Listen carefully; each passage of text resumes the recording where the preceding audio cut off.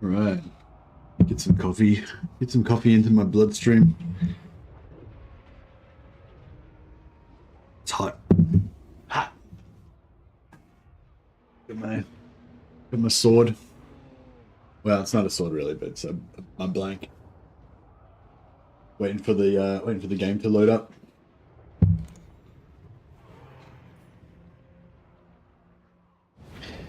Hey, good day to you too.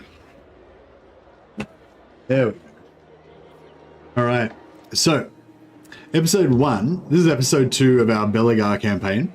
If you haven't seen episode 1, don't go back and watch it now because we're live right now. But if you're watching this VOD later on, then this is episode 2. So the mission was to take back Karakay Peaks, which we did. And now we're Belegar has taken up his rightful mantle as king under the mountain and all that, as the ruler of Karakay Peaks again. But so now the sort of early wandering phase of Belegar's life is over, and he has to take up the mantle of responsibility as the at the center of a mighty dwarven kingdom. Well, a mighty dwarven kingdom is not very mighty so far. It's just like one settlement, but we're gonna have to fix that. So first thing we need to do is clear out these greenskins out of Valea's Sorrow. And then we're going to have to form an alliance with the Dwarven Kings to our east and to our north. We've got the Great King, Thorgrim, to the north. And we've got Dragon Slayer, Cazador Dragon Slayer to the east here, which are going to be our initial allies. Looks like Cazador is keen to become friends and form an alliance. Very good.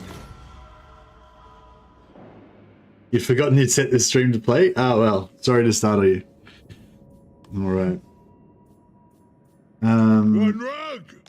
Welcome, Raza Karak is trending towards 138. That's pretty good. Presently, we'll probably join his war against the Bloody Hands and help secure that, because we need to reclaim the rest of Karak-Hern. That doesn't get taken before. Zufbar wants to confederate. They've only got the one settlement, and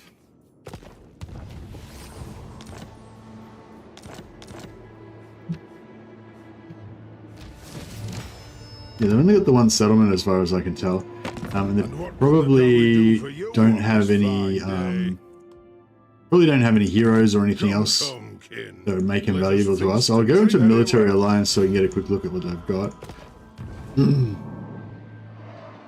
They're like imminently about to get destroyed.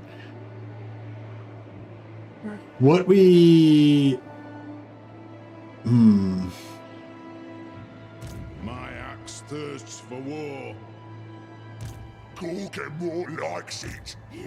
War boss, innit? Alright, well maybe Alright, well maybe just for roleplay purposes, what we might do... My kin, the throng of Cadrin welcomes you. They're importing, yeah? Yeah, importing, yeah. I was thinking what we might do is...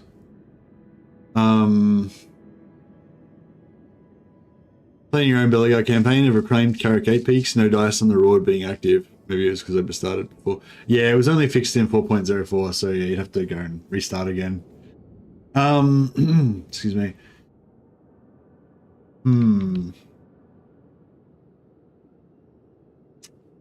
These guys trending up to 85. So I could confederate. Yeah, I sort of thinking, just in order to keep Zufbar in Dwarfen hands, what I can do is confederate Zufbar and then immediately sell it to Karak-Kadrin. Karak-Kadrin's not at war with Wurzag, so that'll Aye, a Iron Fist. Some call me a king. Dowry from another hold arrive. 'Tis a great day. It'll reduce our chances of getting confederation. So with onward. With these two factions, but To war. that doesn't matter too much. Also, Cazador Dragonslayer is here as well, who we could also confederate. He comes after a grudge is repaid, so kill the Skaven. Kill the Skaven first, do you reckon? Yeah, that could be a good call.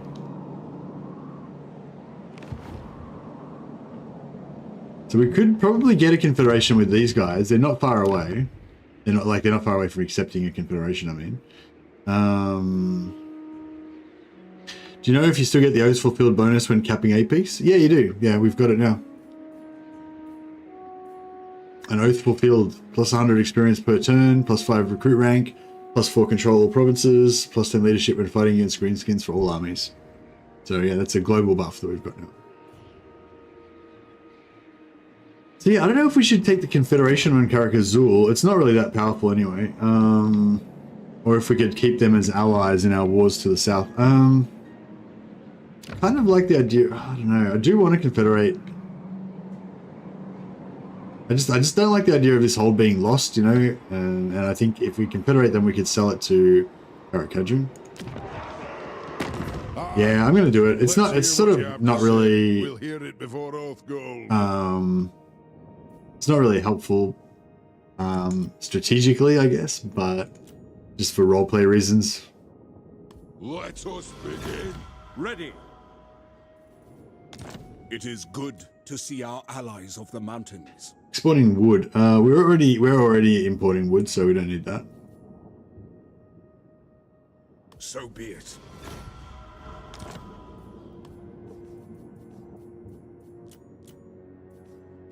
Chevaliers. Yeah, we You are can welcome here, friend. get alliances What with business the do you have? Bretonians. No problem. We're just setting up all these agreements with various factions. The Empire. Onward. Oh, does anyone have anything we want? Yes. Iron, we've already got. By the comet. Wine, we've already got. I stand apart. So, Those who displease me do not live to tell of it. Exporting wine, we've already got. the Reichland. Empire. Yeah, no. No one's got anything that we need. Alright, cool. So we've confederated Zufbar.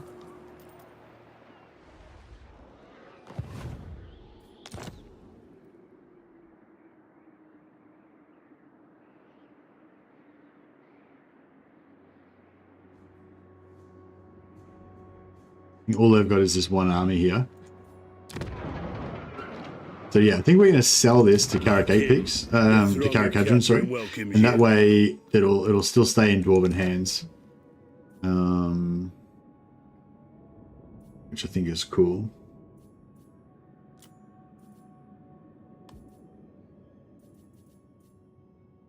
Very well. Oh, I just realized I could have given him more money for that. Actually, maybe I will do that. I might just reload that, sorry. Mercy, do you know if you still get those fulfilled? Oh yeah, sorry, same question. Yeah, we definitely do.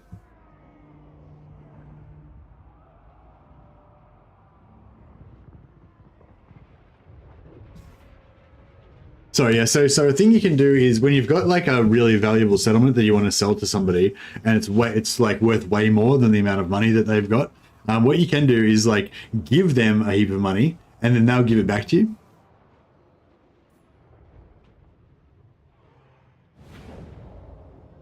So we've got 23,000 gold. So if we confederate Zufbar, Dowie from another hold arrive. 'Tis a great day.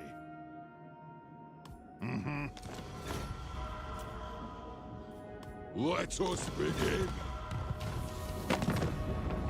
and we Yes. Friends of the Empire, come, fine. yeah, get this extra money from. Anad. Aye, let's hear what you have to say. We'll hear it before Oathgold. All right. De Leon! I have time, but I ask that you be swift with passion. Anad. Hail to the holds.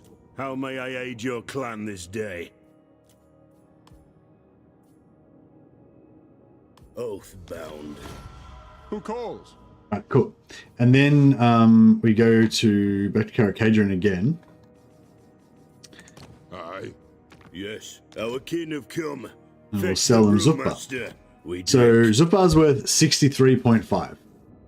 So if we balance, they got no money. They got no money at all, right?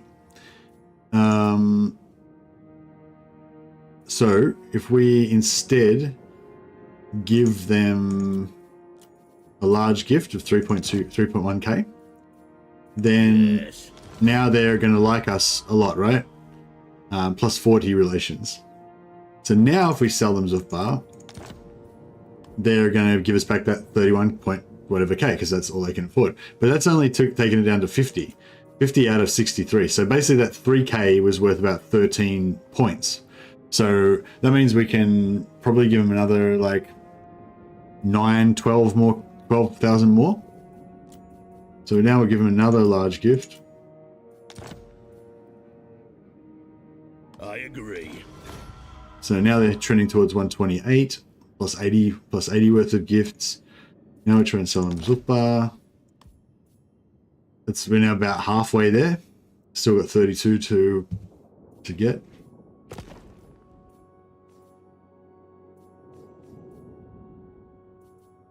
We'll Welcome to my throng. give another large gift. Yeah, now we should be pretty much there. Yeah, 14,000. There's 3.8 left. So 3.8's probably maybe a small gift. We might be able to get a small gift. 2,000. That's probably going to be. We probably won't get it all back, but that's right. Give another I suppose. small gift. Yeah, cool. So we got half of it back. But yeah, so now these guys are trending up towards 178. Plus, when we give them Zufbar, they've got another plus 40. So yeah, they're heading towards 218 now, and we've got all the money. We've got all their money, and we've got all of our own money back as well.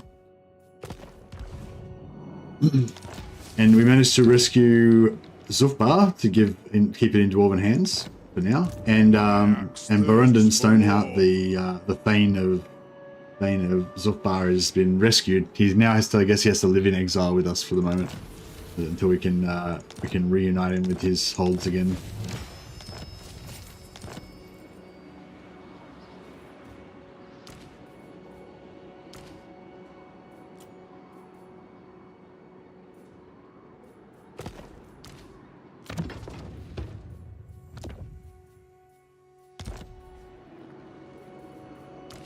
Nothing like a bugman's after some pest control, indeed. We could bring him in here, attack these guys, but I don't think. To war. Moving.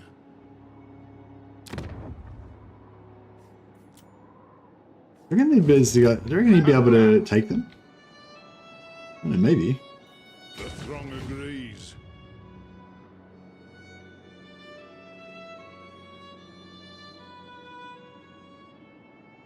Shoulder axes, lads. We move. I don't know. I'm thinking about doing like a suicide attack on Mount Gumbad. If we can potentially never see, yeah, mutinous gets confederated Skarsnik, exactly. So sucky because it aborted my Rune of Spite quest. Alright. It shall be done. So yeah, I think we've still got another quest battle to do. Yeah, we've got the Hammer of Angrund quest battle to do. So I'll knock that out in a minute. Every one of these guys has already got a tankard. So we've got like a really tough hero squad backed up by some stealth rangers. Just to give them a little bit of extra DPS.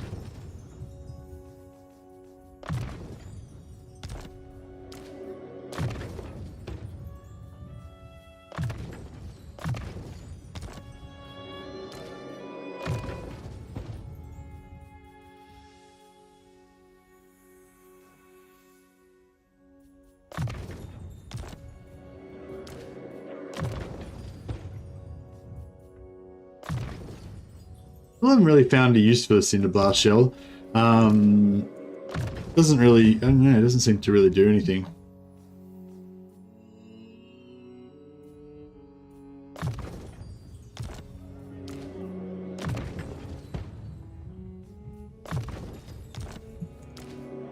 True king.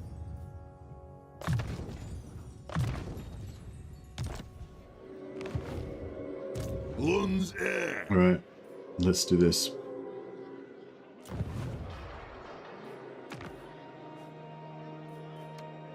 Greenskins. Should be a good speech.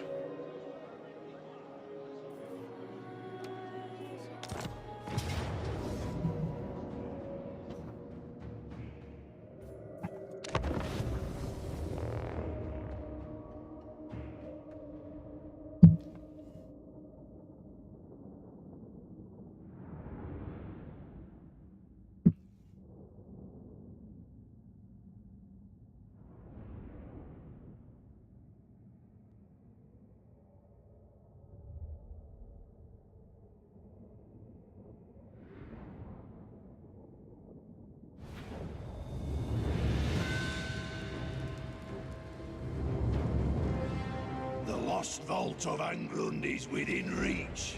Are we going to let these trespassers get away with their sneaky shenanigans?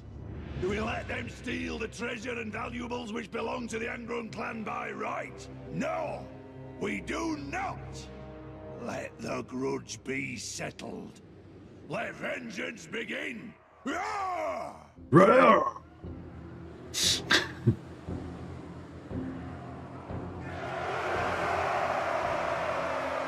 Alright. Let's smite some greenskins. So this is the one where they kind of come from three directions. I think they come from there, there, and there. Something like that. Have they got any artillery? They actually don't have any artillery. And normally what I do is I kind of try and pull in here and kind of fight around here, but it never really works that well. I wonder if it's actually better to like pull out over here and kind of... For Grimnir.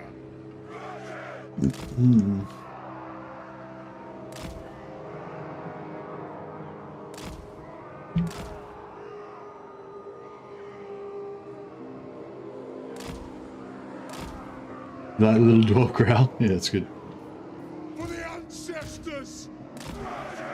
I'm guild approved! Dull.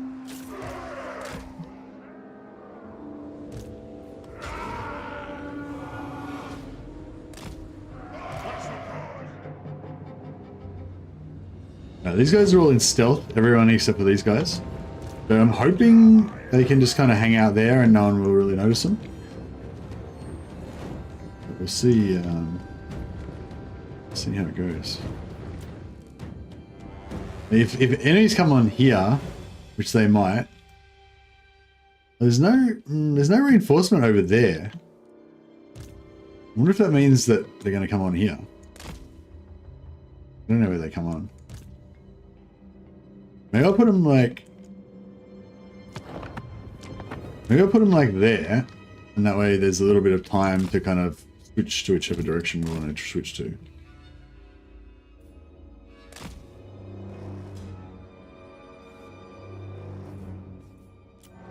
Armed and ready! No shoddy contracts included.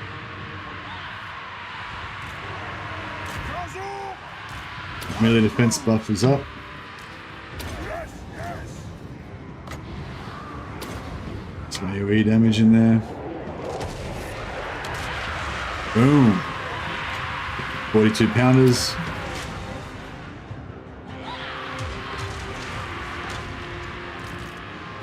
the ancestors. Come together, lads. Ah, here we go. War of vengeance.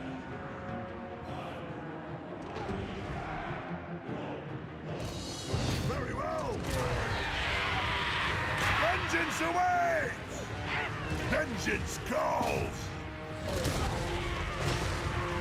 Trying to wreck this giant. Walls! Shooting!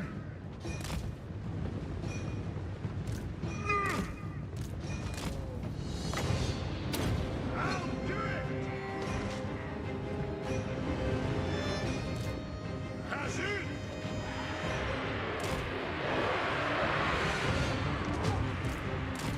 Strike out! Slow on them.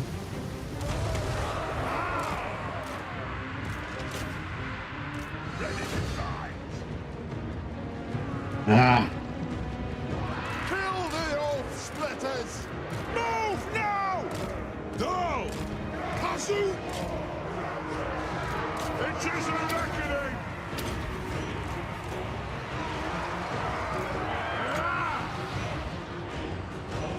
True king of air beats!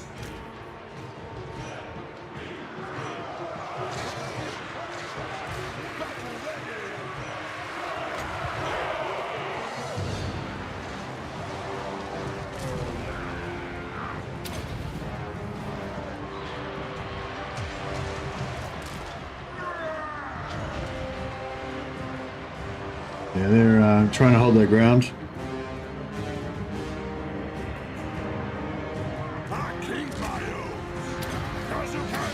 Get melee defense buff back up again. Up some more area of effect. Just in time to take out that infantry. Alright, we've pushed most of these guys off now. Looking good. Cinder blast those guys.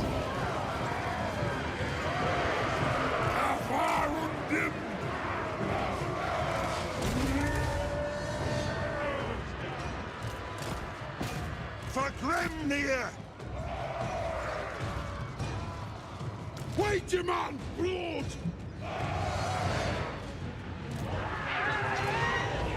Ring up! Scoff! For the ancestor gods!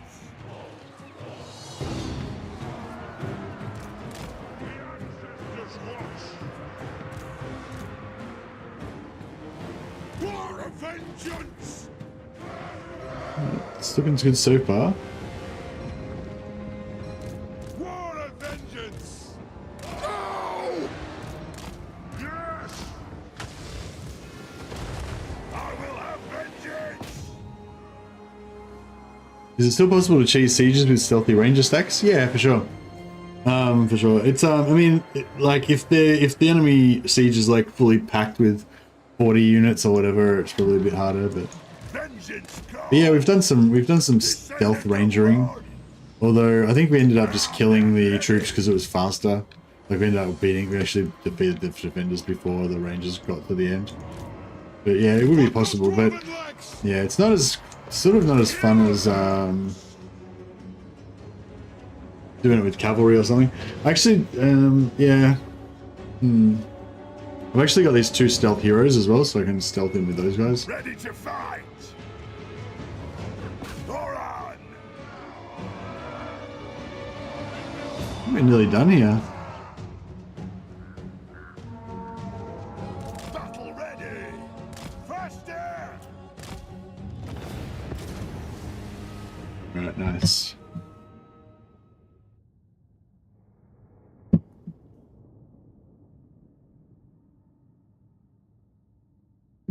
Kind of cool how you don't get to do all the siege. Like, I think you used to sometimes get to do the other quest battles for the other lords as well. But now, like, they seem to always have their quest battles already done when you confederate them.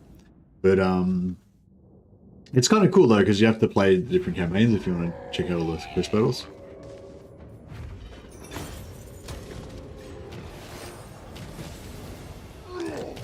Alright, got a Hammer of Angrund.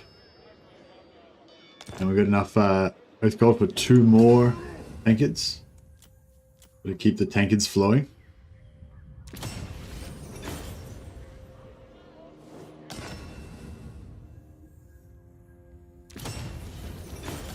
Yeah, we've secured another source of pottery. We've made an alliance with one of the Wood Elf factions, so we can keep the pottery flowing. And we've got Gotcha and Felix for 4 more turns. So we've got to remember to reclaim all our stuff. I don't think they've really got much. She's got a banner, but True king. Lord of the Angrund. Grudge bearer.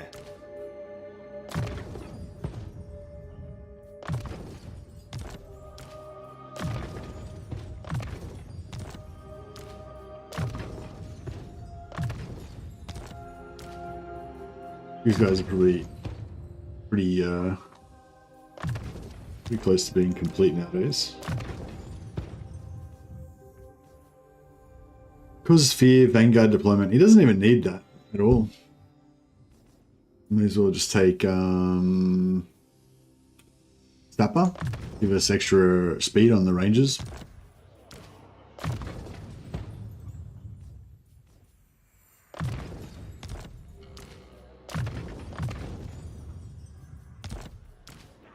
Belegar Iron Hammer.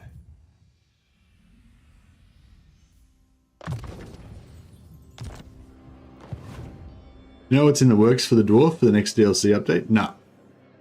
No, nothing's been released about that yet. One's heir.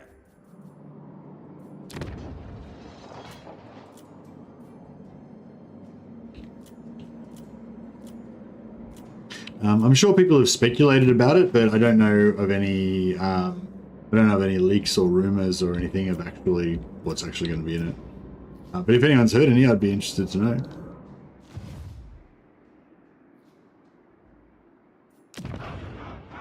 All right, I think our work here is done. You summoned me? An accord bound by runic law. Those guys are just getting ready to level up to try and get some rune bearer followers. More Iron Drake variants would be cool. Yeah, somebody said that there's a Ironbreaker variant that's got Drake fire pistols. Sounds pretty cool. Bring my hammer. Let's go. Indeed. Alright, so yeah, so we're trying to level these guys up outside of armies so that they can get a chance of getting the rune bearer follower. They did level up, but we didn't get the rune bearer. It's like a 25% chance every time you level up. It's a pretty high chance. So if we just keep doing agent actions, hopefully they'll get rune bearer before they get wounded. Collapse! I have the forge fires glowing. Hey, Carnivore. Yeah, I watched a bit of it. It went for like 2 hours. I kind of flicked through it and like tried to get all the good bits. An engineer here. Let us move. Yeah, engineers are good as map heroes, but the plus movement speed on campaign movement is like, yeah, too good. Nailed on there will be a hero unlocked by a quest. Oh yeah, I'm sure there'll be a hero unlocked by a quest in the next DLC. Whether it's a dwarf, a Nurgle, or a Empire one, I don't know. I'm guessing it'll probably be a Nurgle one, but it'd be good if it was Empire or dwarf because there's probably a lot more dwarf and Empire fans, at least in the Total War sphere. It shall be done. What's missing for dwarfs? Slayer Lord, Slayer Hero, Engineer, Malachi Malakson, the Slayer Engineer, Legendary Lord. They could do gyrocopter mounts for engineers. As I mentioned, somebody's told me about this Ironbreaker unit that have Drake fire pistols instead of axes, I guess. I assume they would have axes as well. To battle? Cavalry? Well, there's no cavalry, they're dwarfs. Great Grogny's beard! Great Grogny's beard. What nonsense are you speaking, Carnivore? Alright, Gotrek, I wonder if these guys can solo this. will fly. Should be able to. Yeah, cool. A mighty death! Laying claim. We'll occupy that. Gotrek, Gurnishan. And Caracate Peaks is secured. Max out our growth. Upgrade that. Upgrade that. Let's get that growth hammering out as fast as we can get it. And we can also get public order to try to give us even more growth. Because if we can get the public order up high enough, we can potentially get plus 25 growth, which we probably won't be able to get it up that high, but yeah. Now, we're not currently at war with Queek, but I imagine this is Queek right here, like right on our doorstep. So, yeah.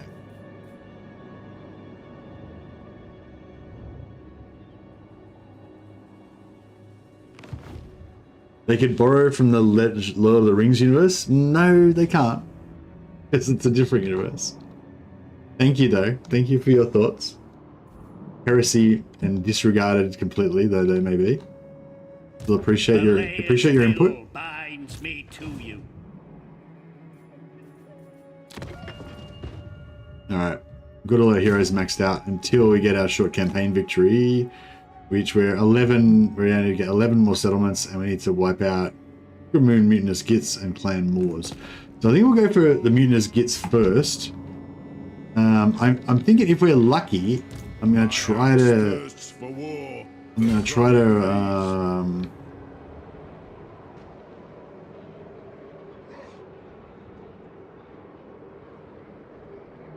Moving. I'm going to try to steal Mount Gumbad with this army. I doubt we're going to get away with it, but maybe. And if we do, I'm probably going to sell that to Karak Kadron as well.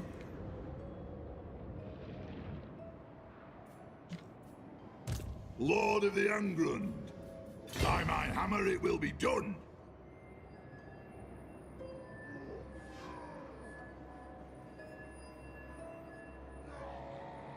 Moving out.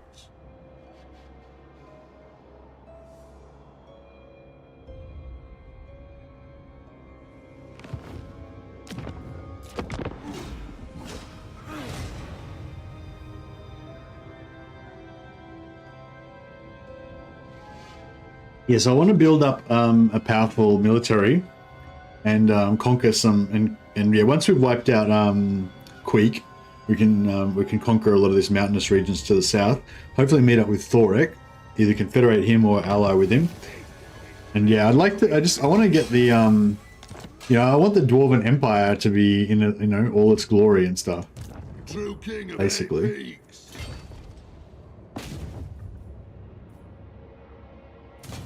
Don't mess with me. What's your message?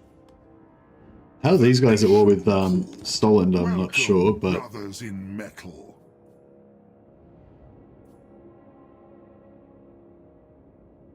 so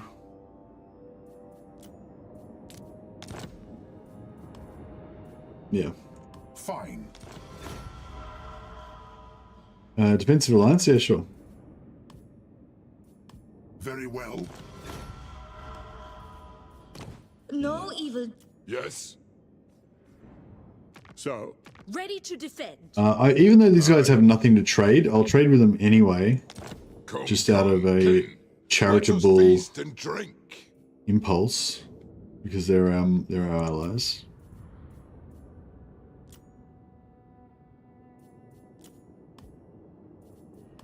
I suppose. Just to keep them sweet. And in a moment, I'll sell them. I'm going to take over the rest of Black Iron Lion and sell that to them, because that's the other part of their province. What? Drangham! Drangham!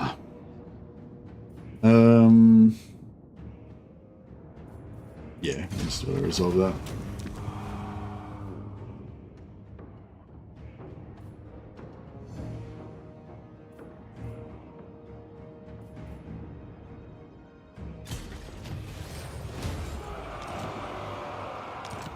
The student or the archivist, very nice. Oh yeah, we gotta watch out. 2 turns to lose Gotrek and Felix. I might just actually de-item them right now. True. I don't think Felix has got anything. Oh, he's got a student. Doesn't. I think we've got plenty of students anyway, so yeah, he can keep that one.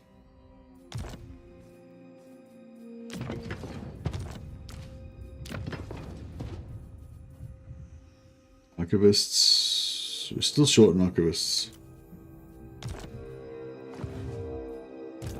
Is it time? For the wisdom of Belegar. I wanted to go north and try to attack, try to take out the Good Moon Mutinous Gits, but I think that this, I think that Queek's going to take out Karak Azul if we don't get into a war with him To war! quickly. Aye, grudges will be settled.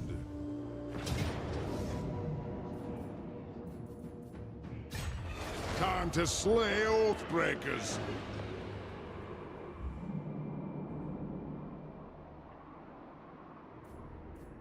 Ready.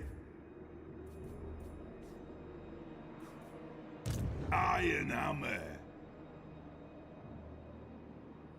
How many settlements do they have? I wonder if this crappy army could just wipe them out, maybe, if we're lucky. They only got 3 settlements, they're ranked 104, so I don't know, maybe that one army would be able to take them out. Maybe.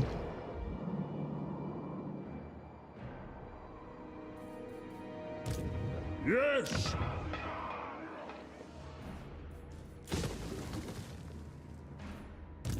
Garage!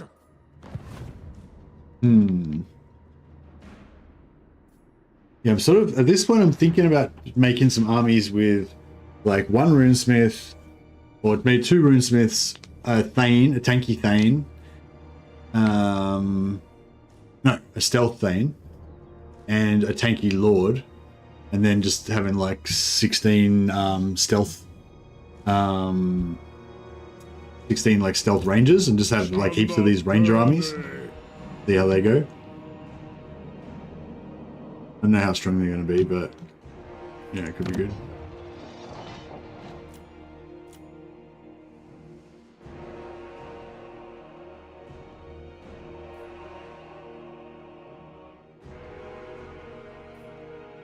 This is like -2 control. So +8 we got right now. So then it'll be +6. Then it'll be +2. And then it'll be stabilized. So it'll get to 75. Or we can maybe get into the plus, so +20. Yeah, so it could potentially get there. We just leave it going up. Would you suggest buying Pharaoh, my good sir? Hey Hellberg, Kurt. I haven't played Pharaoh really at all. I've got a code for it, but I haven't installed it yet. Oh no, maybe, I think I did install it actually, but I haven't had a chance to play it yet. I'm not really interested in it. I don't know. I've got a lot of other games to play at the moment, and like, yeah, the best Total War experience. Well, I don't know. I just rather play Warhammer basically, you know. But to be fair, I haven't tried it, so yeah. If you're like super bored of Warhammer and you want to break from Warhammer, but you really want to play Total War, then maybe, I guess. Oh yeah, maybe. I don't know. I haven't played it. I can't tell you. Sorry.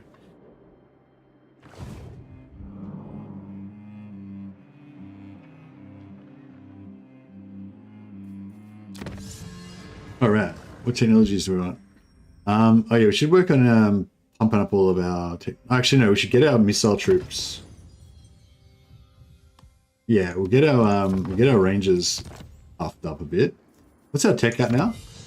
Plus 400%. Oh yeah, we've achieved 400%. That's like the minimum like decent amount to have for your technology if you're a dwarf.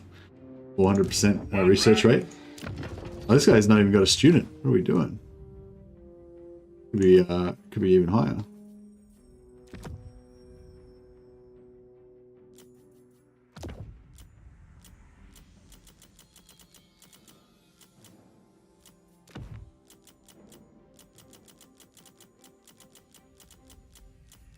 Ah, beautiful.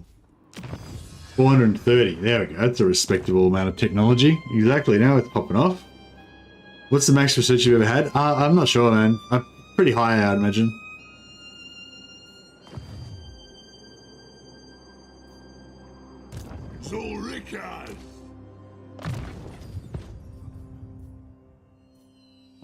Joseph Olfrauner.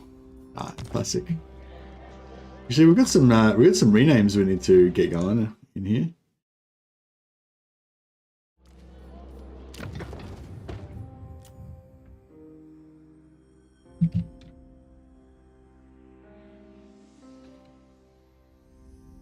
Andrew Jonason. Boom. Wolf's Ball. You're gonna get Wolf's Ball in here as well.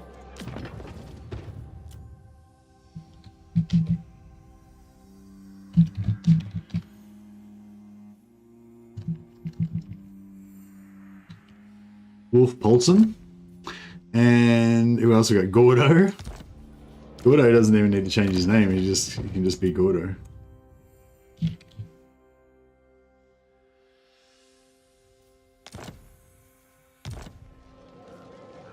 And Carmine Galanti. Carmine's not a very dwarfish name, I've got to say.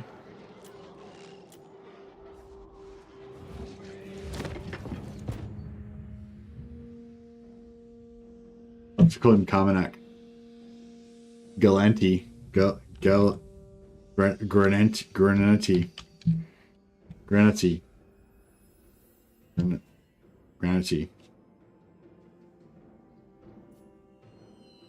I don't know. That's the best I can do. Cloak Monkey said over 2,000. That's pretty good. That's very respectable.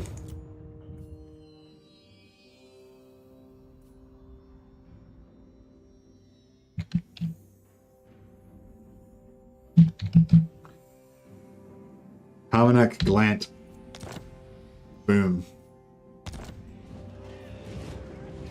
Thanks, Eliteman. Alright, lovely. Got all of our mighty renamed characters forever immortalized in the save files of Belegar. Alright. This guy's got to just keep leveling up, try to get this rune bearer. I'll surround the enemy in dark runes. Agreed. I'll surround the enemy in No good. dark runes. Yeah, granite, that was what I was doing, but It is time. I made it granity. But then I changed it. Just add a K and it's good. It's dwarfish. Yeah, exactly. Alright, oh yeah, is there any texts that give you agent success chance? No. That's weird. So there's no agent success chance stuff in the Dwarven tech tree. That's interesting.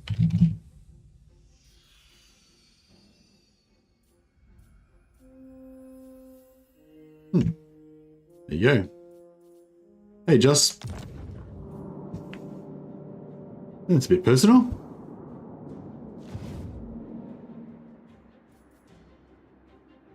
Only lords and special landmarks do that for the dwarfs. Ah, okay. Thanks, Scrolltown. It's not really that big of a deal because we only need a few. We don't need like crap tons or anything. We need to get a ranger station here somewhere. You have my hammer.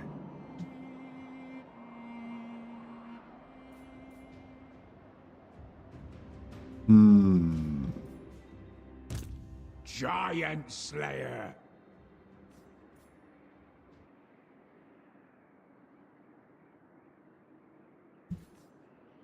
No, I don't think so. Just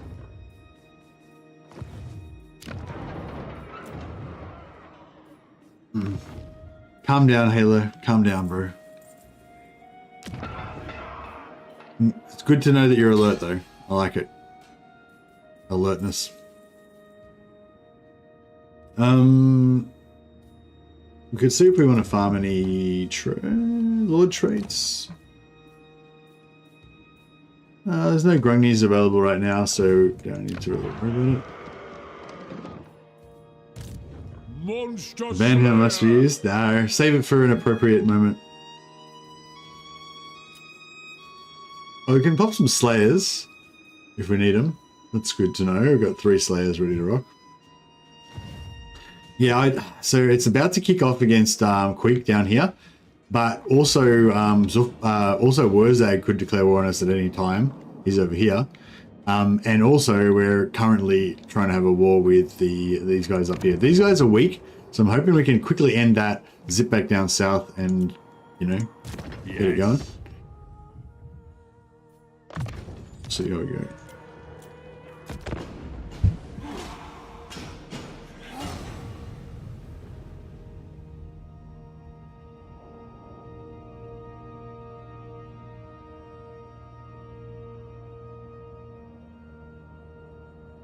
Now, there's a lot of people wanting me to upgrade to some Bugman's Rangers, but I feel like we can just make do with the normal Rangers. They're cheaper, they kind of do the same job, and yeah, I don't think we really need to upgrade to the Bugman's.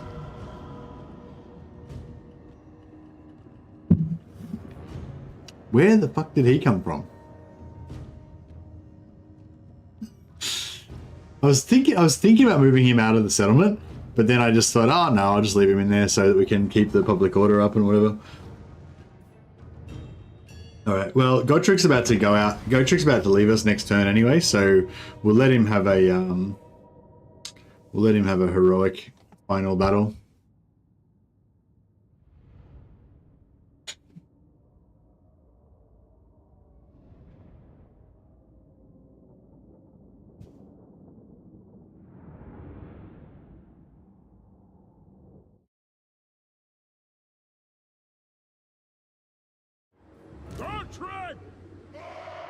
Gotrek Garrison.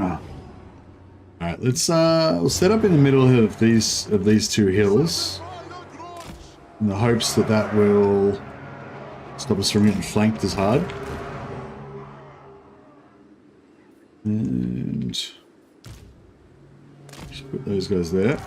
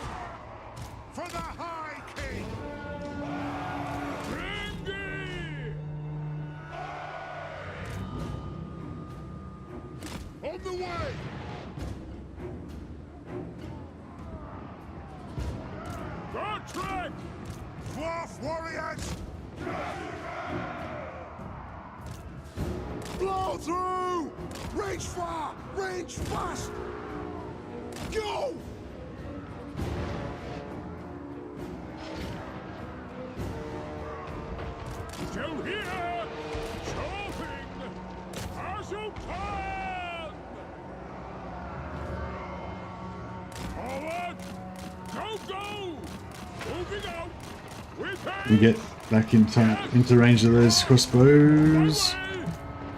Buff again. Boom. Alright, good. Crossbows. Start deleting those trolls.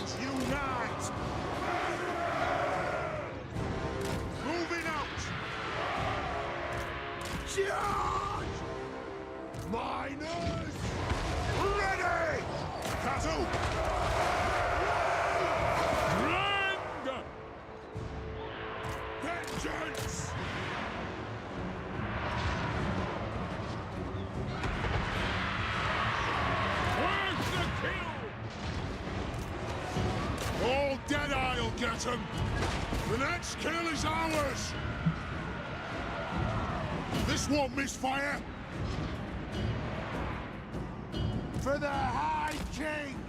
Pump those Dwarfen legs! Pick your targets well! Battle fever!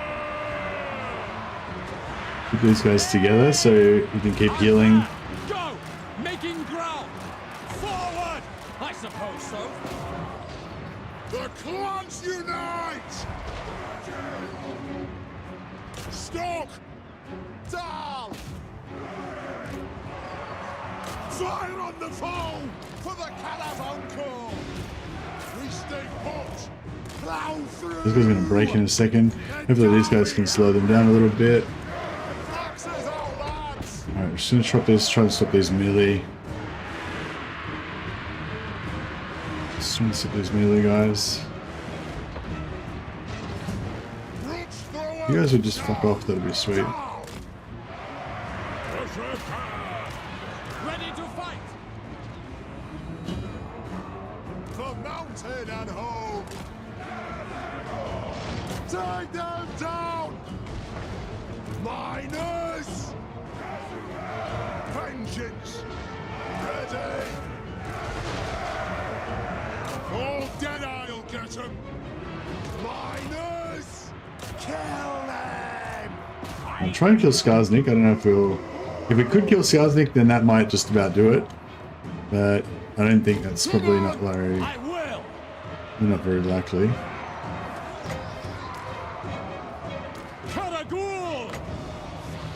Yes. Oh, he's getting wrecked. We demand blood! Blow through! Move now! Axes out, lads. Fire on the foe! Halt! Charge! Range fire! Range fast! Shove the Wazax! Very well! Miners! You're about to go down.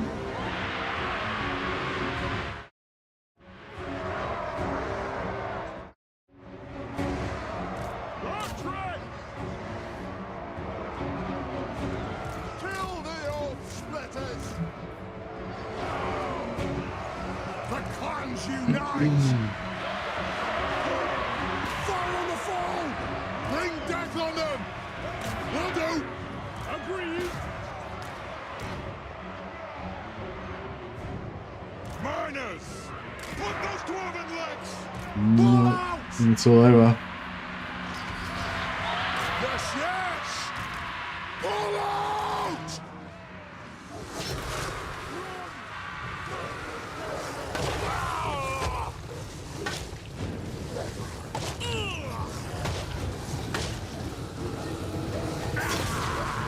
Gotrik's not going to give up. Gotrik on him. One troll down. Oh, I knocked him over.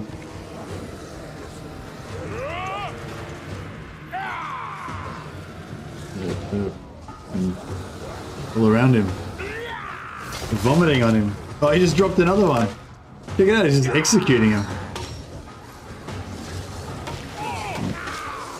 They're all like bonking him on the heads with their clubs. Or he just regenerated.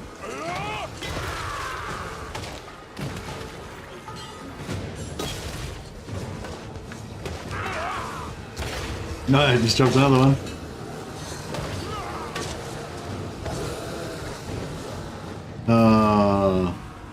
Gotrek fell. Had to happen. Legend never dies, that's it. Hey LG, yes, we are settling grudges indeed. We've got a new grudge now. They just killed Gotrek.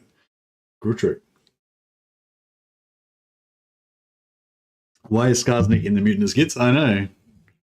No, what the hell? Yeah, that was really annoying because he got confederated in that aborted my mission, so I missed out on my second rune of spite. The other, if you like, confederate the other dwarfs, do they ever come with their own runes of spite, or not really? Oh yeah, so they just died. So we can just test whether they actually fixed the... Very well, I will do as you ask. Oh, they didn't fix it. They said they fixed it, but they didn't. Check it out, Gotrek and Felix have both still got their axes. Oh well, we should have been killing them earlier. We could have been melting their axes down for mad oath gold. So yeah, because I melted their weapons down, and then as soon as they died, he got new weapons again. Oh, yeah, Gotrek got his axe back anyway. Oh, actually, that's interesting. So Gotrek got his axe back, but Felix didn't get his sword back.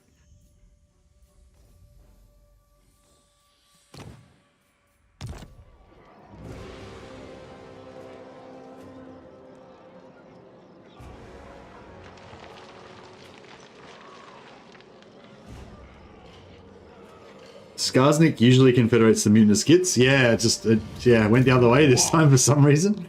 Just a bit shit. It shall be done.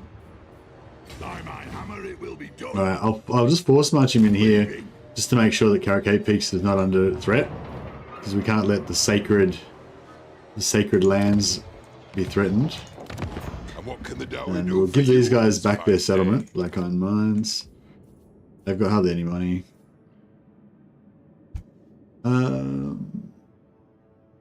Maybe we could put them at war with the mutinous gits.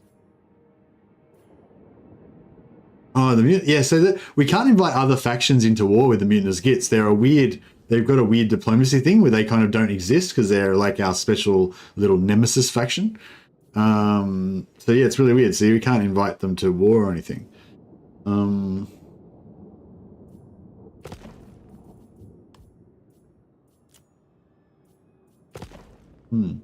Oh, yeah, we'll sell them back Black Iron Mine. Give us some more. Oh, I could have given him more money, I just realized. That's right. Don't bother reloading it or anything. True king of 8 peaks.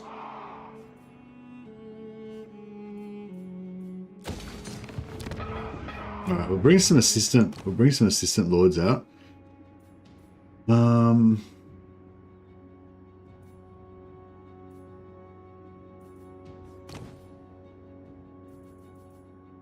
Chizak the Archivist. Marlowan the Archivist. Alright, I think we'll get Chizak the Archivist.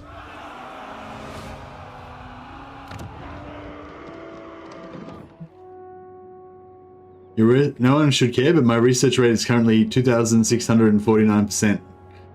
Late game, lots of students and buildings, etc.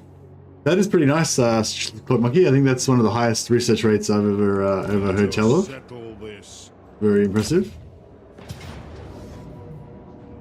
Alright, we could fight this, but be bothered.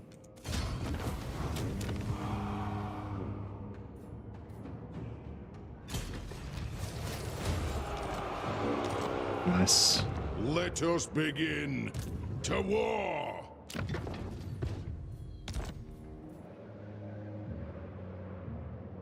And we'll give him an assistant as well. Give him Meloan. Armed and ready. Lord of Clan Morgan.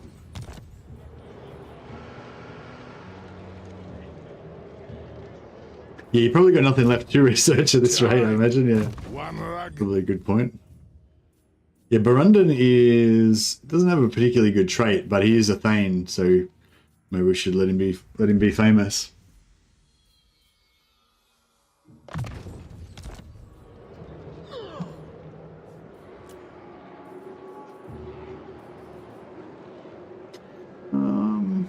I guess we could give him some more miners with blasting charges. Time for a reckoning. For the wisdom of the layer. What's the two recruitment? Yes.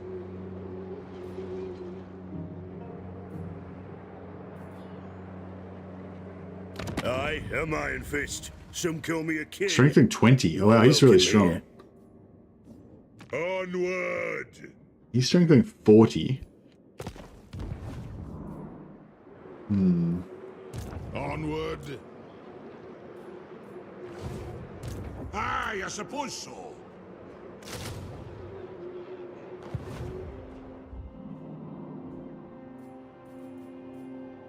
My anger burns bright. Lord of the Angrund. Alright, so we'll make another stalk Thane. And yeah, Andrew can move into the second army later on to be their stalk Thane.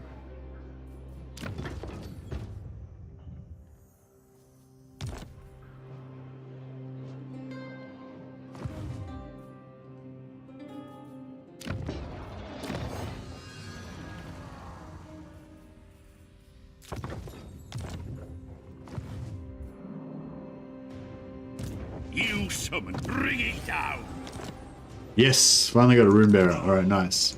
Aye, it is time.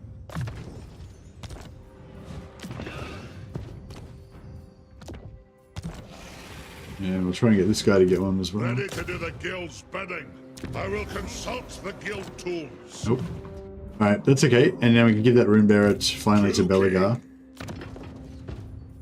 Give him some better faster movement.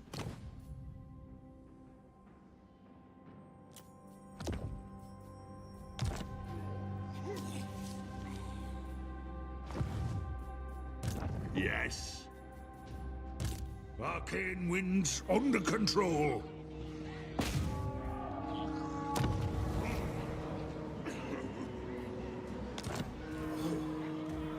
Alright, I guess he isn't gonna be... Right, I'll tinker. Oh, this guy's not even a runesmith. I don't know why I was doing that with him. All right. Alright, we need him to get over here and reinforce. Yes, laddie. So these guys got no settlements down here. If we kill this army, Don't hold your breath. and we should be in a pretty good spot.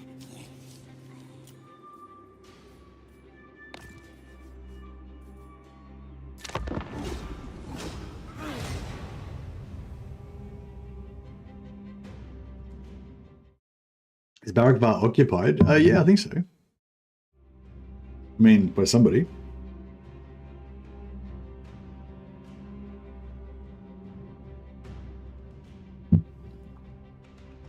Only Angrund and Crooked Moon are war with them, but other factions can ally with them. Okay. So I was hoping he's going to occupy this, which will pin him down, and then we can get him next turn. No, he's too smart for me. He's sneaky. Yeah, I've decided to give up on the Water Princes and ally with Scrag instead.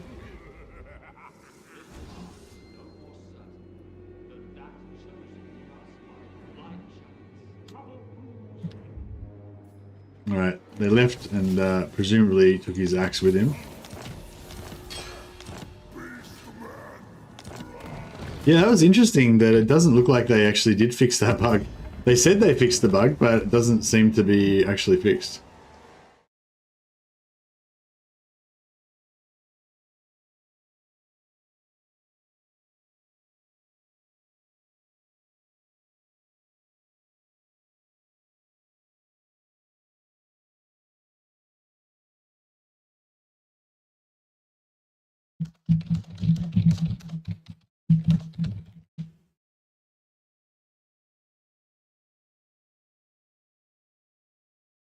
Yeah, I don't know if it is actually fixed, but I'll have to test it more properly sometime. Did Mercy do the Gotrek axe bug? Yeah, I did, Wilhelm. I melted down their axes, made oath gold out of it, made tankards, and just then he died and he got his axe back again. So I think it's maybe not fixed at all. But yeah, I had to test it more thoroughly, but it doesn't look like it's fixed. Which is good, because I didn't think it needed to be fixed, really. I mean, it does need to be fixed eventually, but it's a very low priority fix, you know. It's not really a big deal. All right, we'll chase him off. Belegar Ironhammer.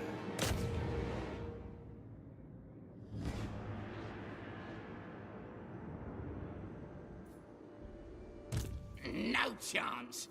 Yeah, he won't be able to make it here, will he? So he should be pretty safe. I'll cast the rune. So let Shizak take this. Rune Lord. Actually, no, I'll put him outside the settlement so that he can't get, like, wiped out.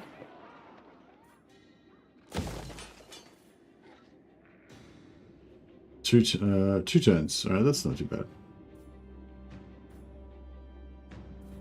Yeah, we're gonna get this public order up more. Let's yeah, I'll make Chizak the public order guy. Is there any corruption here? No, but you know, potentially could be some Skaven corruption later on. Vengeful Rune Lord. Give him what is there? There's Choir Master, +1 public order. Doesn't need that really. Doesn't need that.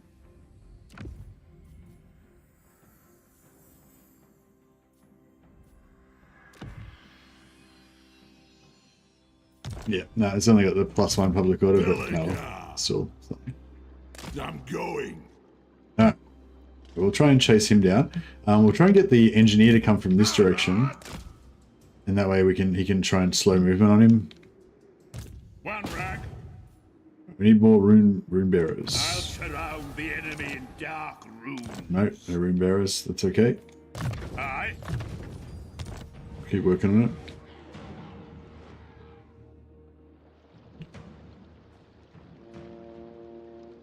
I hope Sia does lean into the power fantasy ideal more so than the balance focus. The podcast with Legend and Grudges really resonates with me. Really, I don't know. I'm sort of the other way around at the moment, Wilhelm. Like, I think in general, like, yeah, I know that Legends talked a lot before about how, you know, Creative Assembly is kind of a bit like unfun. Like, they fix all the fun bugs that weren't harming anyone and they leave the bugs that are really shit and make everyone's gameplay experience crap and whatever. I don't think they intentionally do that. I think just, you know, that's just the way it seems like sometimes maybe, but like, I think they probably just fix the bugs that they can fix easily, and the ones that are harder take longer. You know, it's probably how it really works. I seriously doubt they're intentionally fixing bugs that they suspect people don't want to be fixed. You know, and like, it doesn't make any sense. But it definitely seems that way sometimes. But yeah, I'm kind of. I mean, and there's probably some truth that like that whole issue is like probably, you know, there's some truth to that being that way or whatever. But I'm probably more the other way at the moment. I'm more like. I'm more worried about the power creep. You know, every time they bring out a new faction, they make them more powerful, more crazy than the last faction and stuff. And like, I want them to keep making the factions more fun and more interesting and more complex. That's great, but they don't need to make them like ridiculously powerful all the time. You know, in my opinion. And yeah, I think I think Yuan Bo is a good example of a faction that is, you know, a lot more powerful than Miao Ying and Xiao Ming, but not to the point where it's like ridiculous. But Mother Stankia is kind of like, yeah, kind of to the point where it's ridiculous how powerful she is, you know. And I feel like they could keep all the fun aspects of Mother Stankia, but just tone it down a little bit so it's not so ridiculous.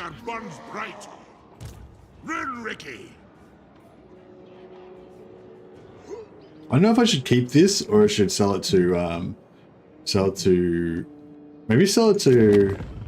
Karaza Karak. Yeah, I might try and just make Karaza Karak love me.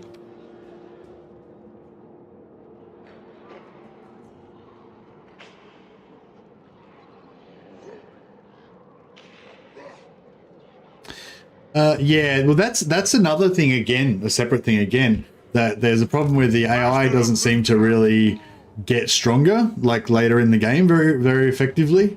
They get to a certain point and then they just kind of don't really ever get any more threatening than that. Which is, yeah, but I'm talking about just the faction power creep from the player's point of view. Like it doesn't, like, even if you're not playing one of the overpowered factions, you can play like one of the weakest factions in the game and you still have the same problem, you know? It just takes a little bit longer to get there, I guess. But yeah, that's why, like, whenever people say, "Oh, which faction's the strongest" and stuff, it's like, who cares? You know what I mean? It's like, you know, you can go with like a fairly weak mid-strength faction, like comparatively weak, and you're still like super strong compared to the AI a lot of the time. You know, like you have to really go for like one of the weakest, shittiest factions for it to even feel like there's much of a challenge. I feel like a lot of the time. It's like, I feel like the early game feels good, but then it just progressively gets weaker, like, as you go on. Which is never going to be perfect, but I just feel like in Warhammer 2, it ramped up really hectically and scarily, and maybe too much to the point where people didn't enjoy it. But like, Underway Interception, suck it. Yeah, like I put some points into Underway Interception. It's so satisfying when they try to get away and you just intercept them. Newer factions feel a bit gimmicky. Yeah, I think Yuan Bo's good. Like, Yuan Bo's got gimmicks, but they work in really well. They feel really thematic and they feel really appropriate for Cathay. Like, I kind of feel like all of the Cathay factions should have all of the Yuan Bo stuff. The other Cathay factions feel a bit weak now that they're like a bit boring and crap compared to a bit budget, you know, compared to Yuan Bo. But But yeah, no, I like Yumbo. I think he's good. But yeah, I think yeah, Mother Estankia, I feel like her faction feels a bit like thrown together and just, I don't know, just doesn't, yeah, I don't know. I feel like it's all fixable. Like, hopefully when they, you know, as they keep updating and whatever, Mother Estankia will start feeling better. But yeah, Stone and Steel is so much fun, isn't it, Ignatius? I love Stone and Steel, and I really love the fortresses and the districts, the fortress districts and the commercial districts. They're so cool, I reckon. And I really love how you can permanently add plus 20 armor to new recruits when you have your fortresses maxed out. So cool.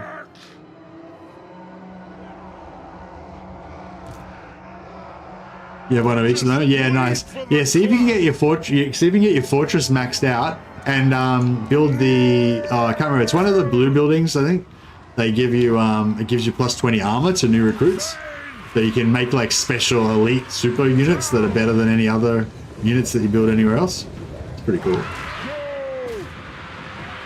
Pretty cool, in my opinion.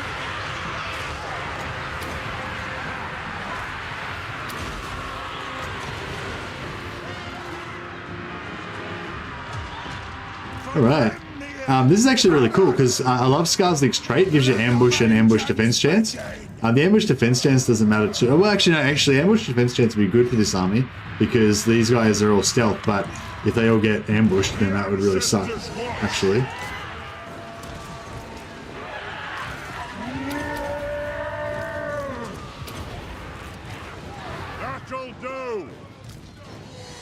That'll do, donkey. That'll do.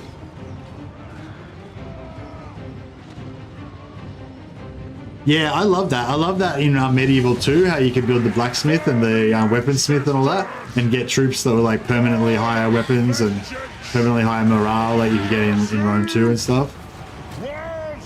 But yeah, they got rid of that. But yeah, it's so cool. I wish that they would get that for other stuff. It'd be cool if we could get that something like that for Dwarfs or Empire in the next update. The faction-wide ammo is really cool. Yeah, like the fortresses are so cool. So cool. Some of the, I think there's some pretty good, with the commercial district as well, I think there's some pretty good buffs that you can get from some of the things. But there's different buffs that you get from all the different trade resources. So you have to kind of check out all the different trade resources and see what they do. I remember we found some good ones, but I can't remember what they were. Shrek? Yeah, that was a Shrek. That was a Shrek quote, correctly identified.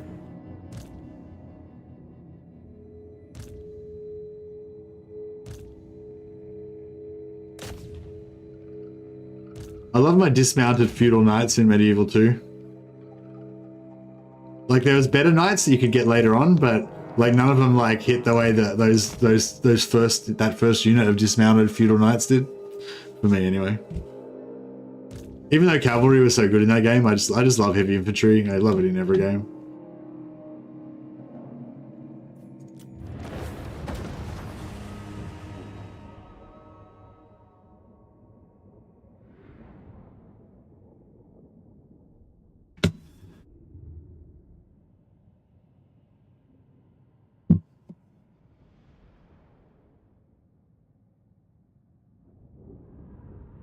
These repeated slides against Meow Ying rub me the wrong way. Nice. I love your ability to get offended about stuff, Lucius. Good to see you around again, by the way, Lucius. I feel like you disappeared for a while, but then you've been back for a while again now. Maybe you were always there. Maybe you were just laying low.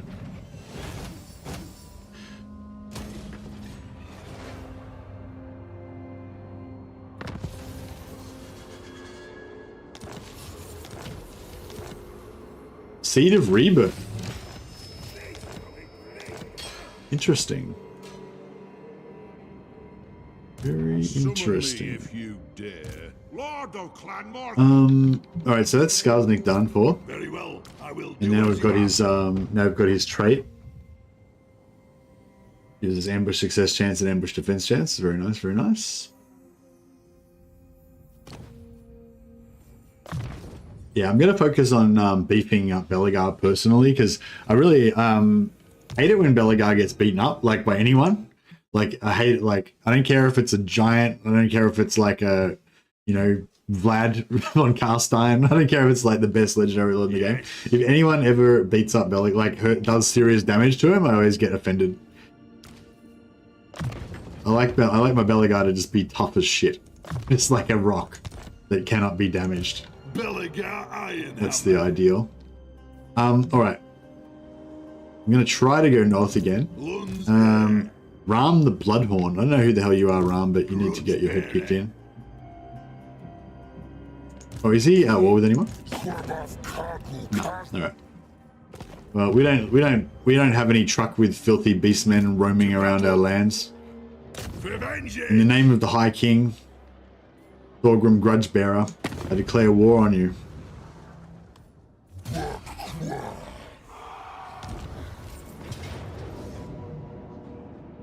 Ooh, they've got a lot of minotaurs. All right, hunting season.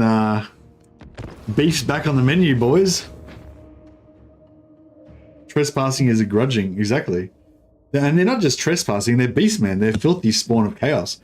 They're probably out there raiding, murdering poor farmers, and, you know, Border Princess didn't join me. Yeah, I noticed that.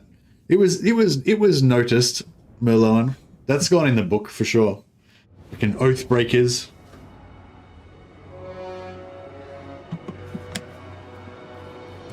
Faithless men.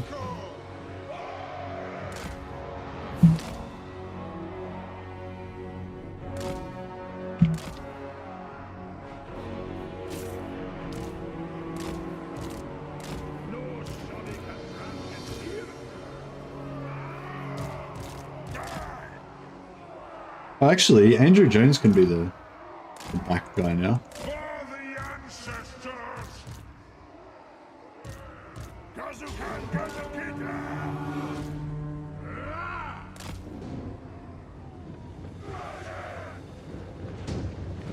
Allies almost always declare war on beastmen.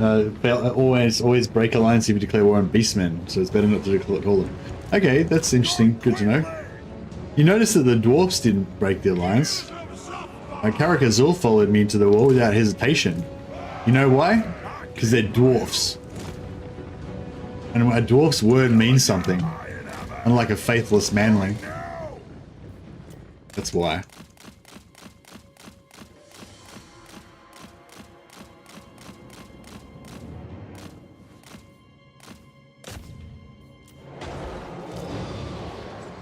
Battle ready! True king of air beats! Dummy, attack!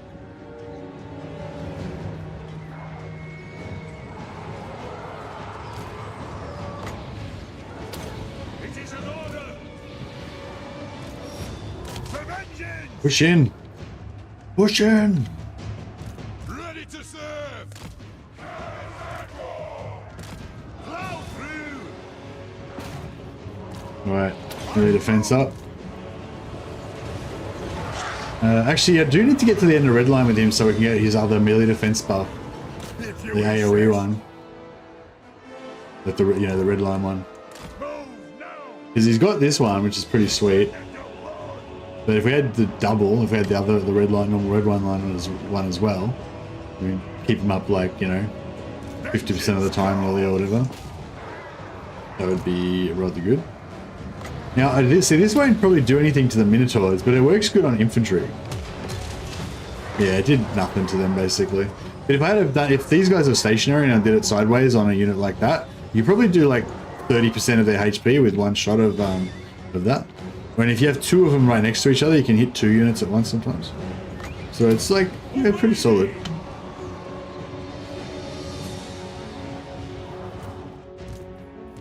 Alright, we got this.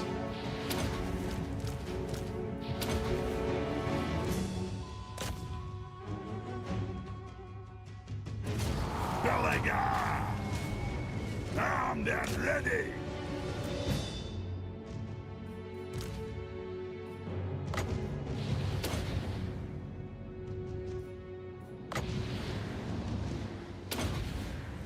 Oh, Nearly. That was not a bad shot. Close.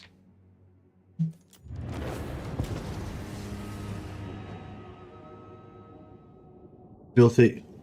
Not filthy. Faithless men. They're almost as bad as elves. Hey, Beefy Man. Nah, no mods. Playing pure vanilla. Pure unadulterated Belegar. Hey, old fart. How you going, buddy? I really wish the Celestial General would have been a hero as well. I'm sure we'll get a hero. I'm sure we'll get a hero for Cathay. Just a matter of time.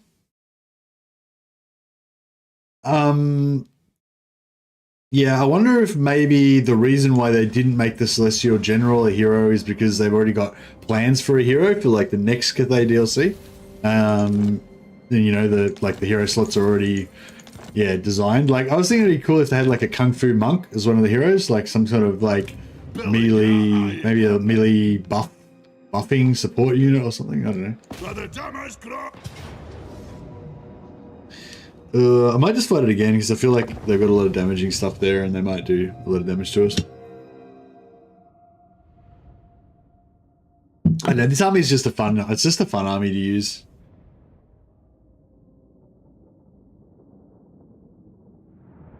For your like pseudo auto resolve where you fight it manually but you just have it on 4 times speed because you've got your little doom stack going.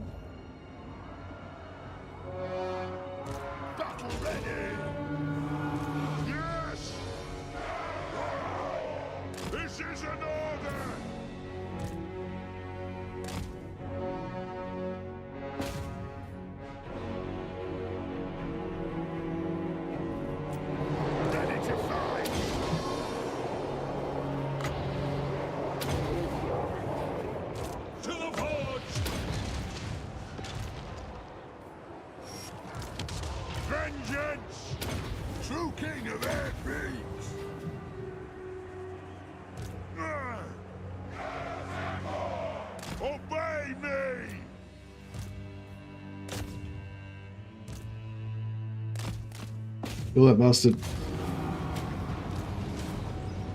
Vengeance calls! For our forefathers! I will have vengeance! Hey, Mythical, how you going, buddy? Alright. Slain. No casualties. So yeah, I'm thinking we can probably lose about 3 Thanes out of this army, no problem. And then we'll take 3 Thanes out of this army, put them in another army, or in other armies, and then we can make multiple of these stealth ranger stacks, and I think that'll be fun.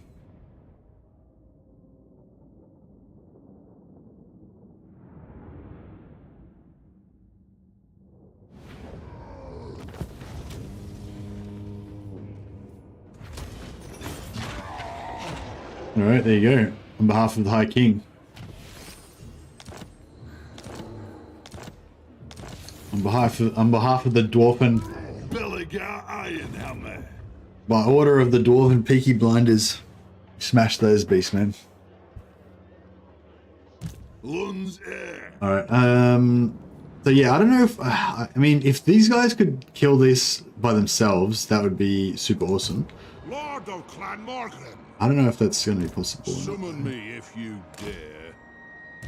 Vengeful Runelord. Maybe.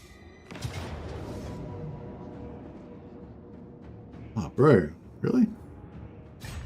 Let's alright, let's whack some let's throw some items around. Give him double regeneration, give him a Seed of Rebirth and an Iron Wounds Tankard. Do some crappy armor. Enchanted, no, whatever. Any of that crap. Physical resistance, glorious. And this bad boy. Give him another one as well. Boom. Give him a Iron Wounds Tankard. And do him. In camp stance, yeah, perfect. +5 melee defense. Very good. Thirsts for war. Alright. Now what are we thinking? Scour resist there. Scour resist there. Still almost complete wipeout. Alright.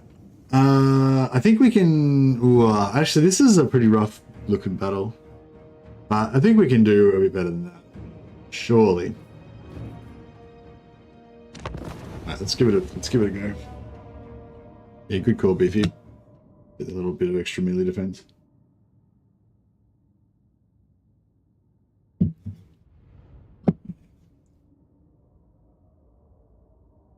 Oh, this is why we're getting so much. Yeah, I reckon the minor settlement was giving us auto resolve. Yeah, it's probably because of the minor settlement. If it was open field battle, it probably wouldn't be so bad.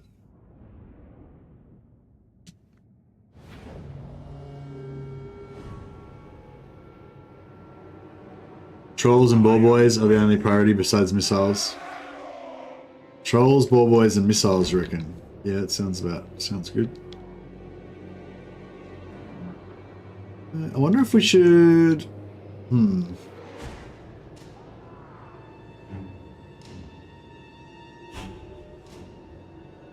was gonna say we could, like, hide over the other side and blah blah, but I think it might be actually better if we just let them stack up on this side. Because we've got a lot of miners with blasting charges, so if we can get some blobs happening, we might be able to actually do some pretty good AoE damage. The pity that this guy doesn't have anything we can use. I'll just leave them in the same spot so they can come on as fast as possible.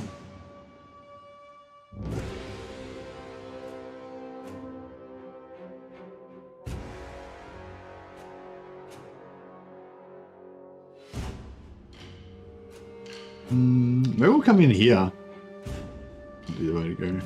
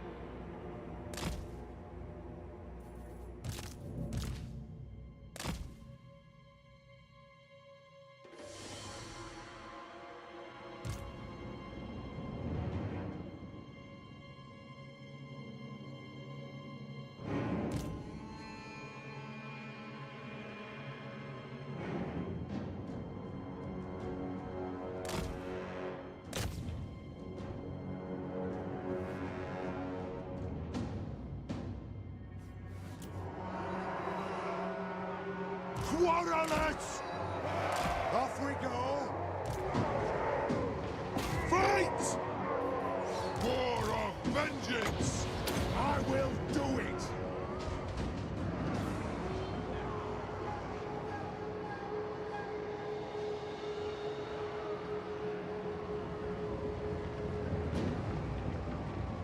For the Karazangor!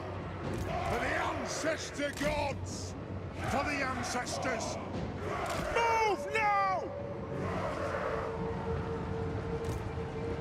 Move down!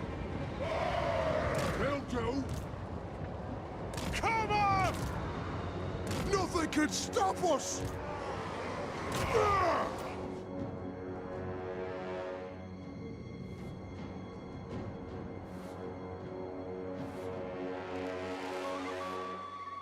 Oh, we got the guns firing? The guns are firing as well.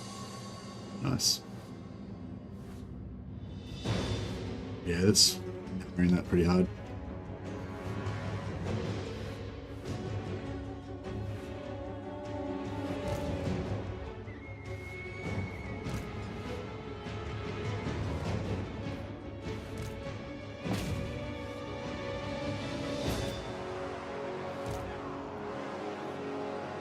Pump those Dwarfen legs! Strike out! Range far, range fast!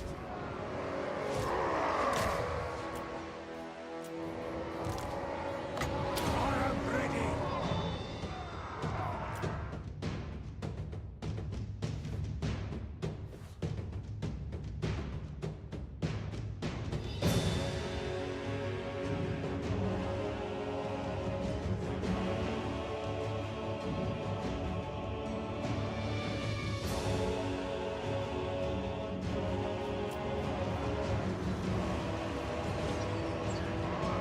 We will have vengeance!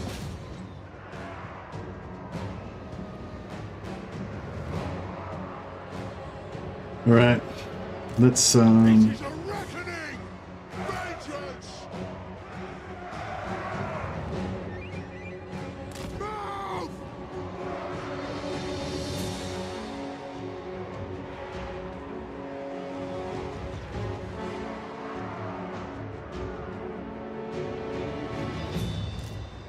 It is a reckoning! Warrior's got 85 armor. Miner's got 80.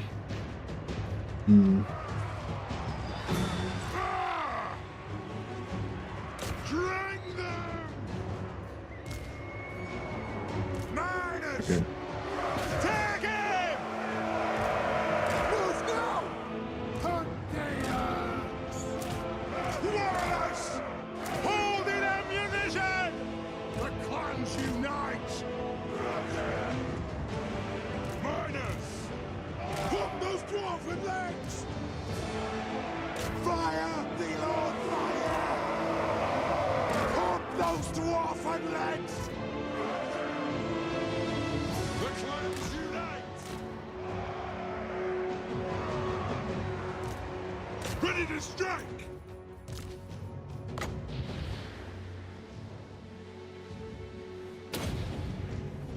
Ashed.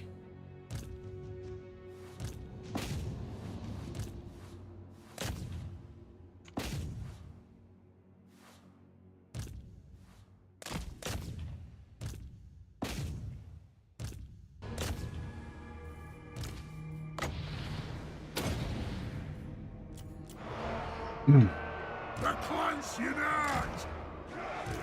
Charge! Dwarf warriors! Charge! Miners!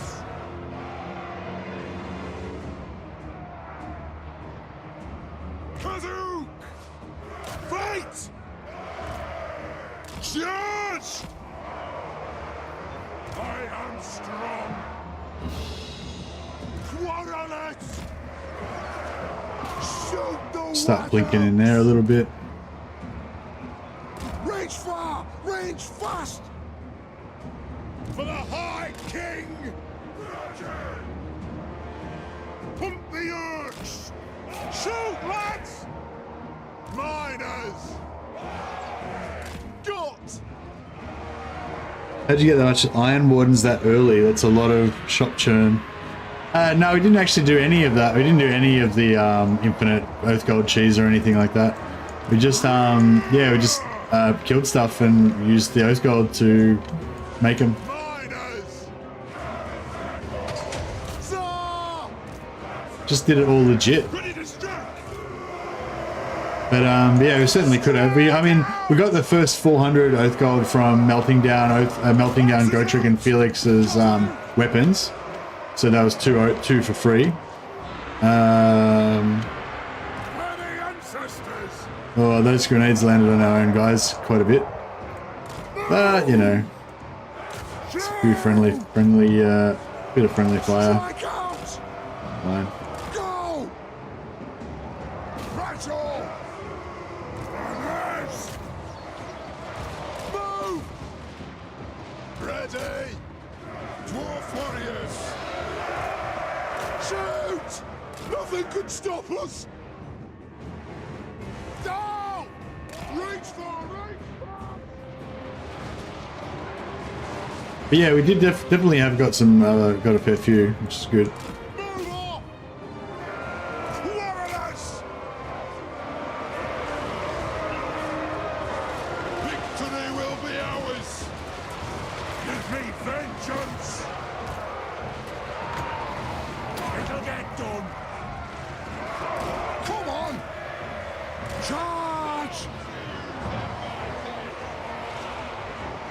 Plow through! There we go. We are relentless! Quarrelers! Shoot the wizards! Strike out! For the carrots and go! Aye! Move off! Yes! Go! Look Oh, to shit. attack! Going full tilt! Shifting with haste! Milo nearly bought the farm there. Yeah, orc war bosses are no joke, hey. Like a shot! You can't fuck around with them. Kazook! Advance! Strike out! For the High King! Anak! Killers! Dwarf warriors! Attack!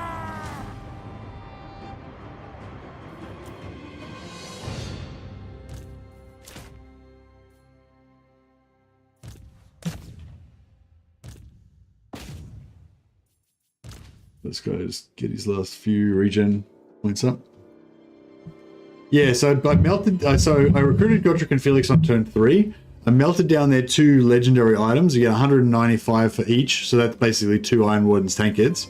So I got my first 2 from that, and then I don't know, just did lots of grudges, did lots of battles.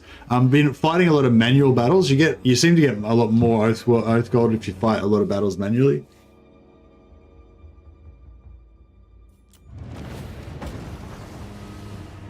How did you get the clay pottery order?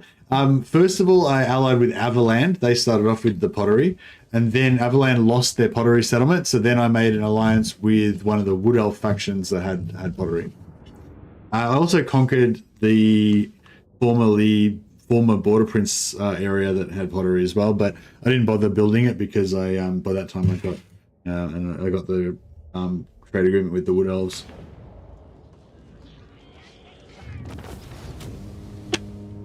Did you narrow that down to killing runners like Souls Captives or not? Yeah, I'm pretty sure it's captives, but a lot of times you're fighting settlements, and the settlements is weird, but it seems to still, you seem to still get more if you fight it manually.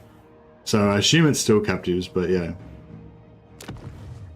But yeah, I haven't really done an in-depth study of it or anything.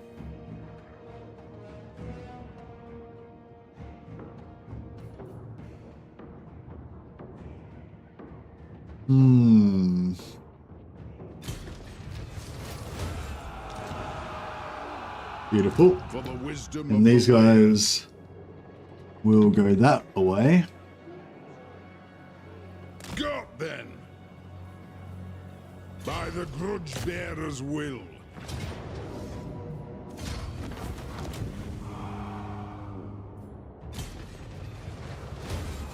Alright, beautiful. So they're gone. That was really good. We just confederated this army. We didn't even have to recruit this. So that was really cool, actually. Meant that we didn't have to worry about sending our armies all the way up to the north. Lord of the Angrund. So now we're free to just immediately get into a war with Queek. Onwards. Unless we want to put that off for a while and go after Wurzag.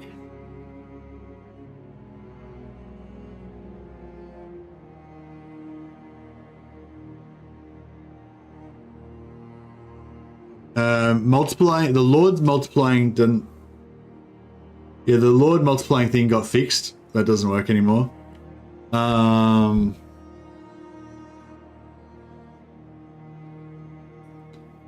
yeah, I like with most of the other stuff, like with captives, it seems to work off.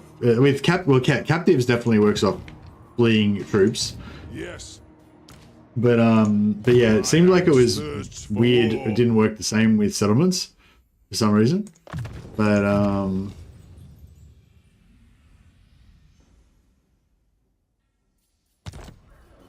yeah, so I'm still not exactly sure what the difference is with settlements, but it still seems to be better when you fight manually. So maybe it is based on captives still in settlements as well. I don't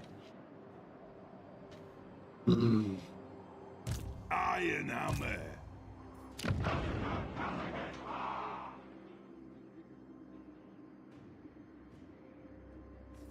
Yeah, we'll go for tier 2 here first, then tier 3 there first, then we'll go tier 2 here.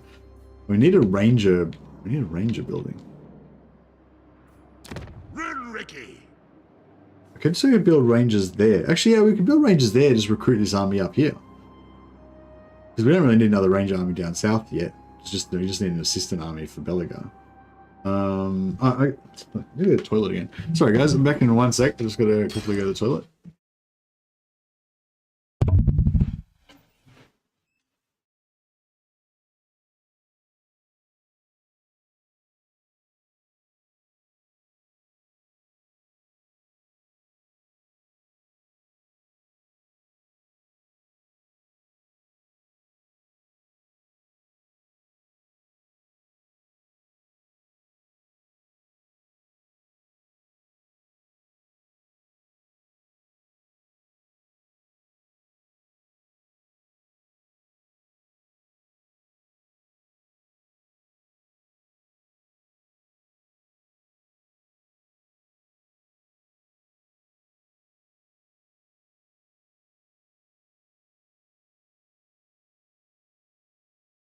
Alrighty then.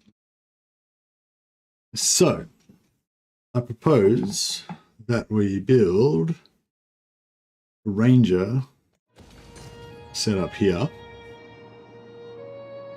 And we get rid of that. And probably get rid of that too. Because if anything attacks it, then it's probably going to be strong enough to overtake that anyway, so it doesn't matter. Time for a reckoning. Rundon Stoneheart, Milad. We could keep pushing and go after Tretch.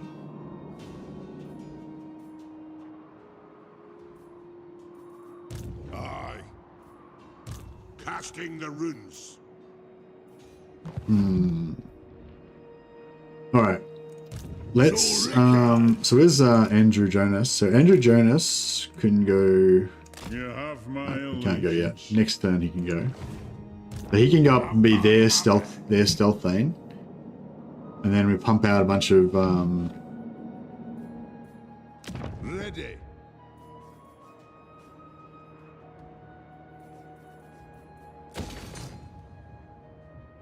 actually fuck it, no. We'll build the rangers here straight away. So we don't waste any time.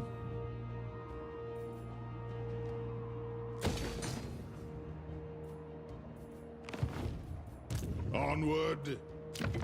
He's not a Grungy, is he? No. But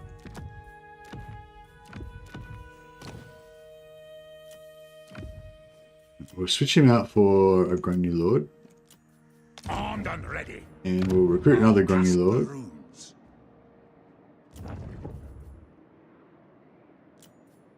Let us begin. Master of runecraft. That will give us a bit of a discount. And we're like, no, dwarves love discounts. For the wisdom of Valea. Armed and ready. And then, yeah, we could keep, we could keep this army. Iron Weld. Lord of Clan. Yeah, maybe we keep this army and we build the Stealth Ranger army as well. And then we invade here. I don't know, how strong is Queek? Queek is strength 11. Okay, Queek's strong. Rictus is weak though. I was like, maybe we don't want to get into a second war with Rictus if we're at war with Queek, but Rictus looks like he's weak. The only thing is if we go to war with Rictus and we beat him, then we're going to be at war with Razoth.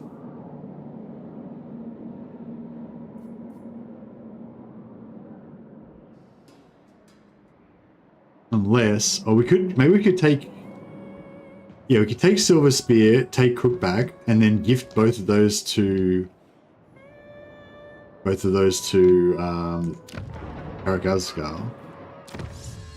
And then that army would be there just in time to join into the battles against Queek down south. That could be kind of cool. Come around here. Vengeful Rune Lord. Look at this shit. These guys, they need some help. They need a lot of help.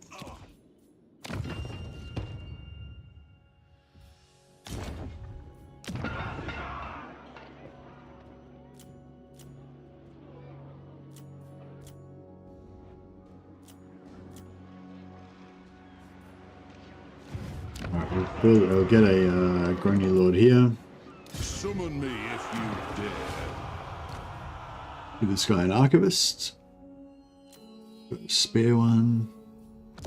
Like that.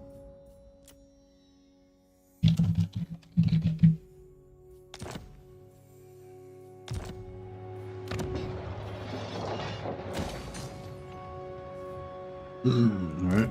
Let us begin. Yeah, I wanted to get that to tier 3 just so we can get another to the target of a grudge. We can't take that though, it's tomorrow. Oh, look at this! They've all come back! The Stallier lives again. Do not greet me as a friend. That's glorious. Oh, they're at war with Scrag. Yet. Come on, Scrag. Why you gotta, like, be at war with everybody, dick? Scrag's a dick. I don't know. I just kind of gave up on the Border Princes because they just kept getting their ass kicked by Scrag. But now I'm like, oh, maybe I should help them again. Like, humans are faithless weaklings, but you feel sorry for them. A runesmith's duty is never done. A rune of burning will do it. Aye, all right. Got then. Right, yeah, we'll pop out some more runesmiths. Grungy is always good. Hunting, a bit of poison's nice actually as well.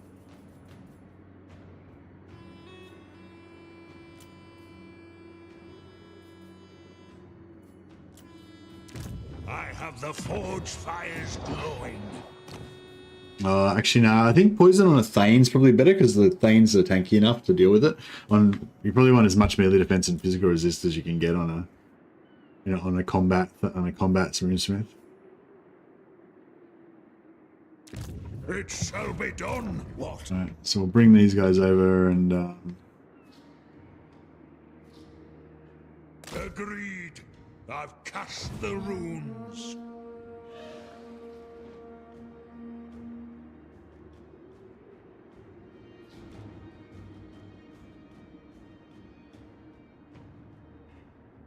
One rag, you summoned me. An accord bound by runic law. Aye, it is time. The rune's duty is never done. What? My anger burns bright. Master of runecraft. Rune Lord.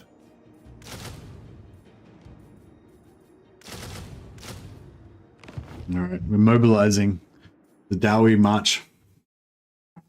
Min-maxing Mercy is something to behold. Thanks, Wilspar. Alright. Revenge incarnate. Belegar Ironhammer.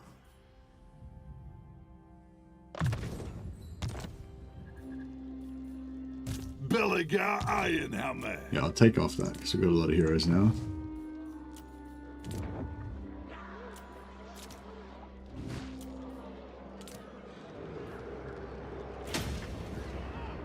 So I was thinking about giving all this to Karak Peaks. I would give us. Yeah, no, we'll leave that. I don't know. Should we build it up or should we sell it? It's a really good region. But it could help us get. Yeah, it could really help us get Thorgrim. Because it would probably weaken him and put him at war with more factions. What I'm thinking. Plus we can drain all of his money.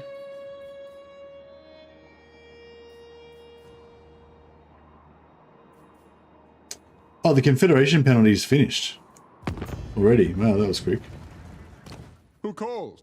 What? Aye. Aye. It is time.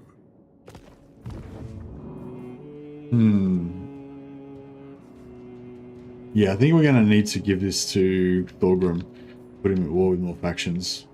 Even just being here is like enough to basically make it so that he'll never get into any trouble.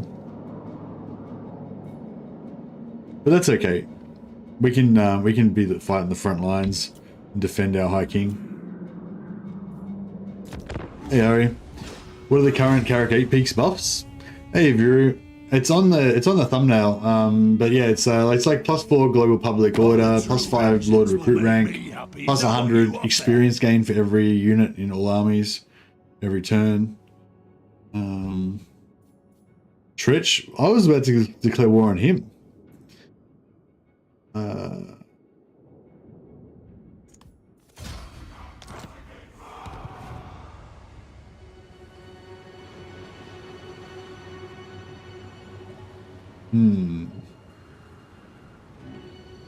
Okay, actually, well, maybe what we might do actually is, in that case, I might sell everything to Karaza Karak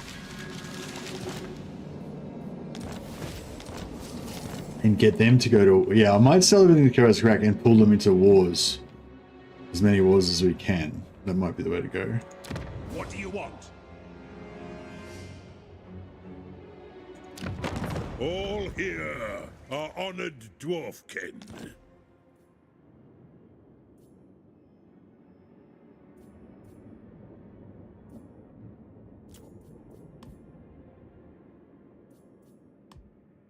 We'll honor it.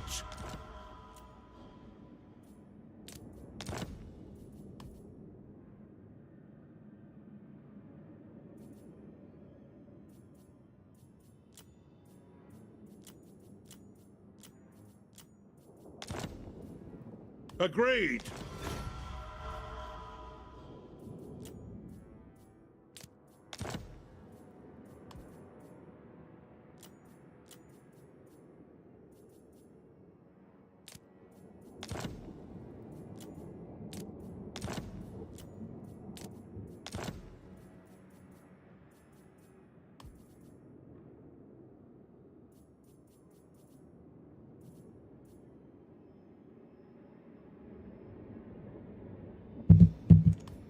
We'll honor it. What's Thunderhorn Ari?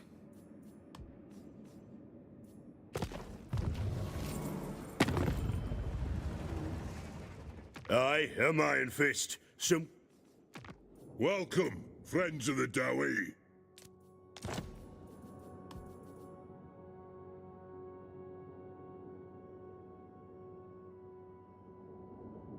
Oh, okay. Yeah, I'm trying to rescue Khazad-dûr. I'm just, yeah, getting rid of these northern regions so that we don't get distracted by that.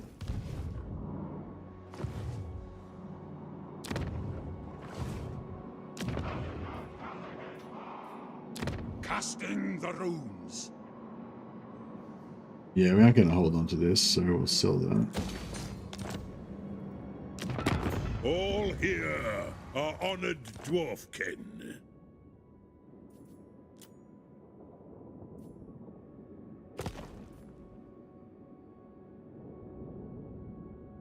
Yeah, I'm reclaiming the holds for the High King.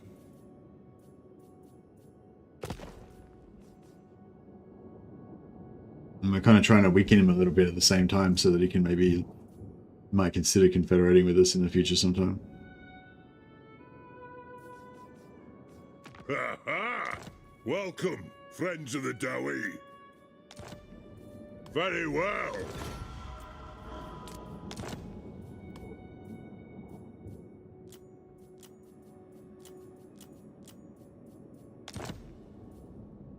Oathbound.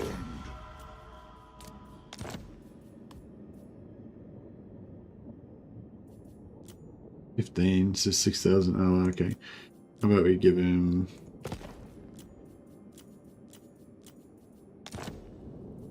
Fine.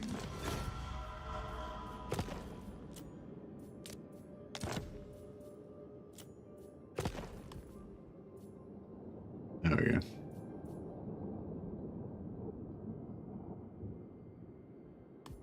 Fine.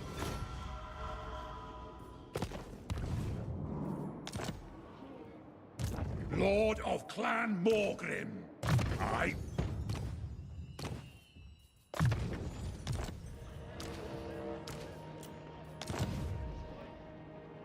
Yes.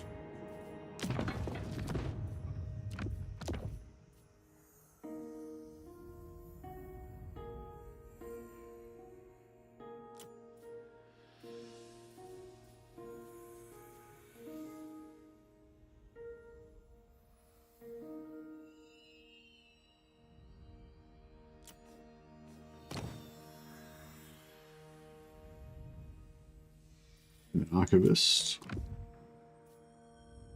wonder if there's two archivists. 3 is an archivist not being used.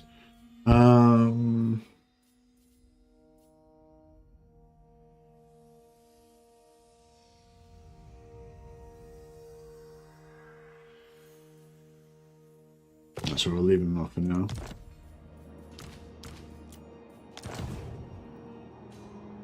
Gunboat's RD recruitment is incredible. Shame to lose it. Well, we didn't really lose it because we never really had it.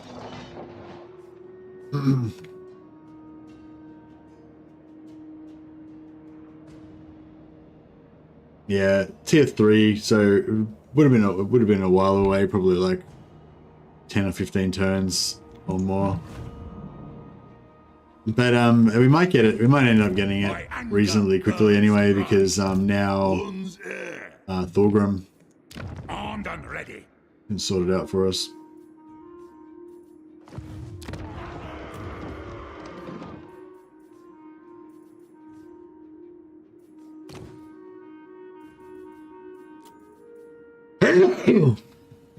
What?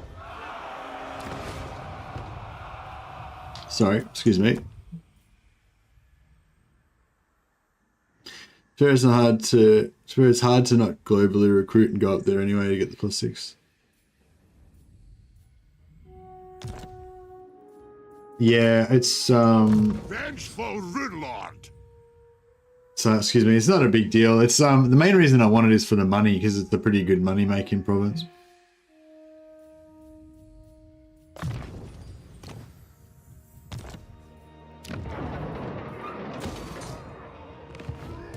Lord of Clan Morgrim. Alrighty then. Aye, lad, what can I do?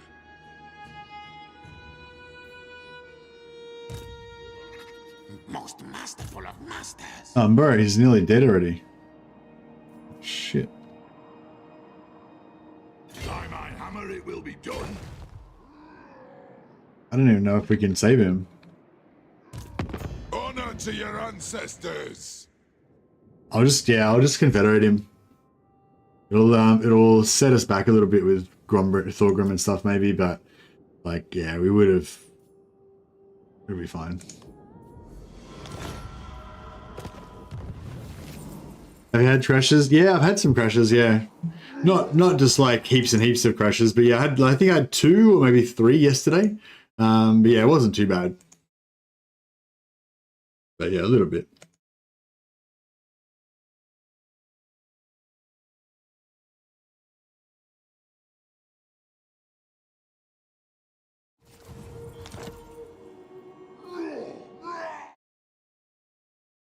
Vengeful Runelord. But yeah, I'd say slightly more crashes than we were having last patch. And it's just a little delay. Oh, it's a nice trait. I think we're over cap now. 6 out of 5, yeah. All right. Rune Ricky.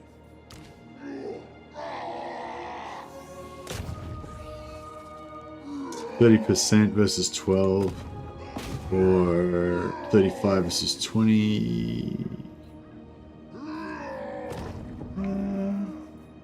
We'll go for the assassination attempts. Kill. No good. Arcane winds under control. Die. It shall be done. Slay the Urk. No good. It is time. Fine. This way looks better. We can use this for a ranger recruitment station. Master of runecraft. Story Old Frowner. Alright, Story can be Story the Archivist from now on. From this day forth, thou shalt be known as Story the Archivist.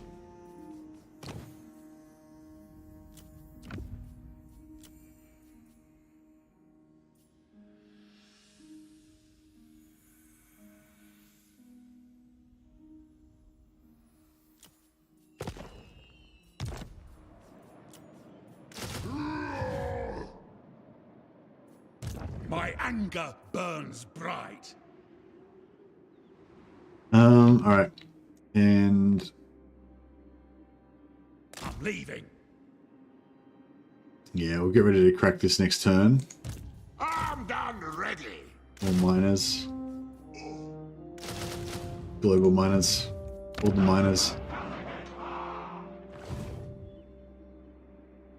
Alright, we're mobilizing for war. We've got to take out Queek in order to complete our short campaign victory. So that's what we is aiming to do.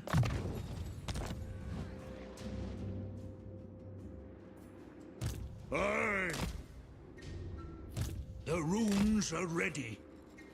Moving. An accord bound by runic law. Glorious. So Toza. Oh, it's finally Toza finally hit tier 3. Tier 2, sorry. Plus 3 public order.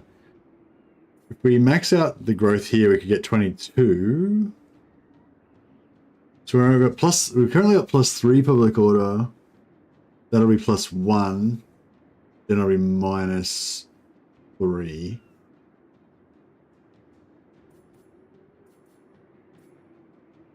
Roll plus 5 would make it plus 2.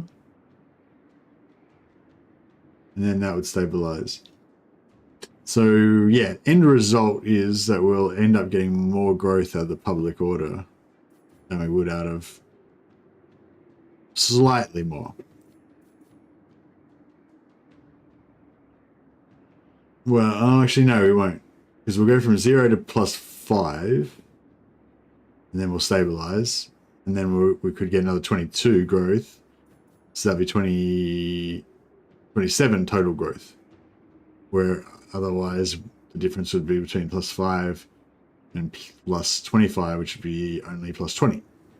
So actually we get more growth out of growth. Makes sense?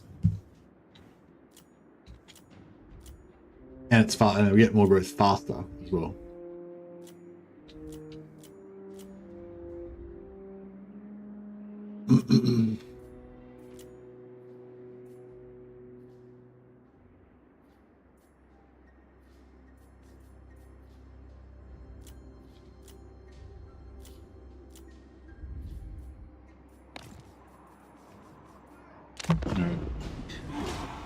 Yeah, have you been having crashes, Smurf? Or yeah, or has anyone else been noticing the slightly more crashes since 4.04?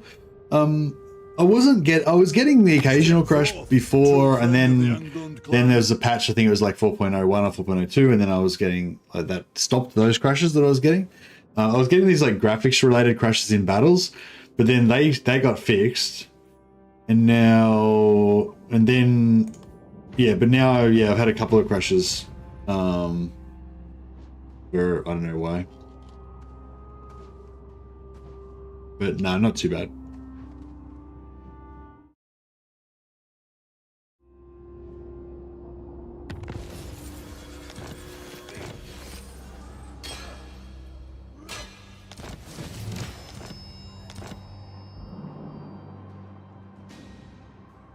Master engineer at your service. All right. They. You gonna make Grombrindle? Oh, I would love to, but I'm not sure if I can. Some battle maps are still buggy there. Yeah, maybe it's like specific battle maps that are screwing it up. I'm not sure. Yes. True king. Very well. Alright, we can take Karakazul. Iron-willed. True king of 8 peaks.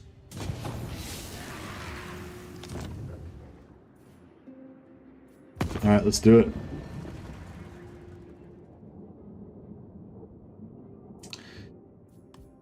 No, not. Oh, it's Queek. It's the Queek. Oh man, this is gonna be possibly be a bit scary. Queek's pretty terrifying when he's in melee. Can I help you? Belegar's will binds me to you. Ready? Enough. Runes of spite and death. Ah, didn't get a rune bearer. It is time. That's alright. I do.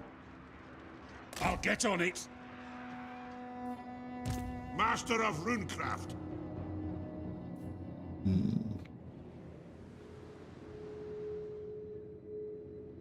I'll get on it.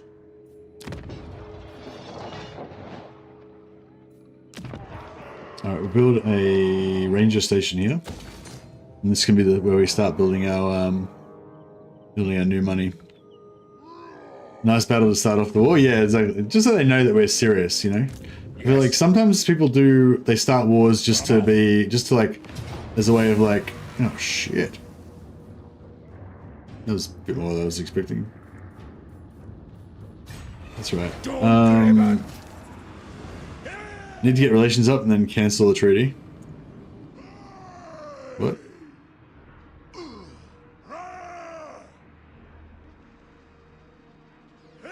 What? Oh, I don't know. Maybe you're talking to somebody else. Yeah. Anyway. The guild approves. Yeah, answering vibes. Yeah, nice. Sorry, I was like, what are you talking about? Super flap. I don't know what's going on. Super apple flap.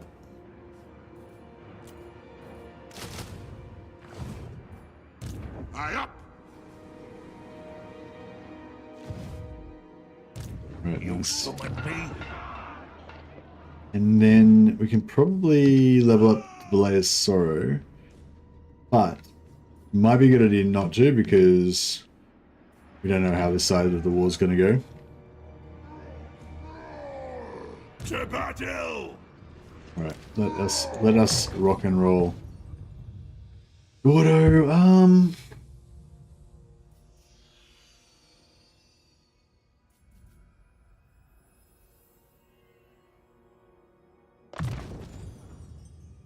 yeah, Gordo can be a stealth one as well, so we're potentially going to make 2 extra armies. And Wolf can be a beastie tank, I believe.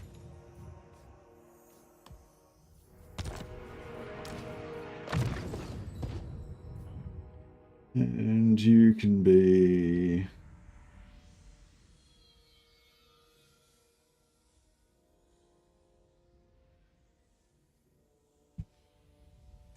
mix it up a bit.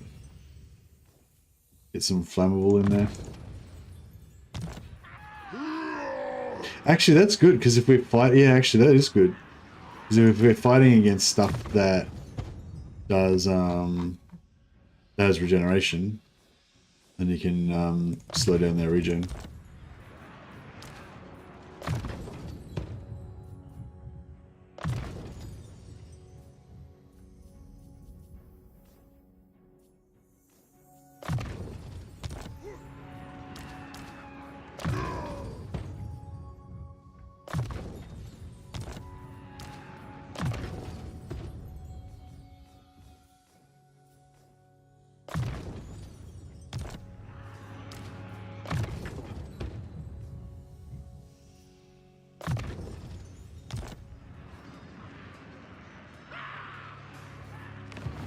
Kill him!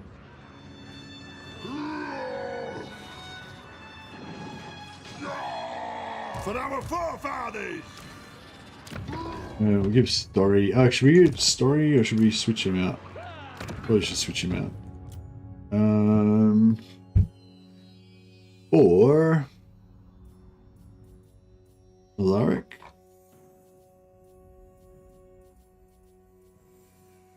Tough would be a good one. It's Alaric's. Time for a reckoning. Valet. Yeah, Valet is good. Alright, Alaric can be one of our new lords that we're going to train up.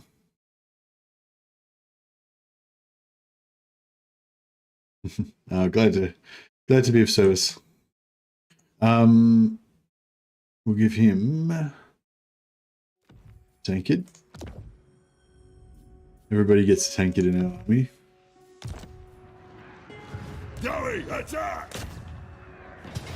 Alright, let's see if we can crush Queek head taker.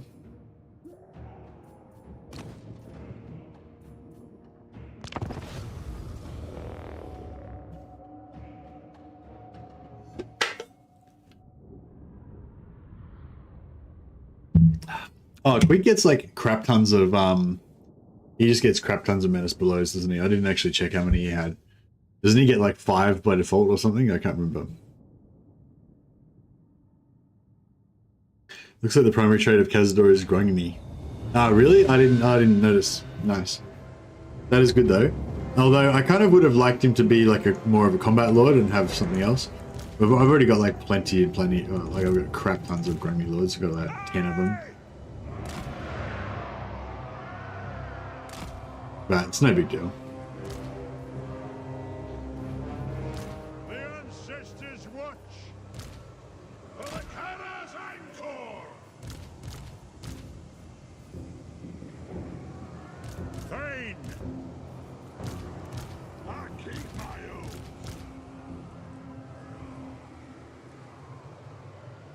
Battle ready! Yeah, Queek's not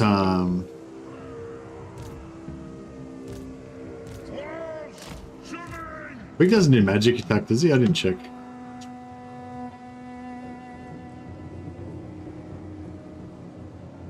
Alright. What's a Cazador? Cazador Dragon Slayer is the Thane of Karak Azul. So we confederated him, so he's one of our Thanes now. And we've also got Brundon Stoneheart from Zufbar. I'm not sure what happened to Barak Var. Hopefully it got confederated by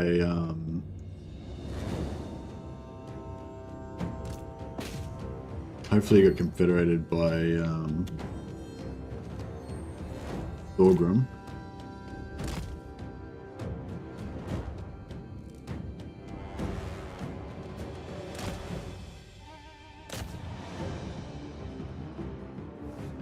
So it's 2 menace belows.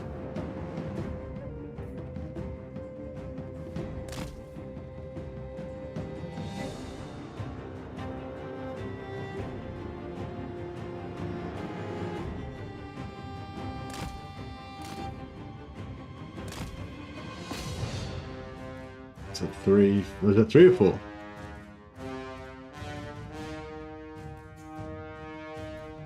Yeah, Belegar's pretty fun.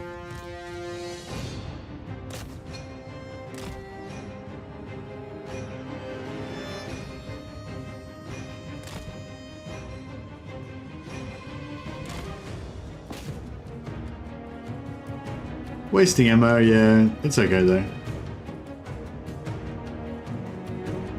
It's it counts as captives, so we might actually get more Oath Gold out of it, but I'm not really sure how the Oath Gold's calculated in. Yeah, actually maybe we'll. We don't need that many of them firing.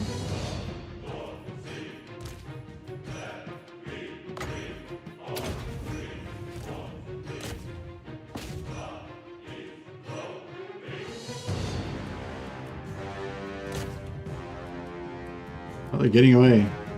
Yeah, I'm pretty sure when you kill these guys, they still count as captives. Even though they're summons. if they're routing. Not the loot, not the loot, the oath gold, but yeah, maybe it doesn't matter in a siege.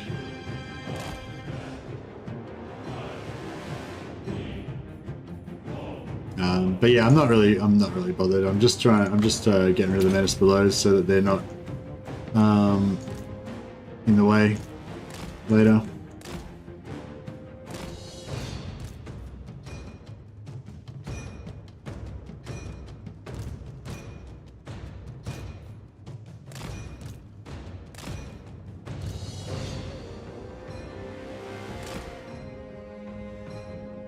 All right, let's do this.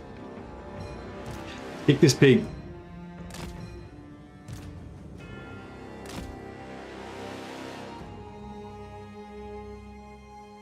Oh, okay, maybe you guys should just chill.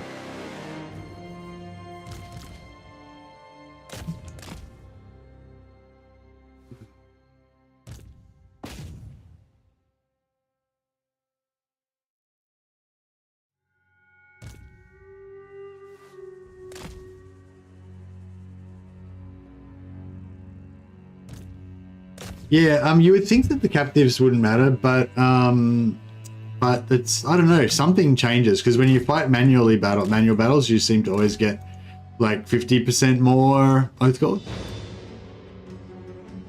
Well, I don't know, I wouldn't say always, but you know, in a couple of ones that we tested, you got about 50% more.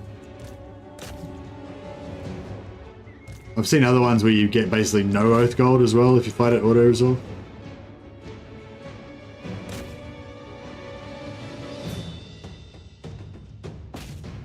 When you say you get reduced loot, do you mean like that there's a specific penalty to loot, or you just mean like I didn't think it was like you actually had a penalty to your loot. I thought it was just that it was calculated automatically, and the calculation tended to not be in your favor. Are you saying it's like it actually kind of penalizes you intentionally? All right, melee defense. See if we can get Queek.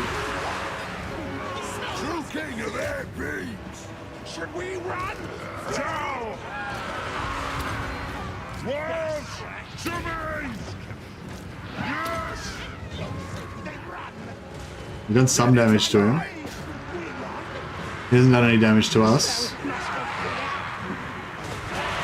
Actually, let's just kill this other lord, this other hero first.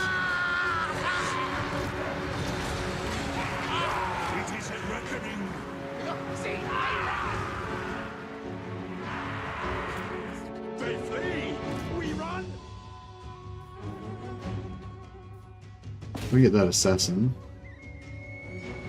Let's get him going. Get Queek now. Alright, let's buff melee attack. Try and get up to Queek.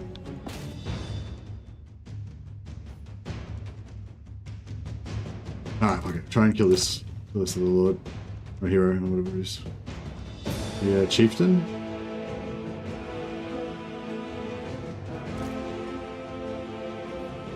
Wow, did he just go down like instantly? He just evaporated like instantly, didn't he? The might of the dwarfs.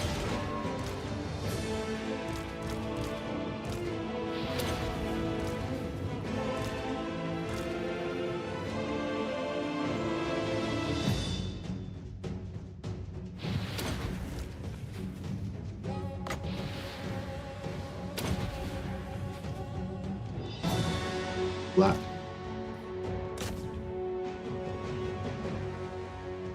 Getting Queek down, he's down to like 60% health. Got the Rune of Spite, just taking care of all their crappy Skaven slaves, so that's all sorted.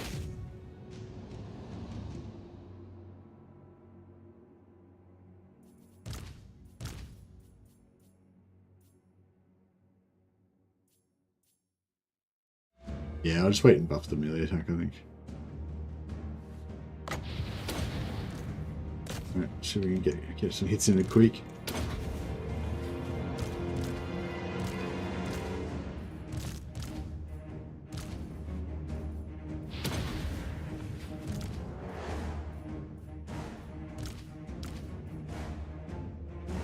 Whoops, I accidentally brought those guys in again. Run.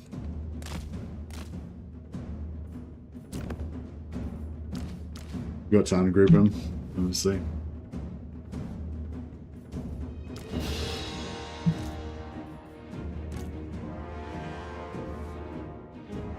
Did Queek get wrecked? Or is he still in there causing trouble?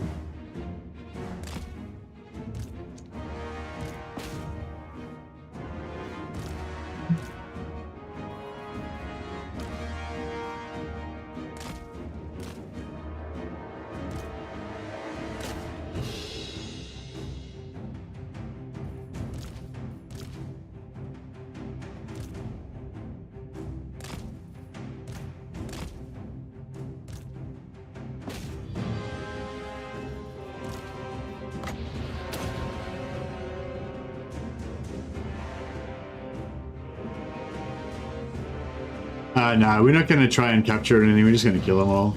Break their spirits. Crush the filthy rats. Oh no. Oh, these guys are stealthed, but because those guys were moving through the lines, they targeted them. That sucked.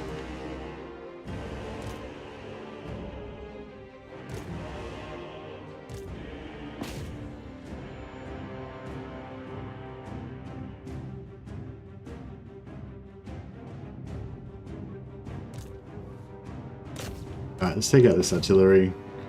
They're dangerous.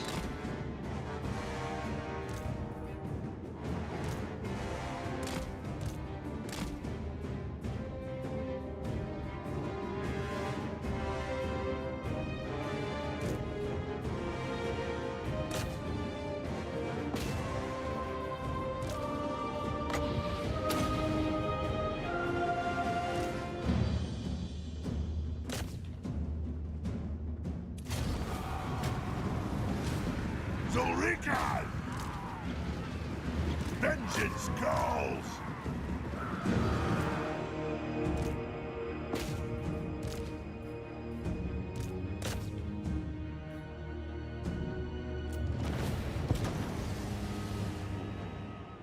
Close battle, I know. That was tight, that was a tight one. We did lose 187 guys. Just purely due to my bad management, but that's alright. They were just miners, so not a huge loss. Although every dwarven soul that falls in battle is a loss.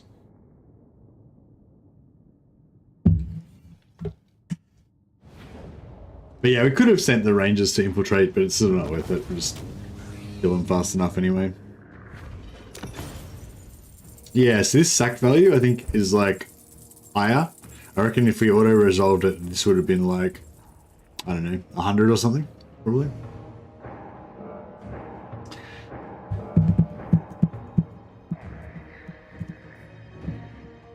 Not sure if we'll be able to...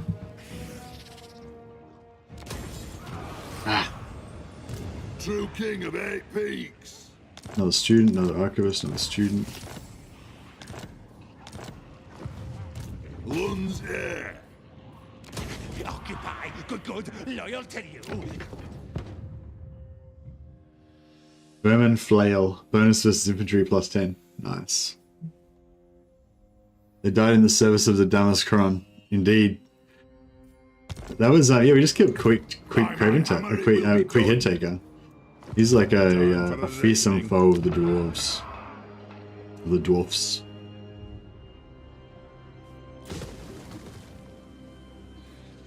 For the wisdom of the lair. Revenge incarnate. Beards in belts. Let us begin.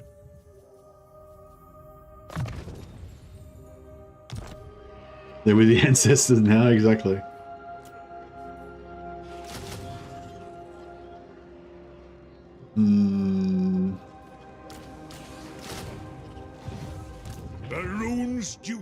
Alright, so these guys can siege lock that. And just keep these guys pinned in there. Which I guess is better than nothing. Eventually they're going to get driven off or killed. Hopefully, for Chizek's sake, they don't get killed. We can try and watch that area and see if we can see any other armies coming up. I think as long as no other armies come up, we'll be fine. Get recruit rank for rangers.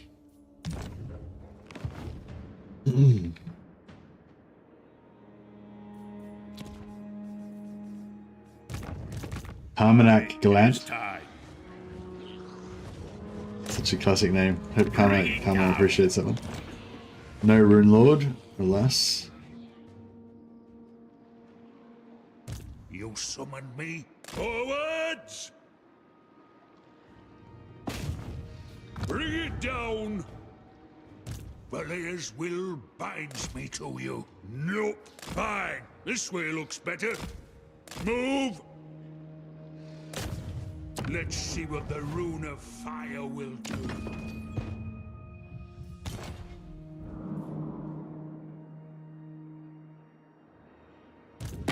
Follow down. Well, he's... It is Oh, he's still strengthening 17, that's alright.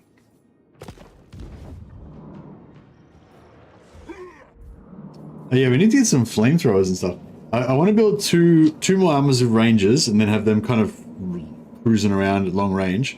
And then I want to build like a tough army of elite like Iron Drakes and stuff like that to protect the High King. The only problem is that if we protect the High King, then it means we'll probably never be able to actually confederate the High King. Azador Dragon Slayer. Summon me if you dare. The Thunderhorn causes fear. +5 melee attack when fighting against greenskins, ogres, and Skaven for all units in the army. Causes terror when fighting against greenskins. Causes terror when fighting against Skaven. It's pretty cool, actually. That is actually pretty cool. I was planning on not using him, but I'm thinking now I actually will. I think I'm gonna put Alaric in. Well, Alaric's not a rename, but we'll leave Alaric in charge of one, and I think we'll make this guy in charge of the other ranger army, because that's pretty sexy.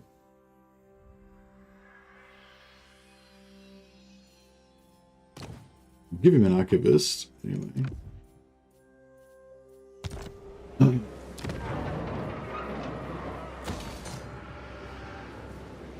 The axe thirsts for wood.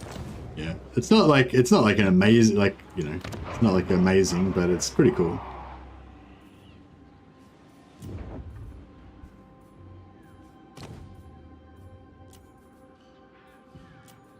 Runlock.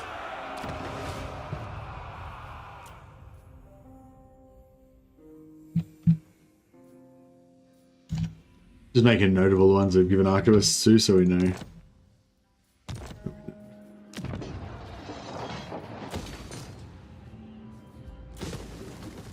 It only costs 1,500 gold.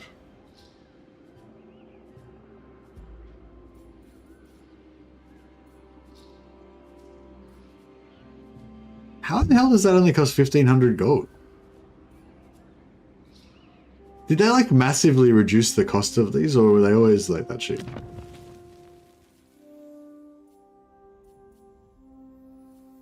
Oh, these ones are still expensive. Just the main hold buildings are not expensive anymore. They used to be more expensive than that, didn't they? Yeah, lots of Skaven and greenskins around as well. Yeah, exactly. And terror is good because I'm going to keep all my ghost heroes in the one army just for thematic purposes. So it's nice getting some terror in some other armies. Armed and ready.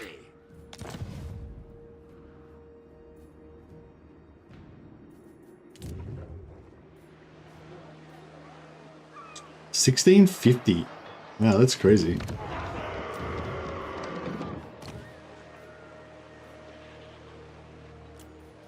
I'm ready.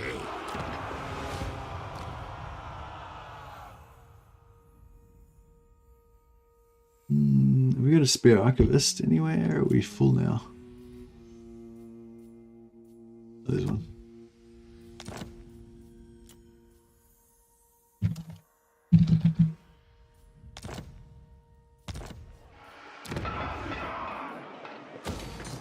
Just save that 100 gold wherever you can. My anger burns bright. Is it Belegar's skill?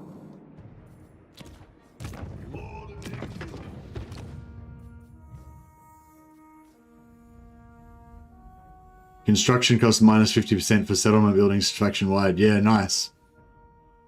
Aha. And then I was reducing it by another 50%, 15%, so it was 65% reduced. So that kind of makes sense. So instead of 10,000, it'd be like 3,000. Instead of 5,000, it's like 1.5 thousand.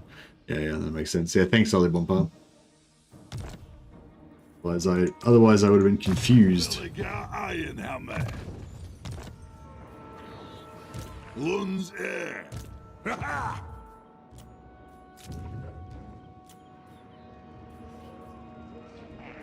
Alright, we'll keep a close eye on what goes on down here. Especially if we see any other armies moving around the region.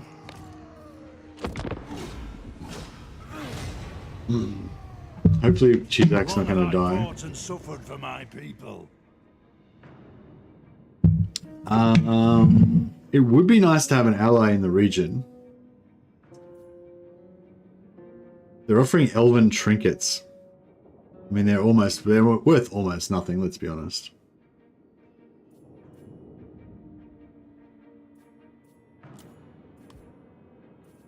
Oh, he's trying to shortchange me. Yeah, 809 gold. That's more like it. Try to pass it off with only 800 gold. The elves.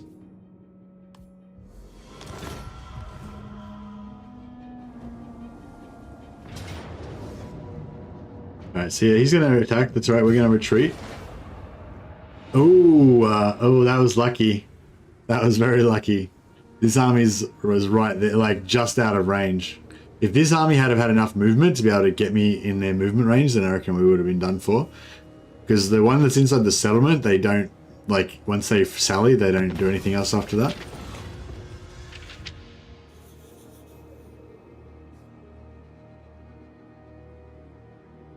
I'm gonna take the -5 leadership because Dwarven leadership is so high that we just don't even care.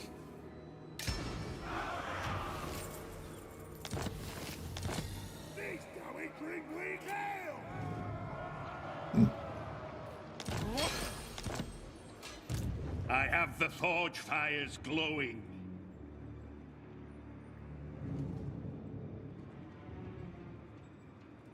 I'm moving. What? I'm moving. Runes of spite and death. Agreed.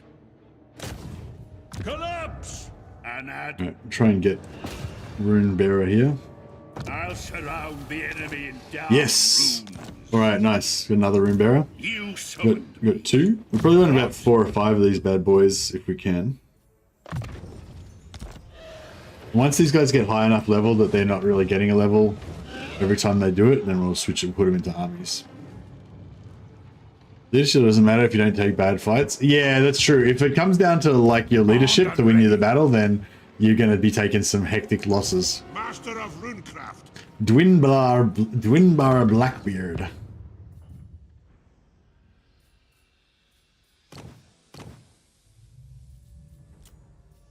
Where's it? Dwinbar the Archivist.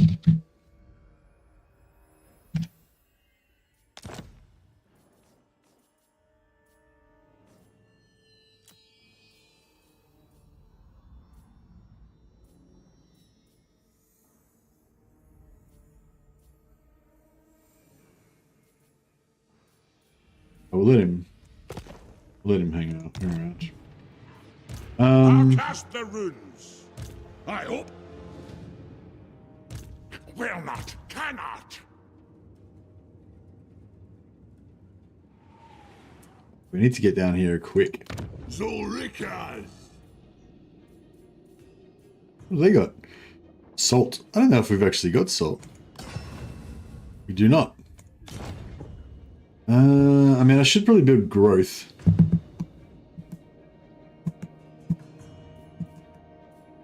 Yeah, I'll build growth first.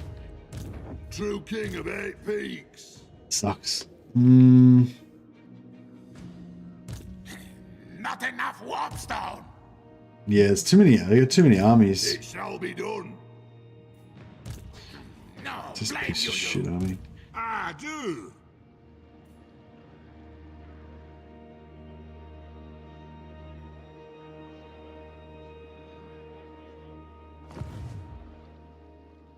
Can he make it? Iron weld. No. Right. Run, Ricky. He had the rune bearer, he could, but we didn't have it in time.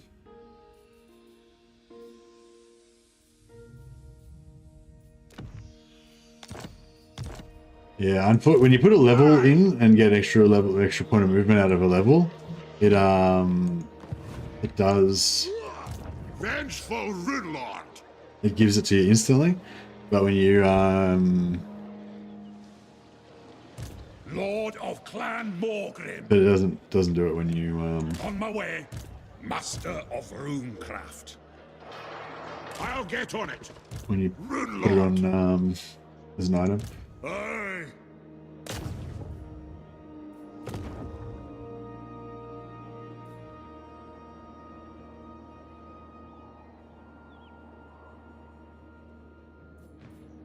Belegar. I want to make progress and take the settlement. Belegar. I kind of need to go over here. I feel like he can defend this pretty easily. Lord of Clan Moarr. Like, look how much stuff I got there. I never. No. I don't reckon they're going to be able to get us there. But I'll move him out of the settlement just in case, so he can retreat if need be. Anger burns bright.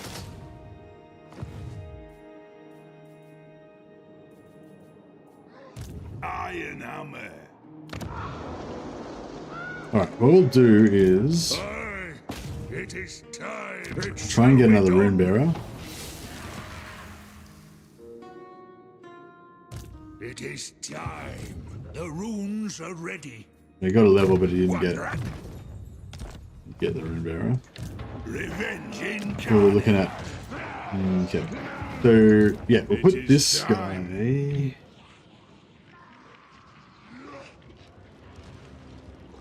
True king. He'll sack it with Belegar. Let's go. Aye. We'll let Alaric Forwards. Dowie, keep attack. leveling up. The Canada pigs. Shouldn't need to. It should be able to auto resolve this, surely. Bring him. Onward.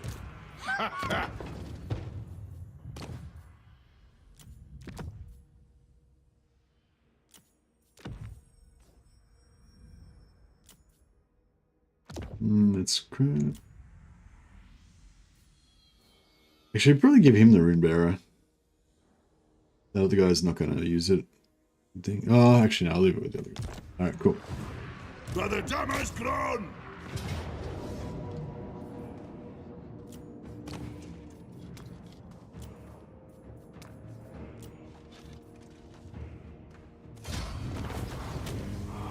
$64, so we actually lose some stuff. Take what you want. Anad. My axe thirsts for war. Alright, yeah, he can occupy that next turn. Lord of the Angrund. 2 more turns till the ranger outpost is ready, then he can start pumping out rangers. Yes. Belegar. I wonder if Belegar can jump over there. Probably not. Our ancestors would be proud. Force march to there. Moving out. I don't think we can jump over there, but we might be able to if we need to. What? Iron-willed. Alright, technology. No enemy can hurt you if they're dead. Exactly.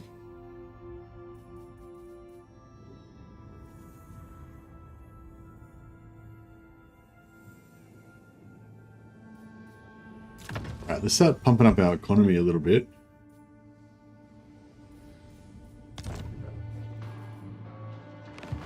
I think all of our heroes are... fully studented up. Yes. Oh, maybe not.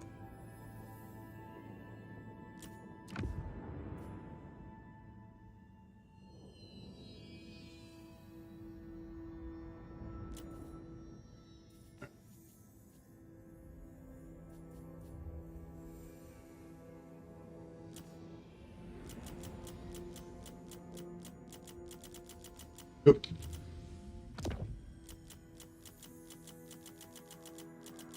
Whoop. No.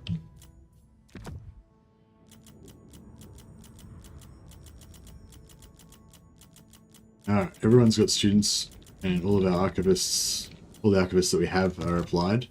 You can always do with more archivists, but yeah.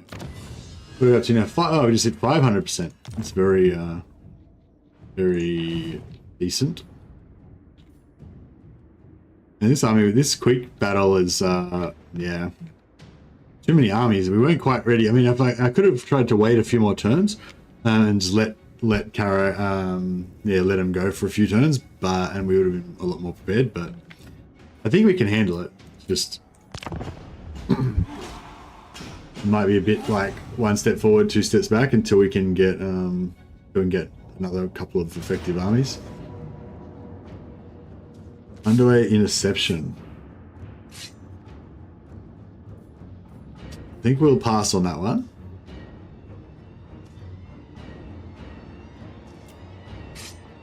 I don't want to risk Chizak.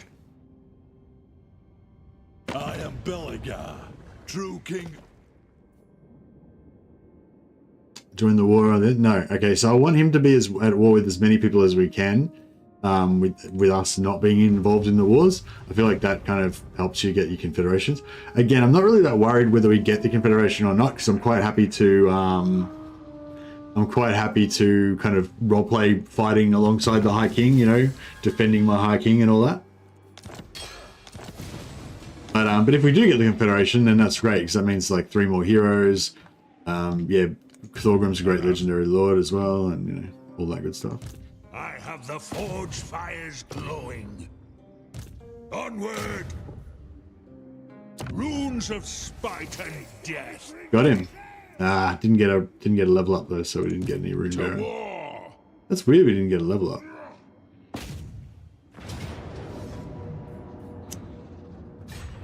Ready, axes. We can use this to get it if we need to. Vengeful Rune Lord. Come off. Against council orders. And it is a foolish thing. No. Yes. I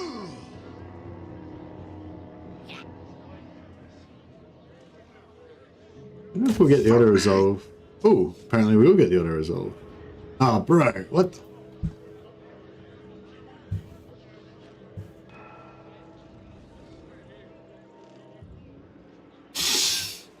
He just fucking retreated over the entire fucking map. Very well. I will do as you ask. Like, You have my seriously, what the fuck? Agreed. Anyway, I've it's fine. cast the Alright, runes. but we'll just nip back here and, yeah, I know what the actual fuck. Recommended magical hero for Throt army. Well, you only want to have one. I usually like to have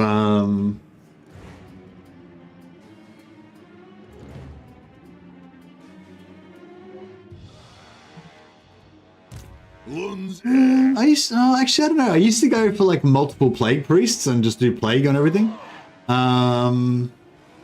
Yeah, I don't know. What do you? Yeah, actually, that's a good question. I think we should open this up to the floor. I think Mythical. Yeah, I like to get I like to go multiple plague priests and just plague the crap out of everything, because you can use the follower to get just infinite amounts of plague priests. So instead of having like one, you'd have like 5 plague priests if you want, or whatever, or 3 or something. Most likely a brood horror stack. Okay, nice. Yeah, I just go plague priests in all my armies because they're accessible. They're cheap and accessible, you know. And if you've got any engineers, then chuck one in there, because I think the engineers give you movement. Yeah. You summoned me? Belegar! I never use the Eshin sorcerers. I always use up my sorcerer capacity for plague To priests. slay oathbreakers. Alright, it's a bit of a backward step, but at least this clears out our back line. Medium? What the? Alright, well, it looks like we're going to fight this manually. Oh, it's medium because of these guys. Yeah, I think we can just auto that. We probably won't take any damage.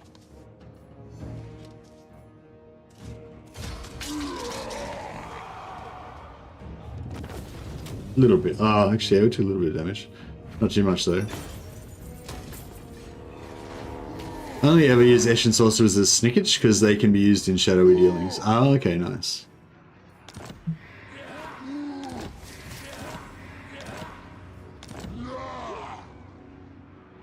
Another archivist, another archivist, another archivist. Very nice. What?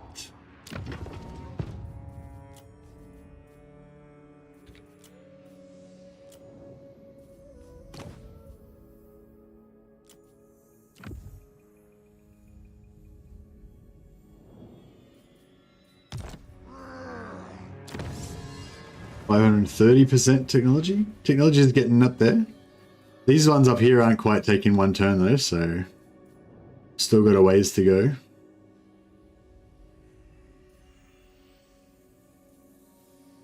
+5 armor for dwarf shield units. Rangers don't have shields, do they? They do. Oh, Rangers do have shields, sorry. Ooh, alright, good. Let's do it. Drang them! Oh, actually, before we do that, Let us settle this.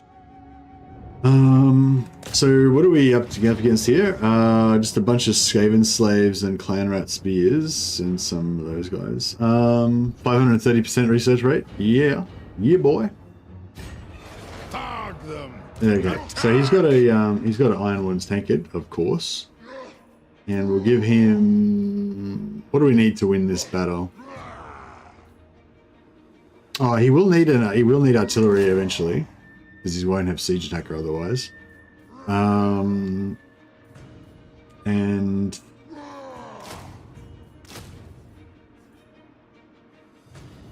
something like that should do it. Drang!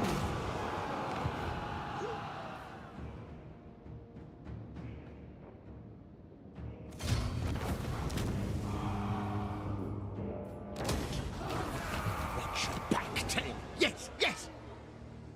You reckon any Skaven are going to be in range to be able to get us? Might put him just outside the settlement just in case. Move! Oh shit! Where Think the me fuck full did those for- pricks come from? For the wisdom of Valea. damn it. Ready. Skaven everywhere! They're everywhere! No, blame you.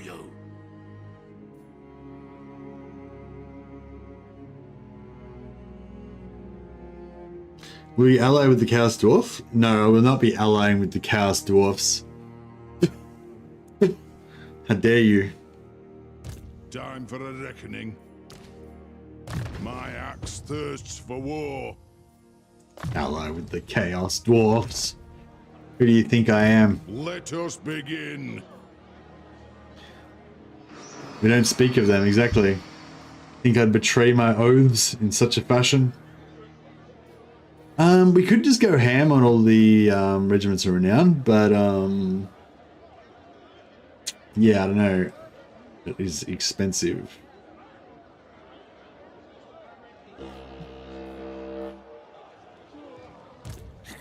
Not enough warpstone. This is a nasty army. I kind of want to, maybe they take me as a vassal. Maybe, yeah. We could swear allegiance to them. I do. My anger burns bright. Rune Ricky. I suppose so. Lord of Clan Morgrim. Master of runecraft. Can I help you?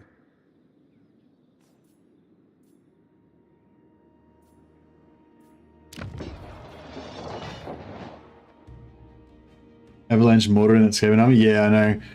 What I'm hoping is going to happen, I'm hoping they're going to attack Sump it, and then he can retreat out, or they attack him, he retreats out, then they attack Sump it, and then we come back with Belegar and kick the shit out of them.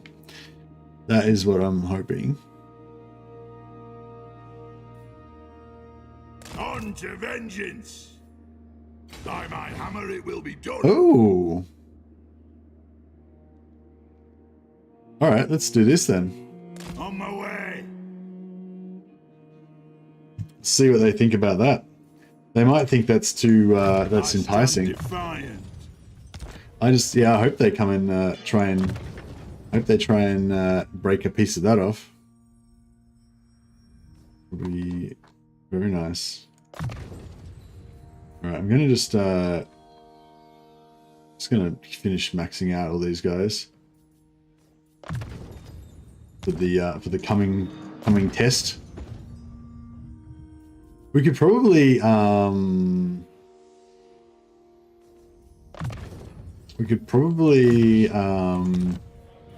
spend some runes oath gold on like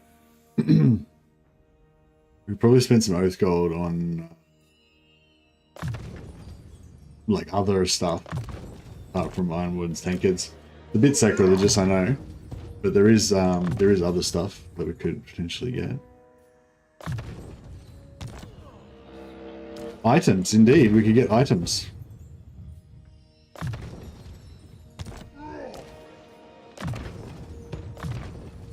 All right, I think that I'm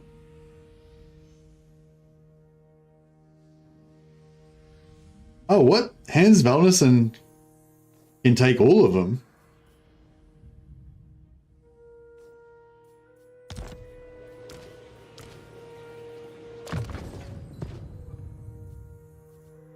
Oh, wow. I didn't know he could take all of them. That's cool. Sweet ass.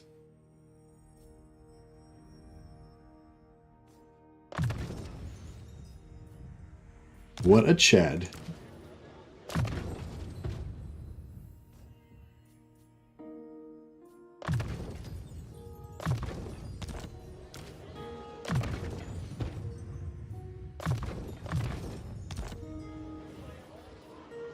All right. For the wisdom of Valea.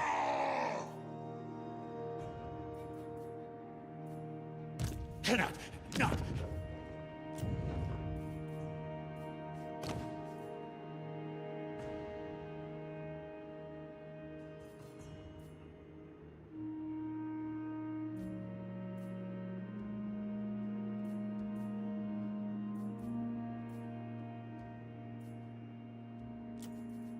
Yes. My anger burns bright. Can I help you?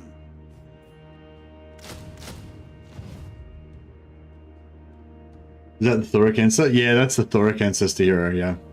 Yeah, I started up a Thoric campaign and saved him, so he's, so yeah, we've got him now as well. One rag. Come on, give me room, Moarr. Rules of spite Nope. and death. Ready. A rune of burning will do it. I'll surround the enemy in dark runes. A runesmith's duty is never done. A rune of burning will do it.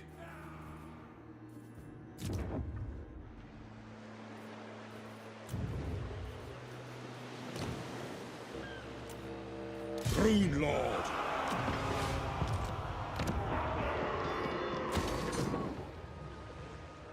Armed and ready.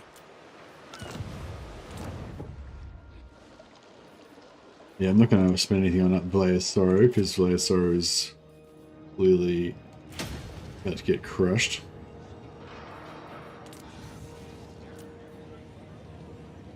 Can you save Ancestors Heroes? You can save Thoric's one, yeah. I wouldn't be surprised if you can save all of them.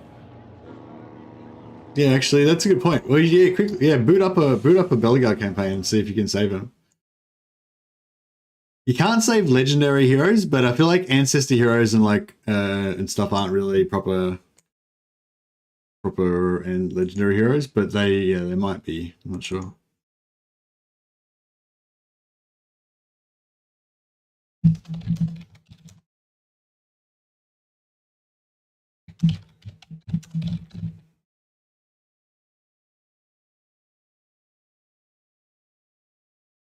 It should be unique. Yeah, I think so as well. I don't like yeah, I don't really like duplicating stuff. That's like a lot of things. I sort of have like two different things going on with Total War. Like on the one hand, I really like figuring out how the game works and finding little tricky little things that you can do and stuff like that.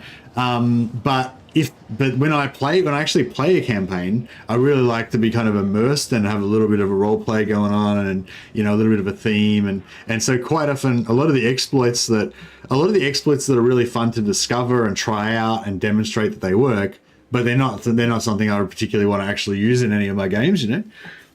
So yeah, like there was an exploit for a while there where you could get an infinite number of Gotreks, which of course didn't have any supply lines penalty, so you could just have like 100 Gotreks and just swarm the lands with just like one-man doomstacks of Gotrek, which was a cool thing to demonstrate, but I didn't want to do that in a camp. I didn't actually want to do that at all, you know what I mean? Like yeah, and pretty much that's what, like, for me personally, that's one of the things I don't really dig, is like duplicating unique characters. Just kind of ruins the I don't know, immersion a little bit for me. Okay, what's gonna happen? I feel like there's gonna be some action. Alright, Belegar Sorrow is gonna get abused again.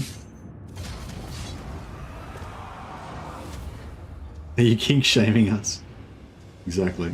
Alright, now I don't want him to die, so I'm hoping...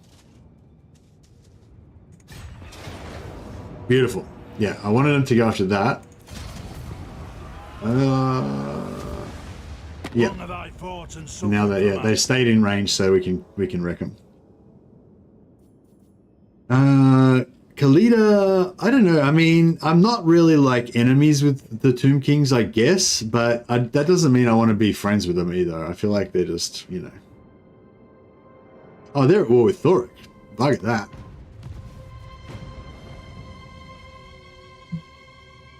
We're no kinslayers. We're not going to betray our southern brothers. By my hammer, I should slay. You need to decide on some house rules if you want to have fun. Yeah, I think so. I think so. Call on your allies to help. No, so we're not going to call on any of our allies for help, specifically because of the Karaz-a-Karak alliance. If I wasn't allied with Karaz-a-Karak, I wouldn't worry about it. But yeah, I don't want to lose that alliance.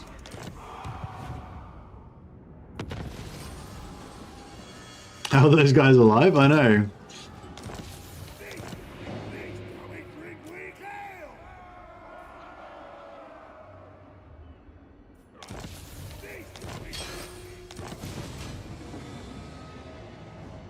Defeat the following lord in battle. Alright, can do.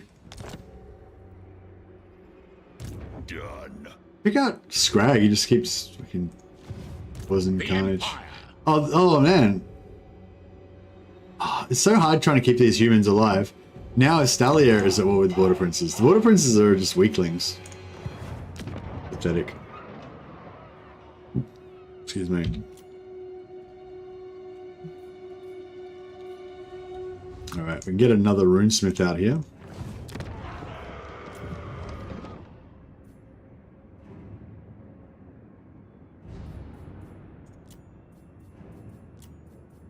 Summon me if you dare.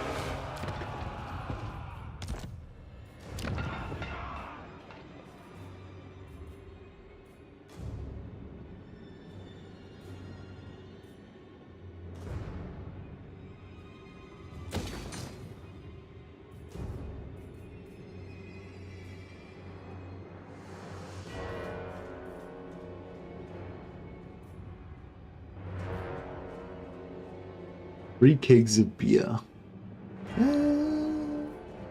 Sure.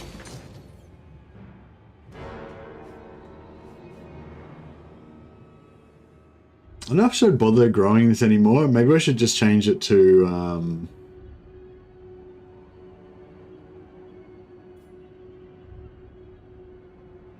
yeah, I might just change it to money. Because it doesn't need to grow any more than that, I don't think.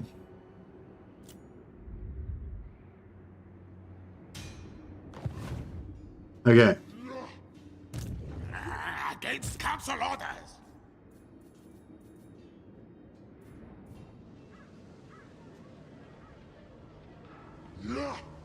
Yes. Let us be about this. Summon me if you dare.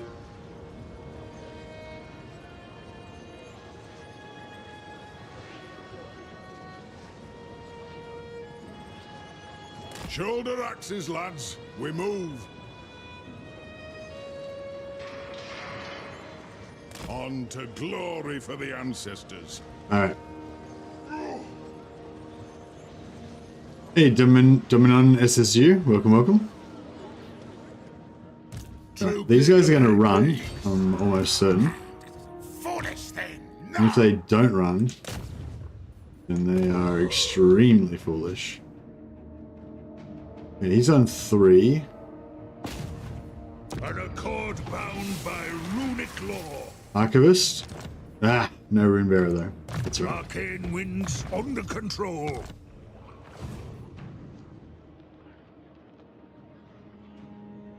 My axe thirsts for war. Yeah, he's gonna run, that's okay. Cool, he didn't run too far, so that's good. To battle? Time for a reckoning. Sure enough. By the grudge bearer's will. We march. Revenge incarnate. Alright, this fight should be Our pretty good. ancestors would be proud. Kill him! One rag.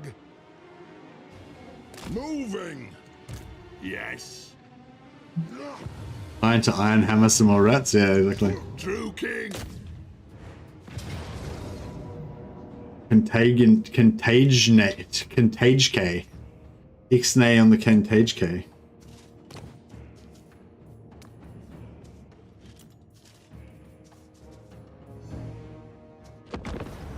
This should be simple, I would imagine. Unless they've got some magic damage in there somewhere. There should be no issue.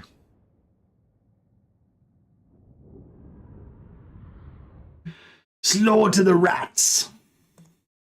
Where's my sword? Gotta wave my sword around every now and again. I need a hammer. This is like a nice haft. Like the heft of this haft and this like nice pommel made out of a car tow ball. Yeah, if we could just put a big hammerhead on here, that'd be pretty sweet. Yeah, I think I need a Warhammer for dwarf. The only thing is, like, I hate like toy. I don't really like toy weapons. You know, like people have those like toy Thor's hammers and stuff, and I assume they're made out of like hollow plastic, because they're super lightweight and everything. But yeah, like if I'm gonna have a hammer, I want it to be like a full-on like iron hammer with like an oaken shaft and so forth. But on the other hand, I don't know if I want to just have heaps of like crazy deadly weapons like floating around my house just for no reason. Just ornamental deadly weapons. I suppose a hammer is like, you know, it could just be for hammering nails. What about an oaken shield? Yeah. Actually, no, we'll put him in the lead one and we'll put Andrew. Nothing can stop us.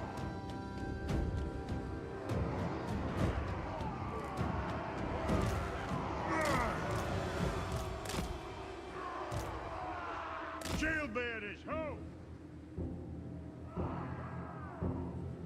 Let us bleed for the clan! It is a reckoning!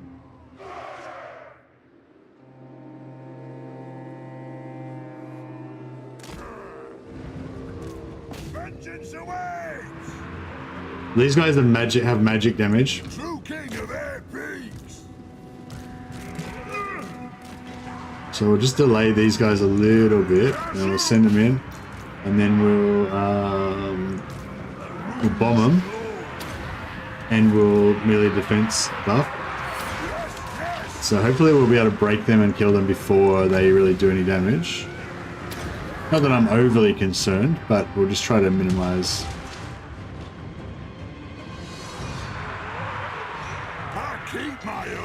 Oh, here is the big boy. Alright, let's wreck this brick.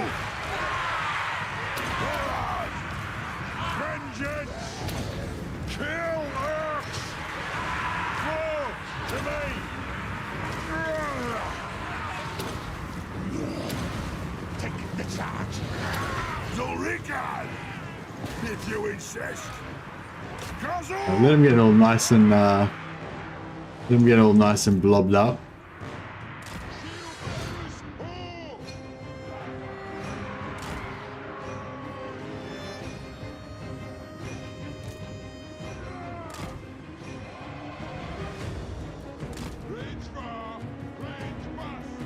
Home Depot in the US used to have a sledgehammers with a skull on the face. That's pretty cool. I mean, to me it's pretty cool, but I'm pretty puerile, let's be honest. Yeah, that's nice. Just want to like just on the edge there. Belegar! Descendant of Lord! Oh, he got wrecked. Nice, you can be on your way, buddy. Now these black scabs, we're gonna kill them. You guys are not in group 1. Grudge throwers forgot their grudge throwers. Classic. Let the vengeance begin!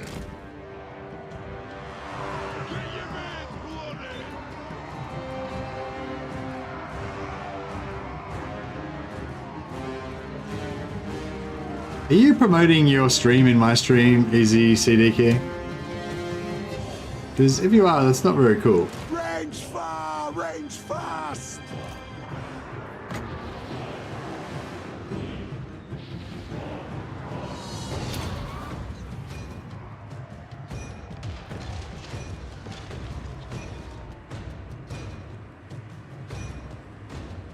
One of those noob things that new streamers do when they're not very self-aware and haven't learnt manners.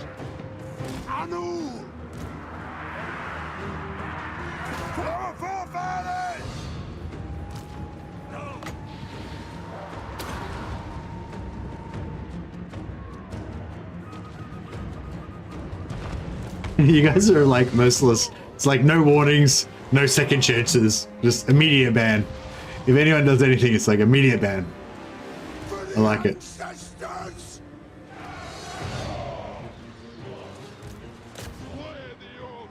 Taking a bit of damage here. Drop some bombs.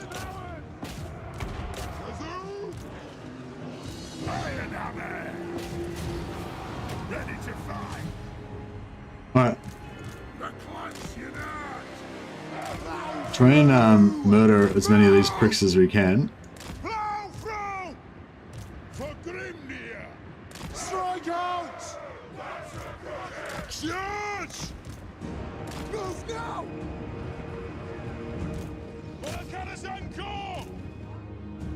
Yeah, keep killing them. Oh, do we get? Range far! Range fast! Axes out, lads! You gonna reach? Oh no, almost. We get a little bit there.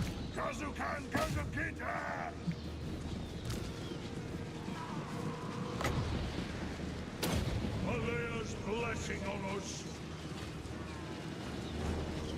Kill Earth!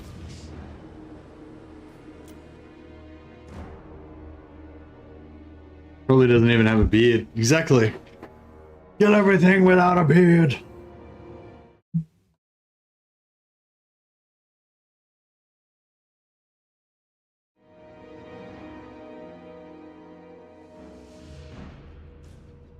Crush them.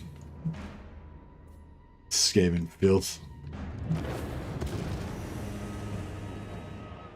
What do they call it? Thagaroki.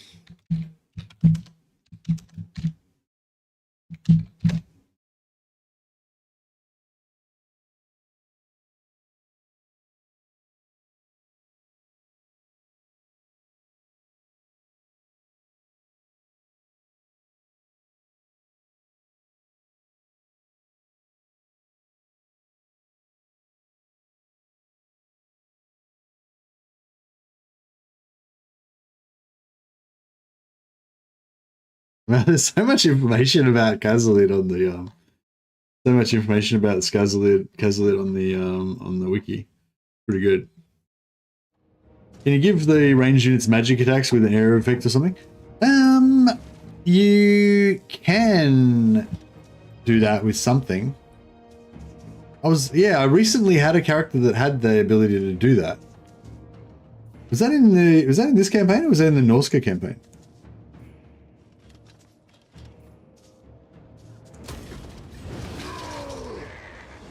Revenge incarnate.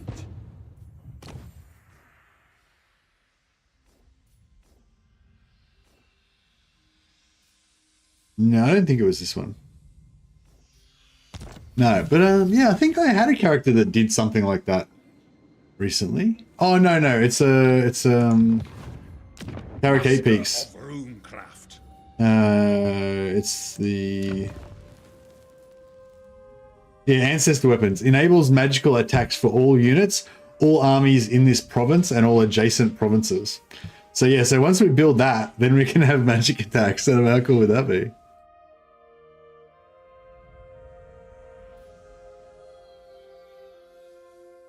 We can build that for growth in all provinces. That could be good.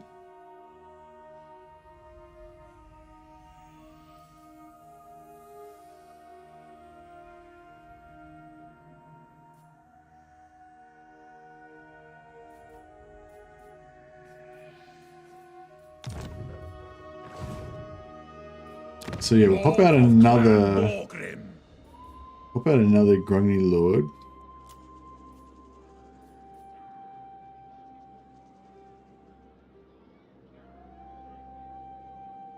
Let us begin. Rune Lord. And these should be all be pretty cheap. 700. 700. 1,000. Yeah, that's all pretty cheap. And then we'll go for a runesmith. And then yeah, if we go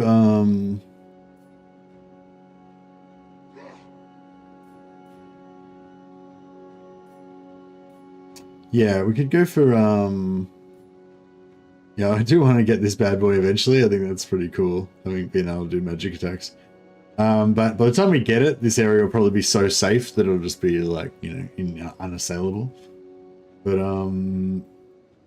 yeah, I guess we'll take this, get the growth in all provinces.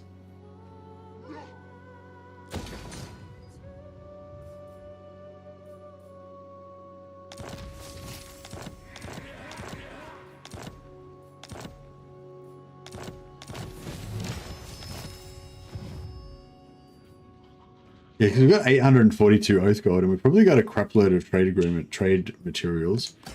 What do we got? We've got everything except tusks, spices, exotic animals, marble, dyes, medicinal plants, and carved obsidian. It's pretty good. Check our trade. Bring The Empire.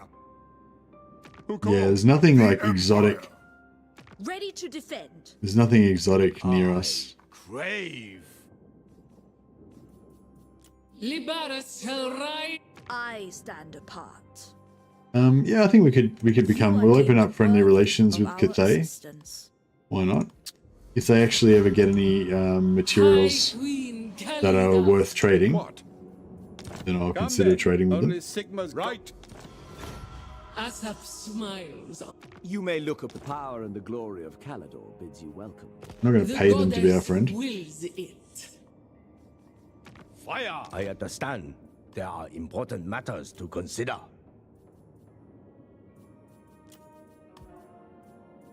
Acceptable. Long live the Karakankor. Indeed.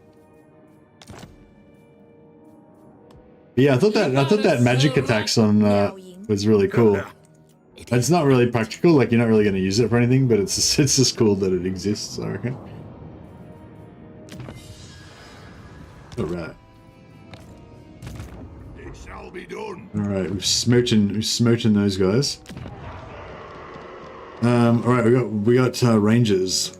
My axe thirsts for war. I'm just going to put him up Beards in here belts. and hope that there's no Skaven just ready, waiting to pop out anywhere.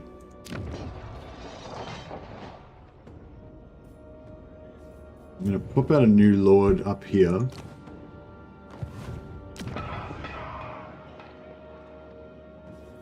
We'll repair that. Actually, no, we'll pop a Grungy lord first. Gotta save every bit of cash that you can.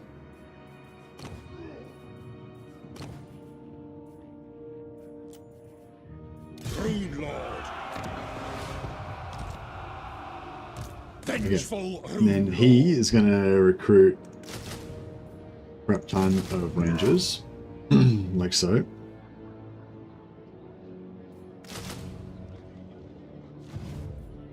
What do you want? Let us begin.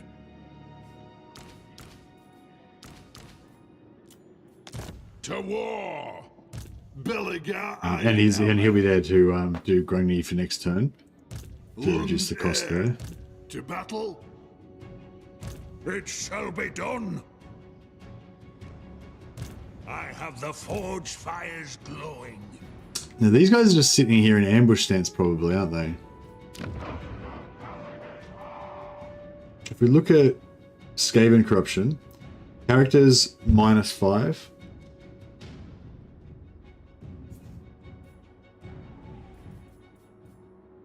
Can I help you? Armed and ready. Okay, so maybe there isn't any, maybe there aren't any characters there. Ready.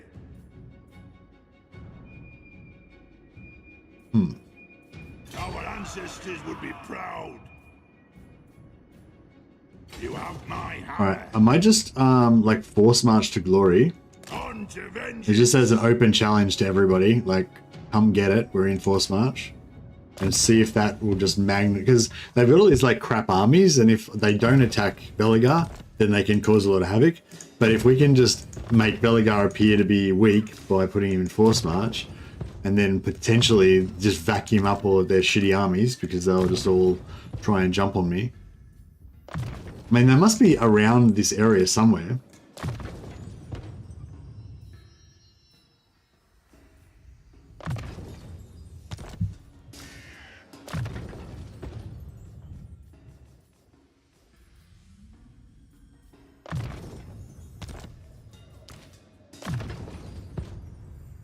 See, now we're getting to the point where you could probably put the auto leveling on, because they can't really do any damage anymore.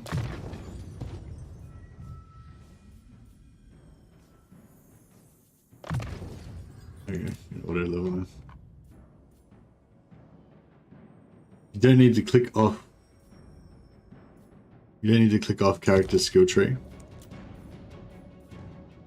I've got unassigned skill points ticked off already. But it's just, whenever you see that, that's one of the problems with this, like, because it's whenever you see those little yellow arrows, it's just like, you just have to, you know?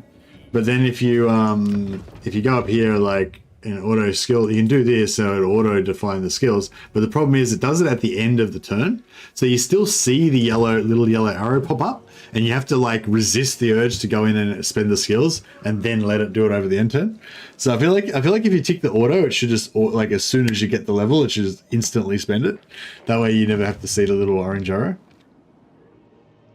Yes. I think they did patch it so that if you've already taken every skill you can possibly take, then it doesn't put the arrow up anymore. So that's something. Iron-willed. Yes. All right. I hope.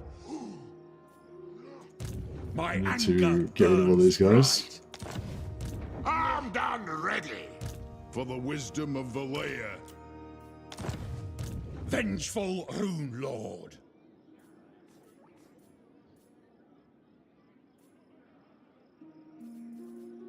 What? It's as good as done.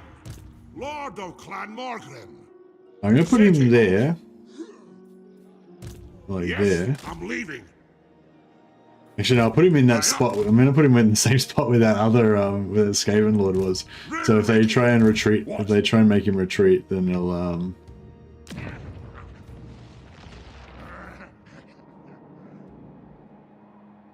like zing all over the map. But they shouldn't be able to ambush him there. So it's, has he already got strategists? Yeah.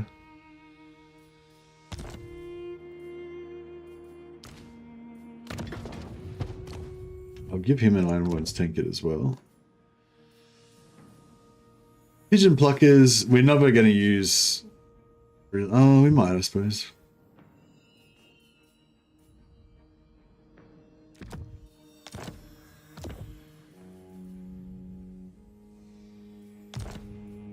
The little yellow arrow boils my piss. Yeah, I know. It's like, makes you want to do it. Yeah, it's just more clicking. Yeah, exactly. I usually turn it off. I usually turn that off fairly early, but I had it turned off. But it's just like when you every now and again when you're gonna have a strong or an important battle or whatever, you want to like level them up. I might do that just because we've been recruiting a lot of random miners and stuff. Actually, no, we'll take some more money. All right, we're gonna win this battle. We're gonna win this war. I mean.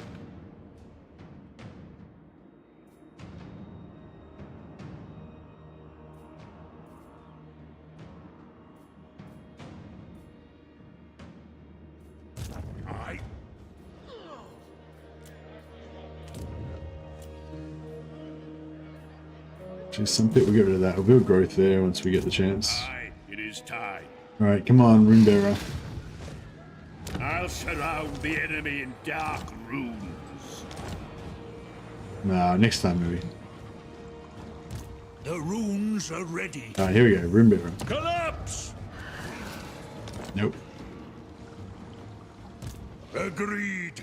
I've cast the rune. Let's see what the rune of fire will do. No. No. You summoned me. An accord bound by runic law. Collapse!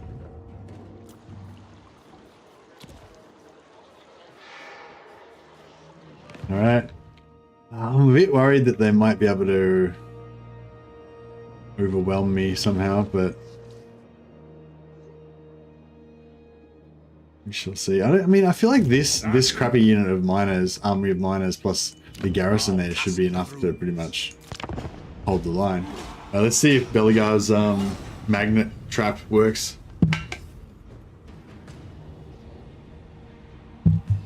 Level before you start a battle, yeah. If you're gonna have, yeah, that's why I try and, just to reduce the time spent on leveling, I try to kind of do it in batches when they get like 4 or 5 levels, you know? Military alliance, yeah.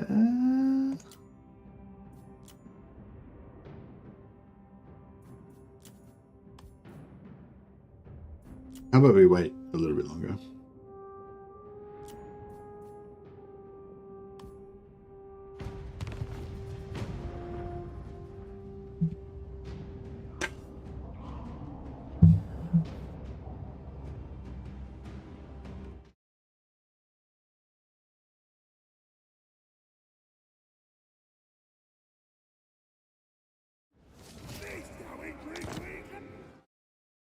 triggering people's OCD. Yeah.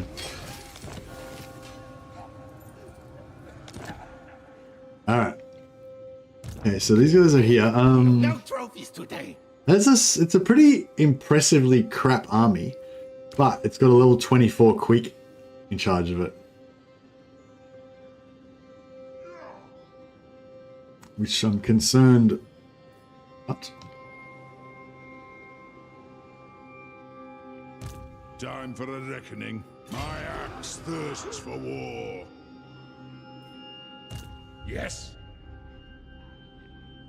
Aye. Lord of Clan Moarr. Ha ha! I hope. I'll get on it.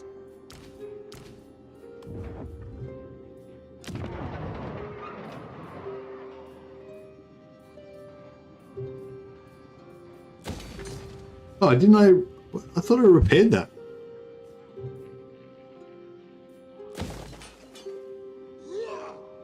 Maybe I did repair it, but then there was like an incident that made it unrepair again.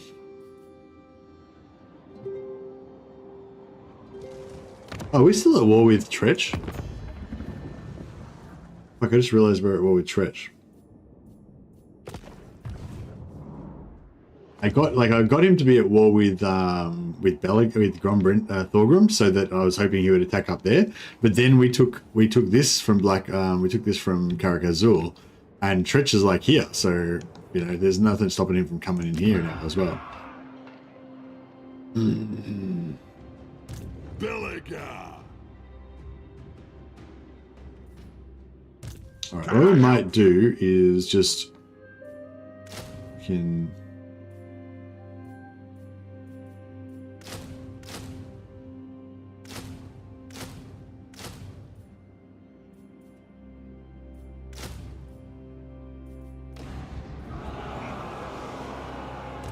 casting the runes.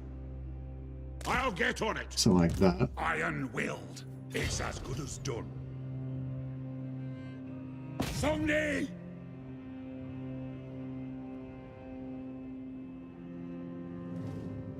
What?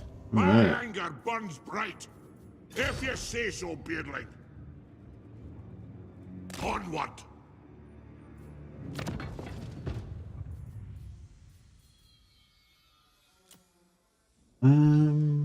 The Brundon Stoneheart, he's a famous Thane, so I wouldn't mind leveling him up a bit more.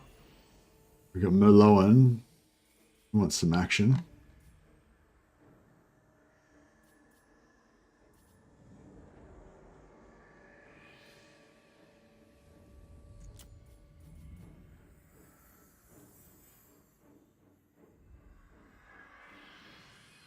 Time for a reckoning.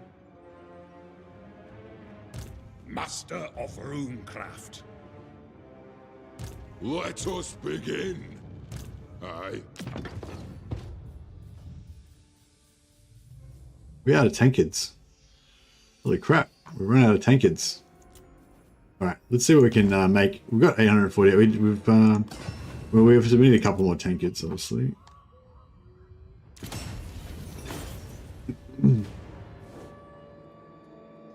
See if we can make any of the like legendary items maybe.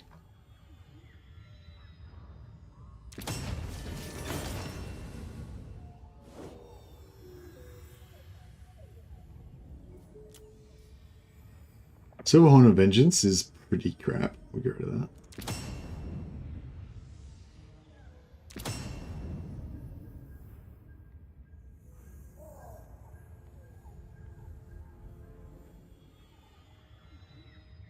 I don't know when we're going to fight any flying dudes, but I guess those are cool to have in case you fight any flying dudes somewhere along the line. Alright, so what can we get?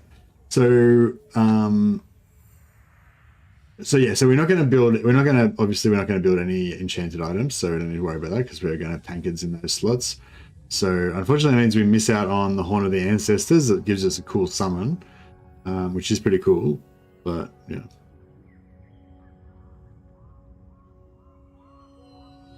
Need just strike damage. What's that? Is that like Meteor or something?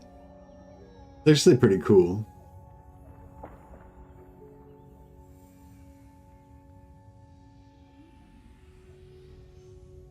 Range damage. Oh, what is it? What's the radius? Medium strike area. So it's like a sort of like a Searing Doom or something. No, I don't know what it is. Looks cool though. Anyway, we can't build that anyway. We could get the Horn of the Ancestors. I suppose we could mix this in with yeah, we could get that, I guess. All right. Then we've got. No, we can't get. You can almost get the Anchor Chain, but not quite. Almost get the Ring of Grimnir, but not quite.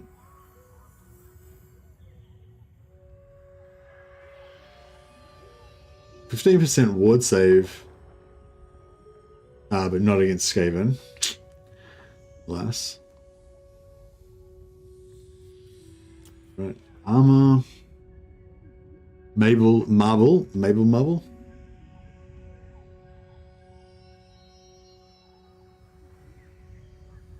-8 melee attack aura is pretty sweet, actually. Alaric's armor is really nice. We'll get some dyes.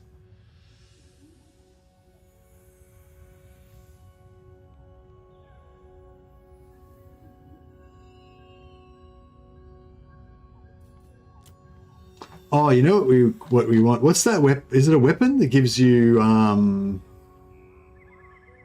that stops them getting tired?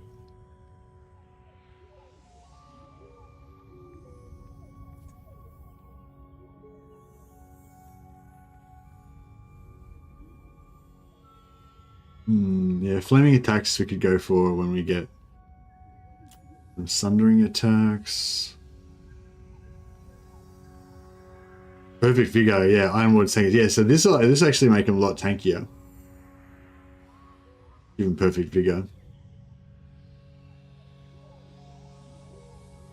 Or you can give them melee defense on a weapon as well, which is pretty cool. I feel like the Perfect Vigor is probably better than the melee defense. Probably.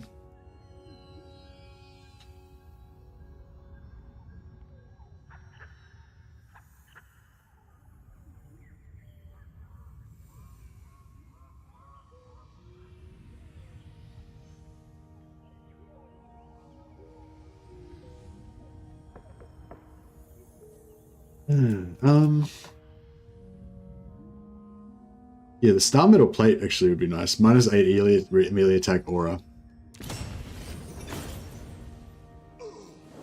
Get that bad boy. And I think, yeah, once you build it once, you can only do it. That's it.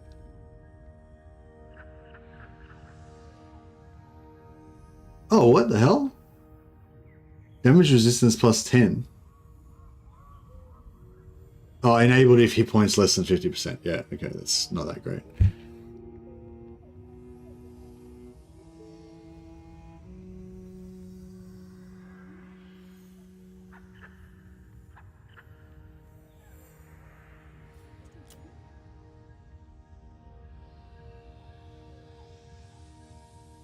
Yeah, when we get some fire in there to fire in there for healing people, but yeah, no. Yeah, Perfect Vigor's good. Sundering's good. Actually, yeah, Sundering's good because a lot of our dudes are not piercing as well. What's the best and easiest plan of action to capture Apex? Hey, Christopher, you can pretty much just go straight there and take it. Yeah, just especially if you can get some Iron Warden's Tankards on the way there. But I don't know if that's the best thing to do because then you might lose your starting area and stuff, you know.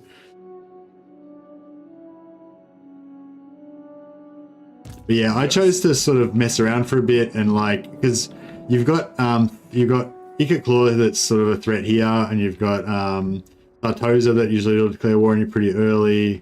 You've got Scrag here that may not attack you, but could be a problem. So, you know what I mean? Like, so yeah, you can just kind of like take all that out and then go and take Karak Apex, which is what I did. So I didn't take I took Karakate Peaks on turn 29, but you could probably just sack your way there by like turn 10 or whatever and just take it straight away. Yeah, just abandon the starting area if you wanted to do it that way. Just for roleplay reasons, I decided to defend the starting area and try and hold all the dwarven Carracks. I had to give some up, but I'll try and reclaim some of them later on as well. All right, Burundan Stoneheart. Let's gear him up. Star metal plate. Boom. Iron Warden's hammer. I don't think he's got perfect vigor yet. Once he gets perfect vigor, he won't need that anymore though. Iron Warden's tankard. So I was going to say we could give Seed of Rebirth to somebody, and then they could have the summon talisman, or maybe the other talisman. So yeah.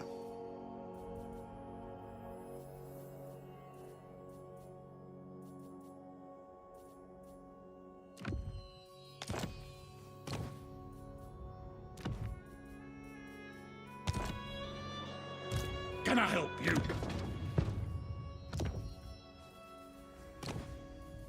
Right.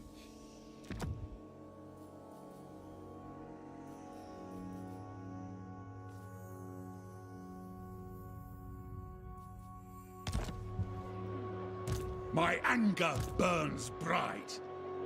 By the Forge, Father!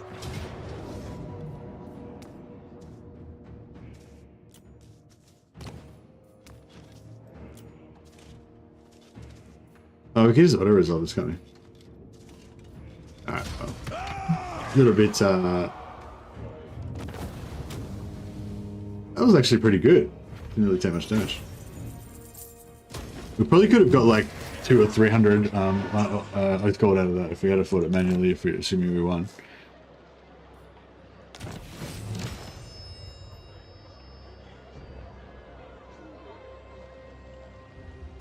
What? Just need to have one settlement that's occupied. You sneak your way over there and sack cities, demolish buildings.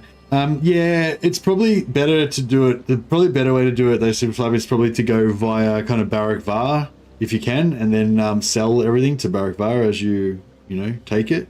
That way you can do it quicker. But I don't know.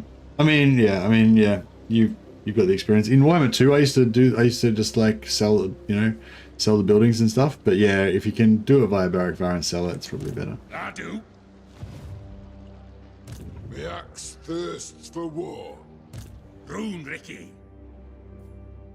Alright, we just want to kind of hold this area, don't we? Yes. Belegar's will binds me to you. I wonder if... Aye, grudges will be settled. What do you want? Onward. True King.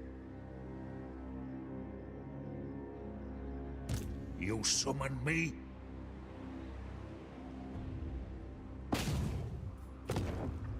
An accord bound by rune's duty is never done. The student? No rune bearer there, unfortunately. Arcane winds under control. What? Crooked Fang Fort. Crooked Fang Fort's the capital, isn't it? Yeah. Alright, fuck it. Let's just take this out. Oh, no, we can't. Alright, well, we'll take this. Then. Joey, attack!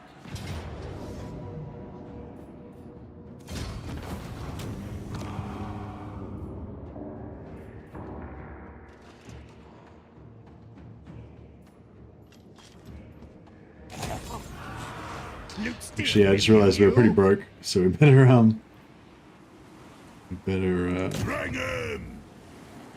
get some cash. Good, loyal to you. My axe thirsts for war. Rune Lord. The throng agrees. We march. By the grudge bearer's will.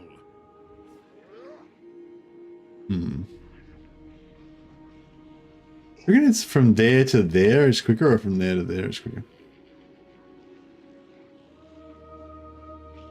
No, I feel like if we go to there, it might be... Right. It is time. I, Lord of Clan Moarr, vengeful Rune Lord.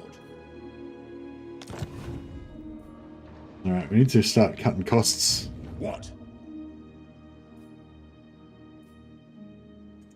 Summon me if you dare. Master of Runecraft. I'm leaving. Anad. Beards in Alright, we'll leave these guys here for one more turn, just for some defense. We can afford to pay for it for another couple of turns. And then we'll downgrade heavily, hopefully after this turn.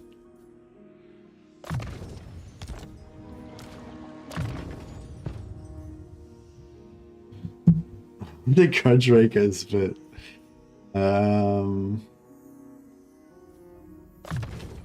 gotta take the grudge raker. Just doesn't even matter.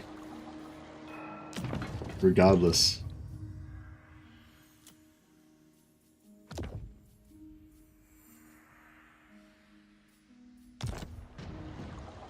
Do this in 1.2. Yeah, it's changed a little bit since 1.2.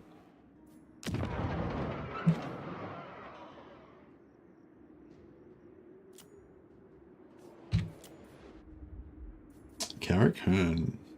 Alright, we can finally build some growth building here. I've had to build growth here instead of iron all that long time ago. It would have been leveled up a lot faster.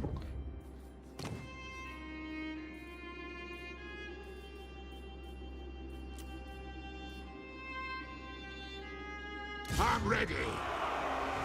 Vengeful Rune Lord.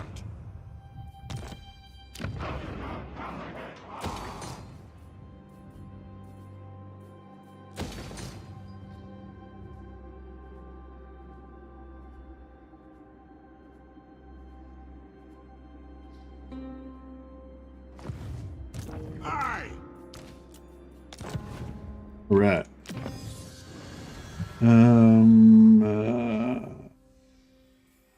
Normal picks, Lanes Authority.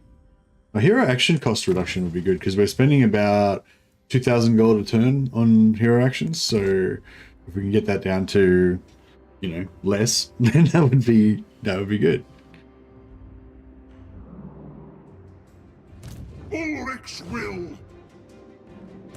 The runes are ready. I'll surround the enemy in dark. Hey, Runebearer. Nice. Aye. No, we probably don't really need any more Runebearers for now, but I mean, a couple more would be good. A rune of burning will Hey! Alright. Nice. Another Runebearer. For the glory of Khorne. Ready. One more. Come on, triple Runebearer. Let's go. Alright, well, whatever. What? A wise direction? Agreed. I've cast the runes. Yes. Alright, we'll give all of our main lords Runebearers. Armed and ready. Chizak has got a Runebearer, can have a Runebearer, and he's also got a engineer. He's pretty mobile. And Alaric's already got one. No, it isn't. Oh, no, he does. Instead of a Runebearer, you got a critical failure. Yeah, it's like, instead of a Runebearer, have a punch in the teeth. Enjoy. Belegar's will binds me to you. Very well. I will do as you ask. Right, more melee defense. Yeah, once I got my last point in melee defense, then I'll just go around and get some other stuff.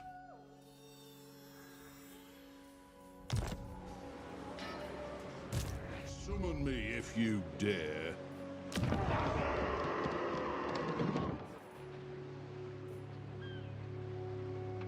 What was I doing? Oh yeah, money. What? Probably didn't really need to be paying for this guy to be sitting there all that time.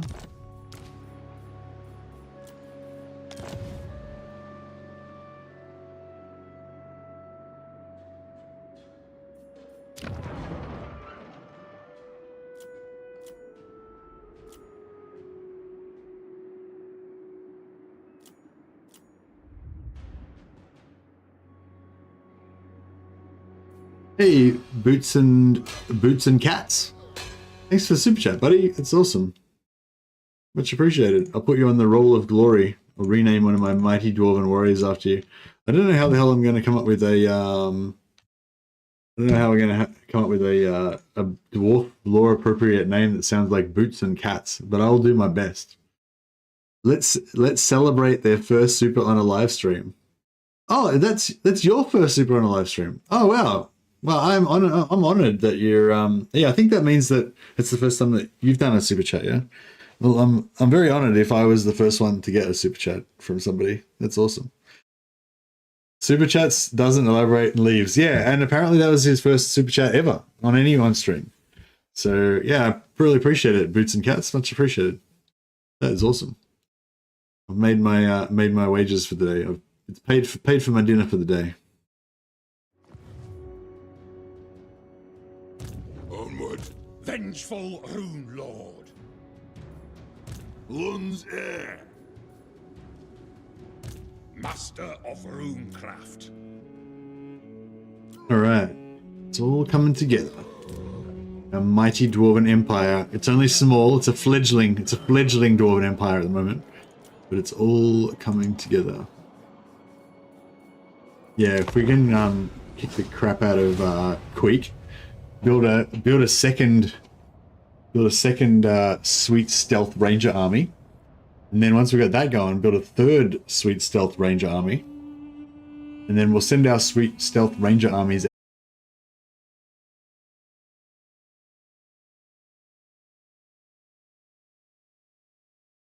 Hey guys, I don't know if you can see me, but yeah, I don't know what happened then.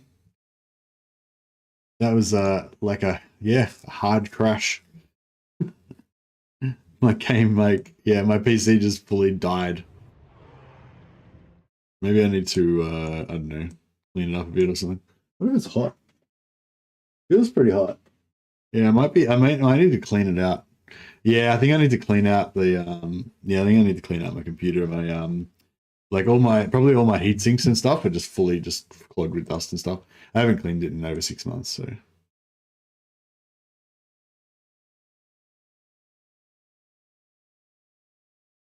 Hello again. Welcome.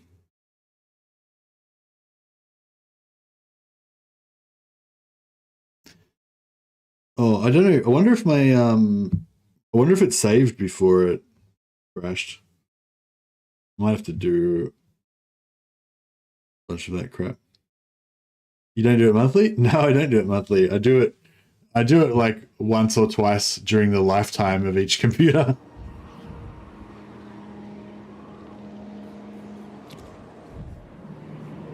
Yeah, like every time I upgrade my PC, it's lucky if it gets a clean before I upgrade to the next PC. Hey, Desnut.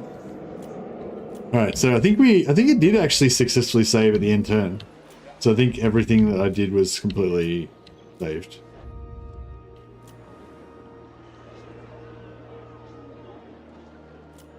Cool, I think we're good. Oh, do we have can we do any dwarf tax? Bring me Neferata's strategy beyond compare. You may gaze upon my glory. All right, yeah. These guys were trying to pay. They were trying to get me to pay them for an alliance. I'll give them a non-aggression pact if they pay me for it. I will not fail. Best I can do. Asap smile. It might only be 1 gold, but you know, it's the principle. Shall rise again. Everyone knows they paid me. I didn't pay them. All right, I'm gonna pay these guys. I'm gonna take the alliance with them, just so we can make it official. Hey Eric, always enjoy seeing the dwarves get some love. Who do you think the new legendary dwarf lord is going to be? I have no idea, buddy. But Malachi, probably the two that I'm most interested in is Malachi Malekson, who's the dwarf slayer engineer. I don't know much about him other than I think he appeared in the Gotrek and Felix books. I've read three or four of the Gotrek and Felix books, and he hasn't been in any of the ones I read. So I actually don't know anything about him apart from that he's a dwarf slayer engineer. But I think he sounds really interesting, and I also want to get slayer heroes. So like a demon slayer lord choice would be cool. I'm not that worried about that, but a slayer hero would be really cool. I'd love like an assassin style hero for dwarfs.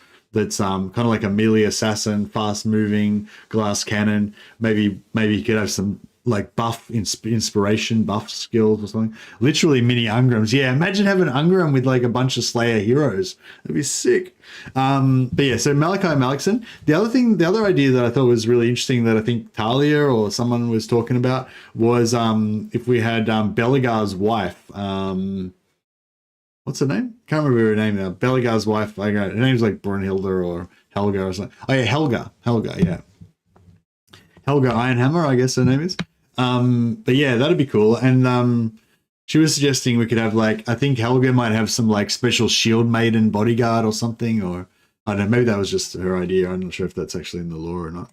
But anyway, yeah, I think Helga with some kind of Helga related stuff could be cool as well. But I think Malachi Malekson would probably be the better one. There's a mod with Slayer heroes. Isn't there a mod for everything pretty much at this point? There's a mod for everything, let's face it. Alright, so I think we're done. I think everything's done. I think I just had to click game turn. Hopefully this time it's not going to crash. Thanks so much for the super chat, by the way, Eric. I will add you to the roll of glory.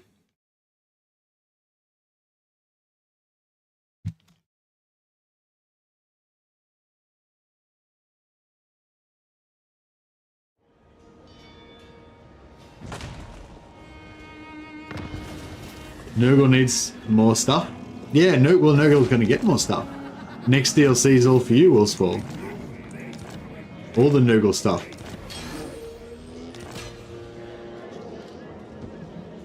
Look at this monstrosity. See if you can kill this guy. Pretty low chance. I'll leave that. I'll let him go over here instead. Agreed. I've cast the runes. No rune bearers? Nope. No rune bearers. Alright, that's okay.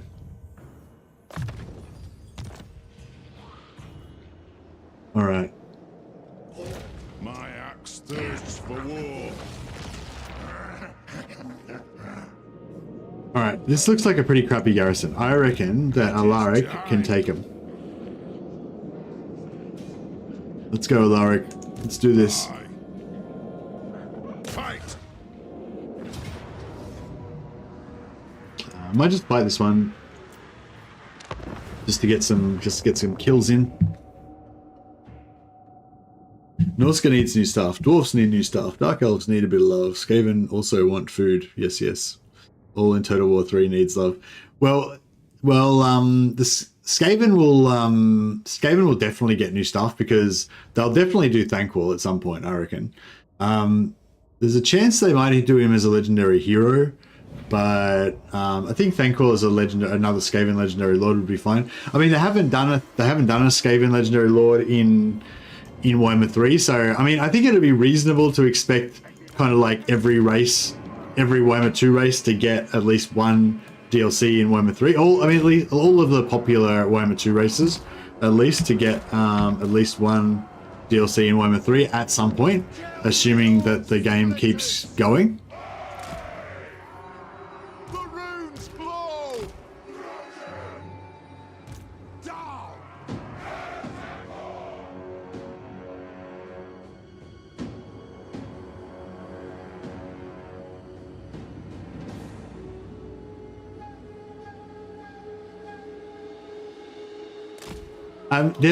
For those of you who didn't watch the interview with Legend of Total War and Great Book of Grudges, there was a pretty fun. I don't know if it's funny, but I don't know. It's not funny, but it's like it was an interesting. He made an interesting comment. Again, I don't know if I agree with. I don't know. Like Legend has his opinions, and I just don't. I'm just not qualified to know whether he's right or not. You know what I mean? But he's probably more likely to know it than I am. But yeah. Anyway, he was saying that because there's been a bit of concern that maybe, maybe Warhammer 3 is, in decline, or it's not going to get much more support or whatever, And he was saying that basically, at the moment, Warhammer 3 is pretty much the only thing that's making money for Creative Assembly. They'll probably make a little bit of money from Pharaoh, but maybe not so much. Anyway, he was saying that basically, basically he was saying that basically if the player base doesn't buy any other games, so Creative Assembly probably make more money from new games than they do from DLC. Like if they bring out a new game, then they'll sell a bunch of copies of the new game for like $100 each, and they'll make a lot of money. Whereas if they sell DLC, they can only sell it for like $20 or whatever. They can't sell it as expensively, and also much fewer people will buy DLC. Like a lot more people will buy a whole game than will buy DLC for a game, apparently. So Legend was saying, so if Creative Assembly brought out a new game and it was reasonably popular and they sold heaps of copies and stuff, then they wouldn't necessarily need Warhammer as much anymore, because they'd have a new source of income. You know what I mean? But if Creative Assembly brings out a new game and no one buys it, and it just is a complete fucking failure, and they just lose heaps of money on it, then they'll have nothing else to do except for keep making more Warhammer 3 DLC. I'm sorry, I don't know why I'm laughing, because that'd be a pretty terrible thing to happen, I'm sure. But yeah, I just thought that was an interesting take on it. I don't know if that's how things really work or not, but yeah, I thought that was an interesting take.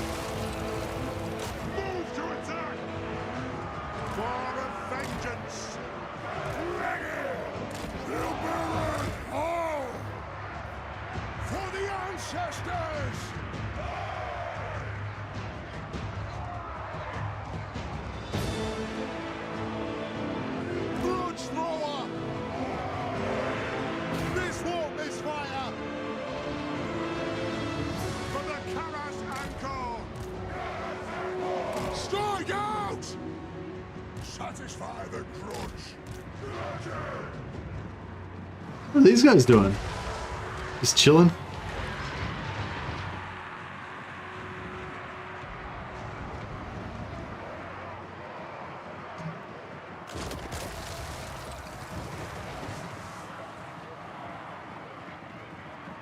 I want Thankful. Maybe if he's under no first control, he'll finally succeed.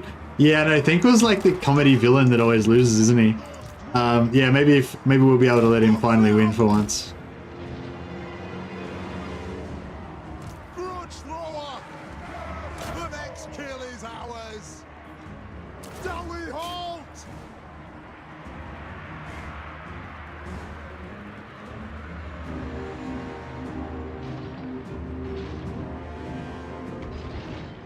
Hopefully the failure of Hyenas and Pharaoh will make CA invest more in extending the Warhammer Total War franchise license.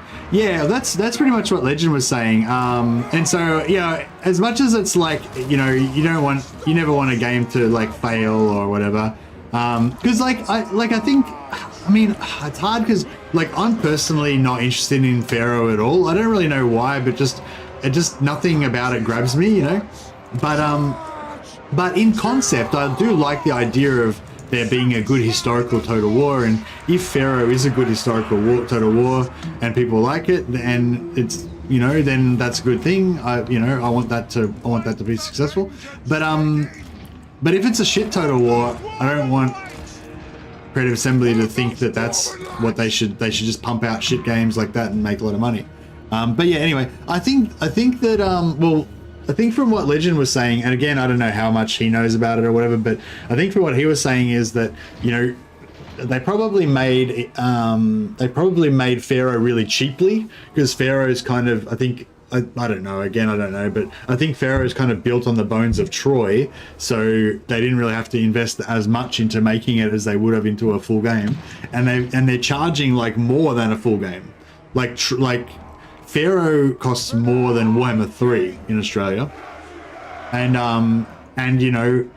it would have probably cost them a fraction of the cost that it cost them to make Warhammer 3 in terms of development cost. So even if Pharaoh does like completely terribly and utterly bombs, they'll probably still make their money back. So you know. But going back to what I was saying originally, they won't be able to keep making more money out of it, you know, if it really bombs. Whereas Warhammer 3 is kind of the same thing. Like, they've already made the thing. All they just do is keep pumping out DLC. It doesn't cost that much development time. So it's better. They're better off, rather than keeping investing in Pharaoh, they're better off just going back and investing more into Warhammer 3, you know?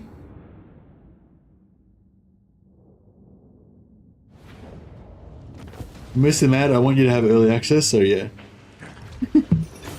That's alright, Carnivore. They won't cut me off for like just talking about stuff.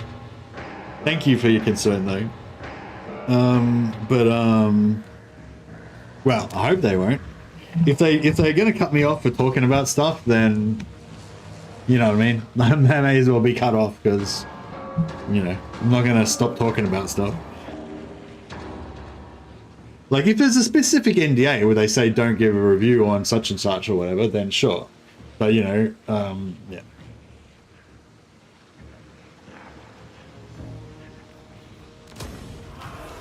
But yeah, they haven't told me to, you know, not give my opinions about things or whatever. They only give you like specific NDAs, like you're not allowed to talk about, you're not allowed to show this, you're not allowed to give a review until after this date, that kind of stuff. So hopefully it should be fine. Gotta stay true to yourself. Yeah. I mean, I definitely hope they don't ever blacklist me, or I don't ever do anything that gets me blacklisted. And I definitely would, like, I'm not trying to act like I'm all hardcore and stuff. I definitely would try to modify my behavior to avoid getting blacklisted, because I really don't want to be blacklisted. But yeah, I mean, if they were gonna be total Nazis about it, then there's probably not much I could do about it. Like, sooner or later, I'd get blacklisted if that was the way it worked, you know. To battle! So hopefully that's not the way it works. All right, I think we're giving Queek a good old login. How are you feeling, Queek? Got 4 settlements left. So 1, 2, 2.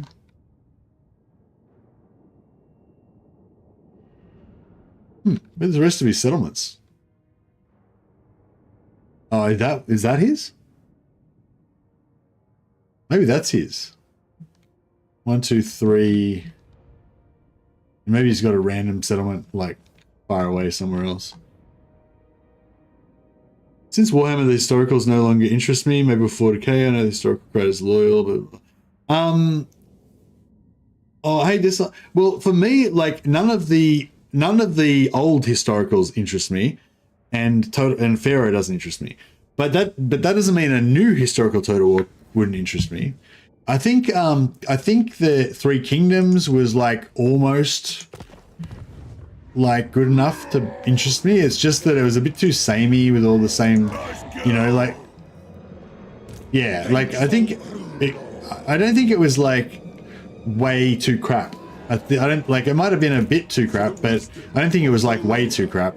It's just wasn't quite the right thing to interest me or something, you know.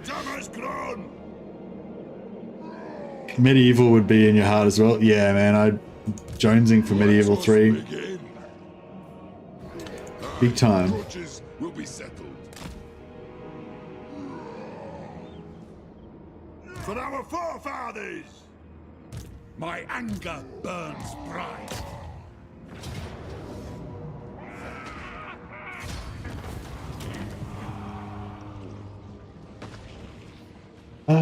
We'll just occupy.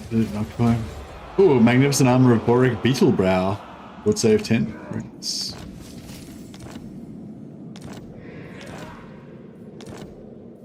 Yeah, good thing is once you get to that 400-500% research, all the researchers only take 1 turn, so you can't forget. You can never forget to cancel your research. So that kind of works out. Grudge bearer. My friends and me still play Rome 1 and Medieval 2. Oh, really? The graphics are dated, but the gameplay is still good. Yeah, I kind of like. I kind of still want to play Medieval 2, but every time I do, it's just so old. Like all of the interface stuff, and like you can't control your units properly because like you don't have any of the tools to like, you can't like draw things. Like yeah, like half the interface stuff in battles doesn't work. Or it doesn't, you know, it's not that it doesn't work. It's just it's not in the game because it was only designed later. But yeah, I find it really hard trying to go back.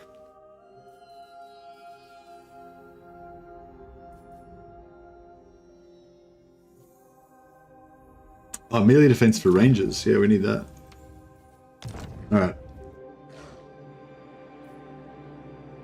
For the wisdom of Valea. So we'll get rid of that. And should I build a ranger? Maybe I should build a ranger spot here. I'll just build ranger spots everywhere.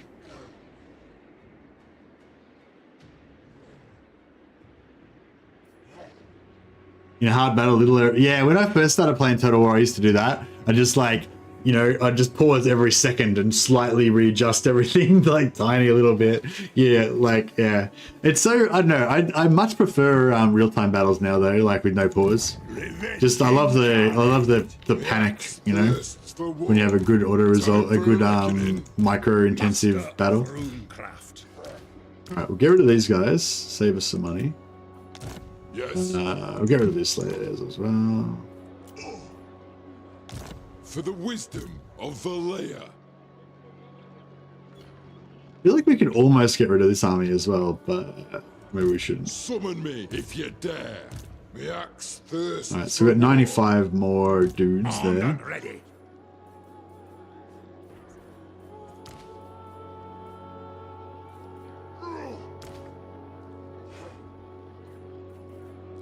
Rune, Ricky. I up. Rune Lord. I. What do you want? Can I help you? Let us begin. For the wisdom of Valea. Alright, Burundan Stoneheart. You mighty bastard. We'll put you to bed, actually. Put you to bed for a while. But you'll be back.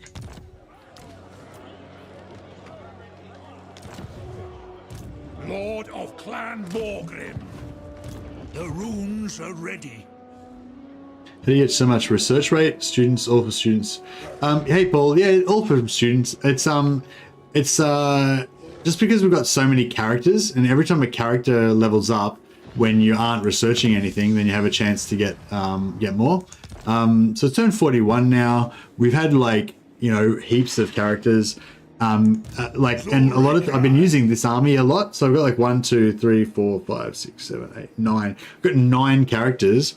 And every time I fight a battle, you know, potentially all 9 of those guys level up. So I've got like a 10% chance for each of them, or 15% chance or whatever it is for each of them to get one. So yeah, so when you're using a hero stack, especially if you have 2 or 3 other armies reinforcing, you're just constantly having like 10, 12 chances for the archivist and the student to drop every turn. Dwarves have 2 of them. They have student and they have archivist. Both of them give 10% research. So so dwarves plus Belegar equals crazy early technology boost from all your archivists and students and stuff. Ancestors would be proud. What?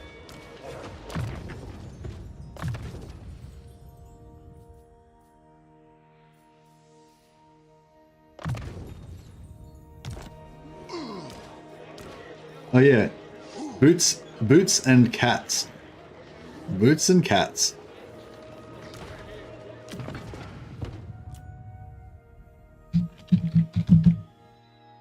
Boots and cats.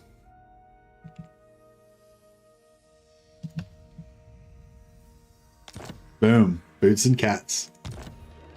And I reckon I nailed that one. And Eric Wood. Oh yeah, actually we needed a name for this mighty lord because he's still called Alaric. He shall be named Elric.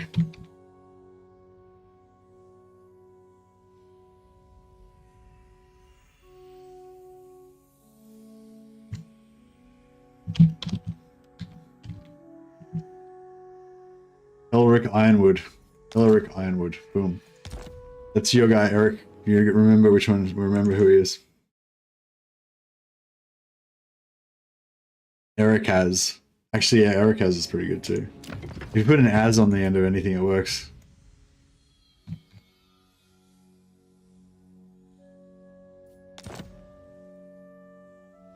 Jeez, mate, didn't expect the boots and cats dwarf. What an honor. Yeah, no worries, man. Thanks heaps for the super chat. That was really generous as well, by the way. Cheers, appreciate that.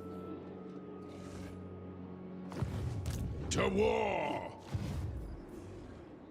Yes. Yeah, you guys are too good to me. I suppose so. Eric's there as well. I'm glad you guys are still around. Belegar Ironhammer. All right. Ready. We need more rangers. That's the only thing. Yes. All right, I'm gonna pop another lord here just for recruitment purposes.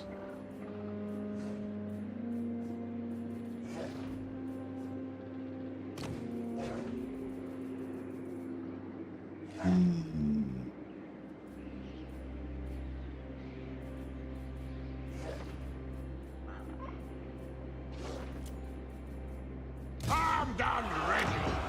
Armed and ready. Can I help you?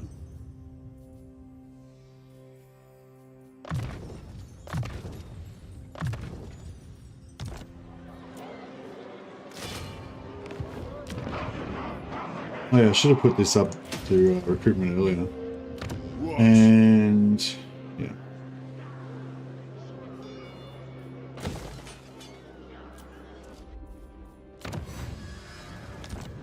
All right. Well, I think we've pretty much kicked the crap out of Queek. We must be pretty close to getting our thing.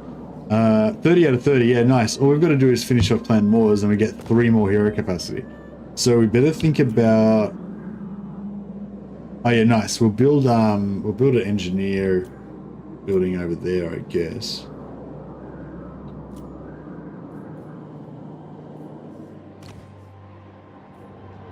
Oh, I should have built that. That's fine.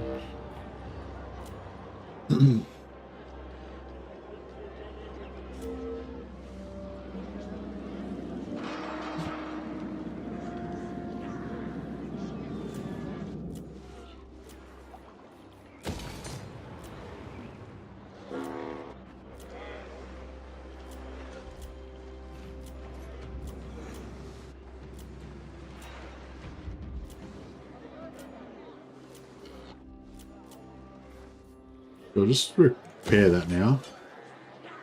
How much is this? Oh, repair that was cheap anyway. Yeah, these are all cheap. May as well repair them.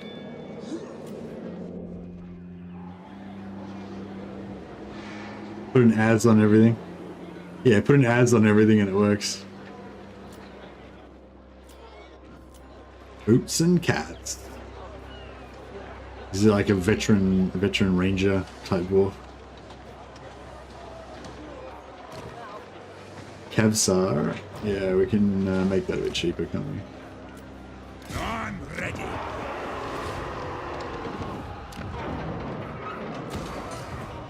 Vengeful Rune Lord.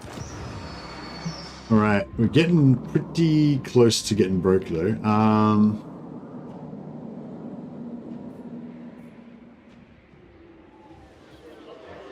Ready. I do. Yes.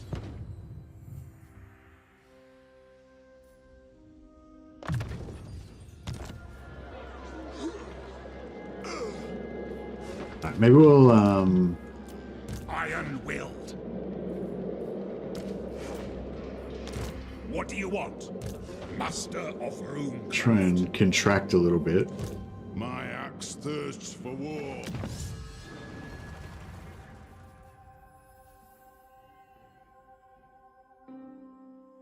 Maybe we better just keep going for economy first.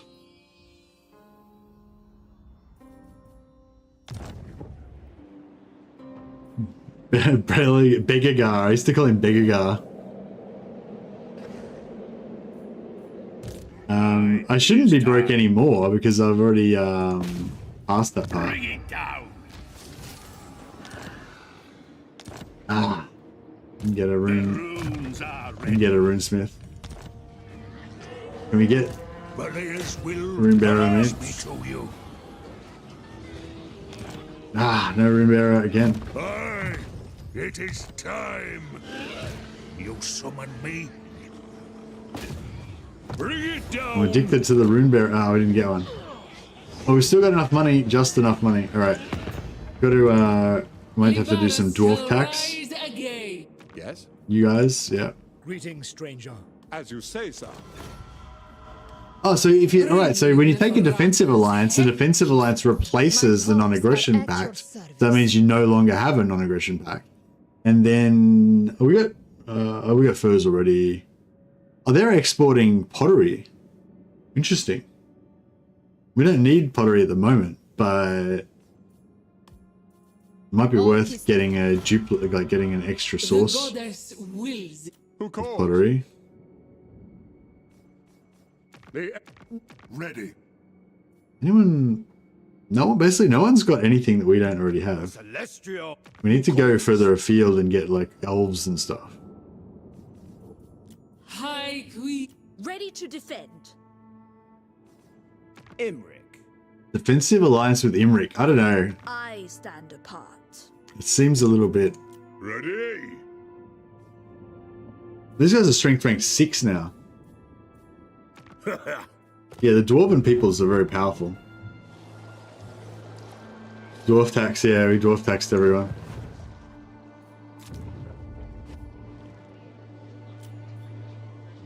Yeah, you used to have to ask for a few hundred. Now you can just you can sort of auto balance how much they'll give it to you. You can't, yeah, in Warhammer 2 you could do that. You can't do it, you can't ask for money for no reason anymore usually. If you ask for money for no reason, it counts as extortion and it reduces your reliability. You can only do it for like an actual deal.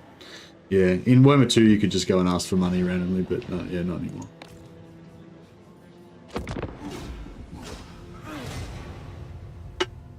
Step forth, true friend of the Angrund clan.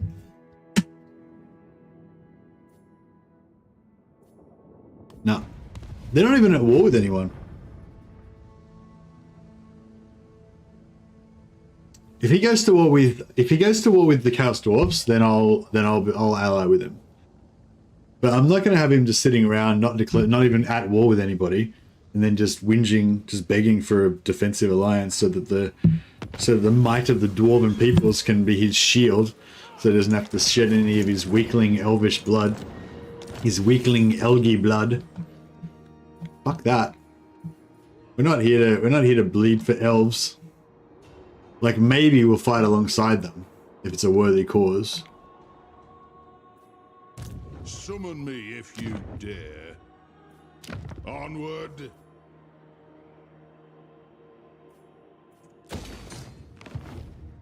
For the wisdom of Valea. Move! Master of Runecraft. Vengeful Runelord.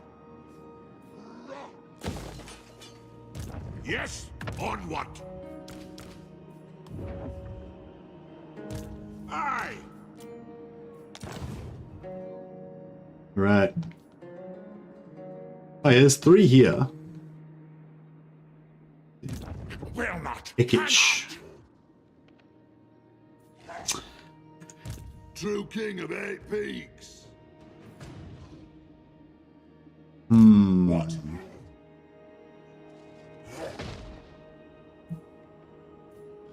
On my way, Lord of Clan Moarr. Belegar. Alright, I'm gonna... Is Carrick Adskull... That's the capital, alright, cool. I'm gonna go in ambush stance. I'm gone. So that they won't know where we are. By my hammer it will be done. On my way.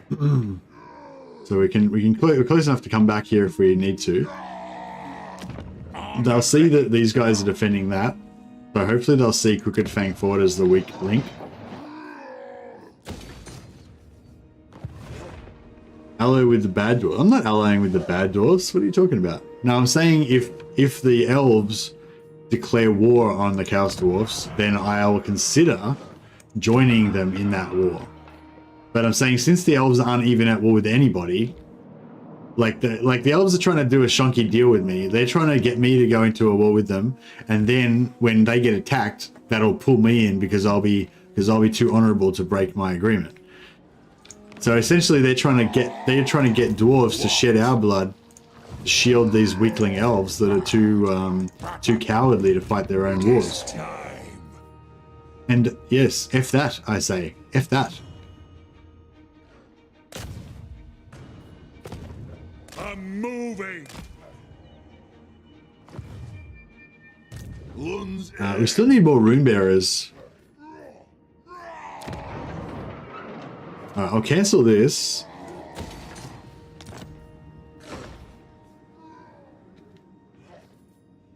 We can build yeah, we can build a tool maker instead. Trinket maker, sorry. 800 gold. Where are we in Crooked Fang Fort still? True King. Crooked Fang Fort, yeah, we're still there.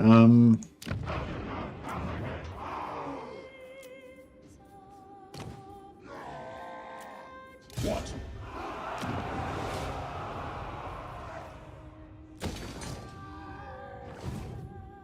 My anger burns.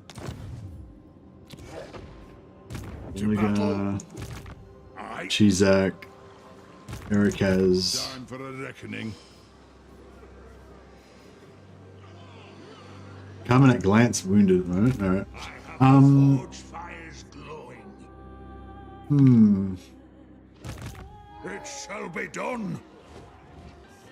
Your ignorance shows. 22%, that's slow.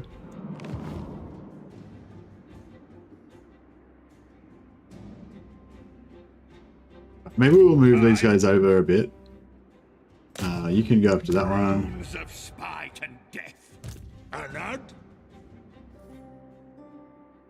No, you can all go up to that one. That's fine. I'll surround the enemy in dark runes.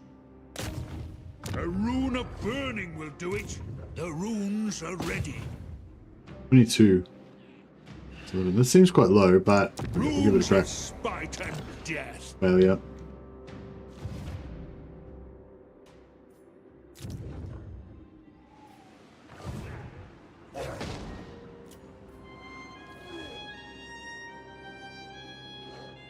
My axe thirsts for war.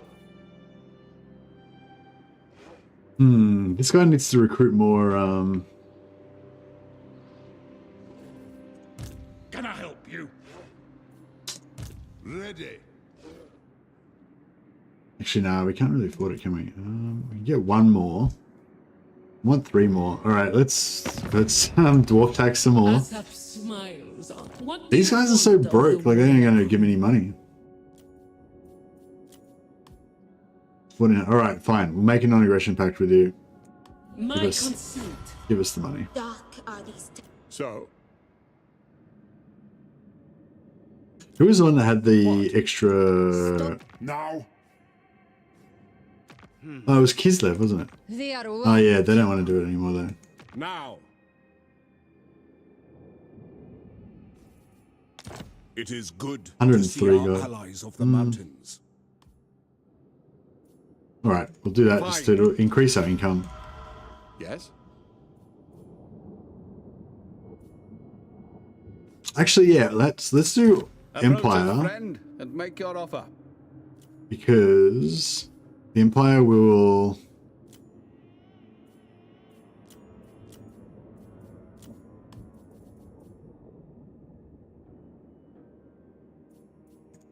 Sigmar's will. The Empire. Favored daughter. What? Military alliance with... Yeah. Hail, mountain lords! May your horde increase. Yep, that lines up with our morals. As you say, sir. Ready to defend. So yeah, we did invest in technologies at the start of the game to give us good relations with all the kind of good factions. So that meant that's sort of part of the reason why it's so easy for us to get cash off all of them now. I'll do one more turn of recruitment. We probably don't need like full stacks of rangers in every army at the start. The quicker, because this army over here is basically meant to replace this army. This shitty army here that we don't even want, we're paying 2,000 gold a turn for that. Let us begin. So yeah, the quicker we can place it with this army, the better.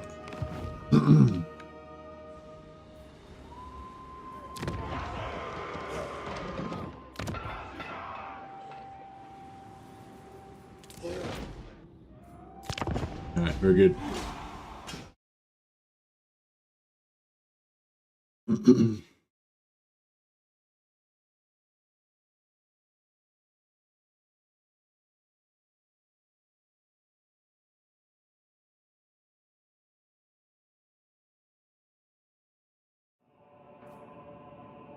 No. Oh, no. We don't need to. If we need to, we can always do it later. Hey, Jalen. Oh, the campaign's going fantastically. We've taken back our ancestral holds. And now we're about to crush the last of our arch enemies, Queek Headtaker. We've already defeated him in battle twice. We just got to wipe out the last of his filthy Thagoroki kindred. One rag. Nothing to do here. Let's go. Let's see what the rune of fire will do.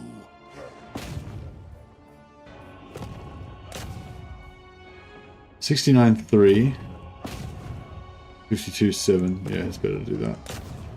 I'll surround the enemy in dark runes. 42.8. Yeah, that's pretty good. I'll surround the enemy in dark runes. Nah, no rune bearer. Onward! Arcane winds under control.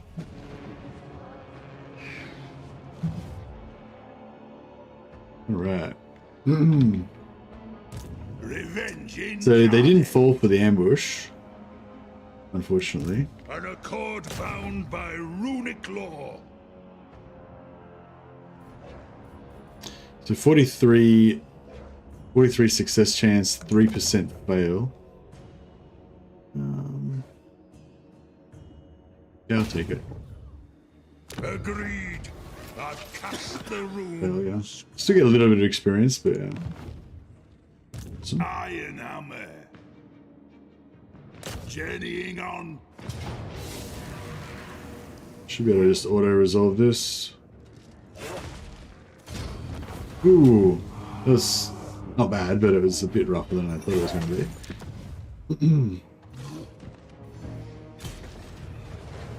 Beer tankards, it's always the right way to go. Yeah, 66% of people agree that we should focus more on getting beer and tankards than we should on cleansing the underway of Skaven. I'm not sure if I mean, I think they're both equally important. I think you definitely, like, you need to kill the Skaven, 100%. But you definitely need to make as many tankards as you possibly can. It's as good as done. So I think, you know, I think both of those things are true. I'm going. Right, put him there. I'm not too worried if we lose Crooked Fang Fort. It is tier 2, but it's not like the end of the world if it goes down. For the wisdom of Valea. I reckon there's almost no chance that they're in range to attack him if he force marches here, but My axe thirsts for war. I'm a little bit scared. Eric has Ironwood. This is your first chance to get eternal glory by dying due to an unwise force march of me. So we'll see how that plays out. We've got our Grumroll picks, prospecting, salt mines, pottery, production time. I don't think we have any of that stuff. Gold mines, like quarries. Yeah, I don't know if we have any of that stuff either. Oh, where's the Valea's protection? Is it Valea's protect? How do we get the Valea?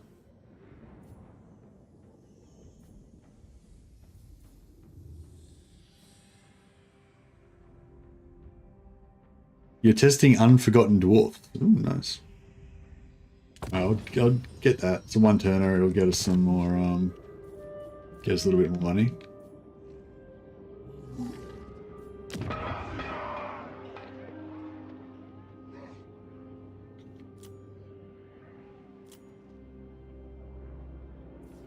This is not bad. If we kept that, we could actually use it to recruit iron. Oh, we could buy. Oh, we could use it to get artillery. Yeah, okay. I might get rid of this, and then we can replace it with some artillery from over here later. I will do as you ask.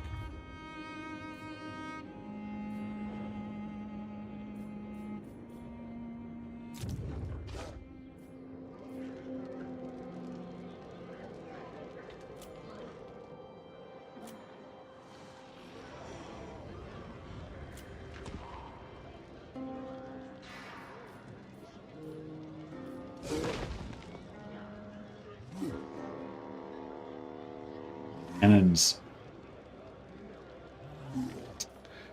I should get some dwarf cannons. I mean, I tend to go for grudge throwers, but cannons are pretty cool, aren't they? I feel like cannons have the cool factor, which can't be underestimated.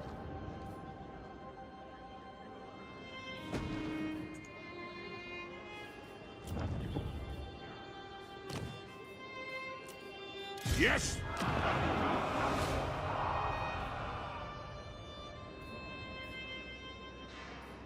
Alright, so we need an engineer, which we can get up to tier 4. And we need one of these bad boys, which we can't afford.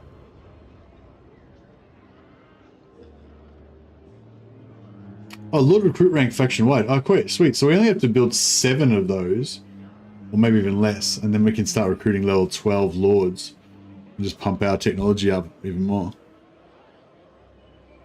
Grudges thrown by cannons are more in the face. Yeah, exactly. They throw them directly into the face. Yeah, I saved Thorgrim. Yeah, Thorgrim's going strong. He's probably never going to confederate with me now because he's too strong. But that's alright. My anger burns bright.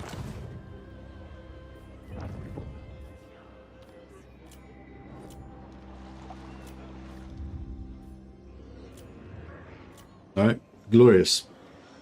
I think everything is precisely as it should be.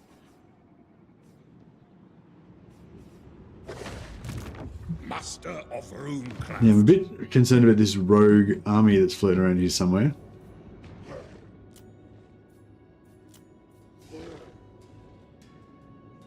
But we're going to find out where they are pretty soon, I would imagine.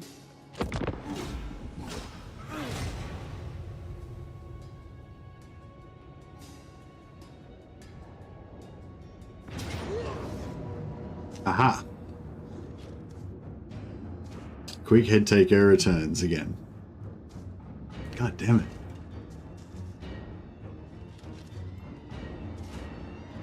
So we can't retreat because it's a settlement battle, but if we go into the battle, we can retreat. Yeah, we can get these guys to leave. I forget now if you. Oh yeah. So I think I figured out last time that if you have allies reinforcing and you concede the battle before the allies come on, then I think you still actually take damage on the reinforcing guys. But I think if you wait for the reinforcements to get there and then you retreat them off the battlefield without taking any casualties, then I think you don't get any casualties. You don't take any losses. I think. So we'll try that. We'll basically just move them as far away from our reinforcement point as we can.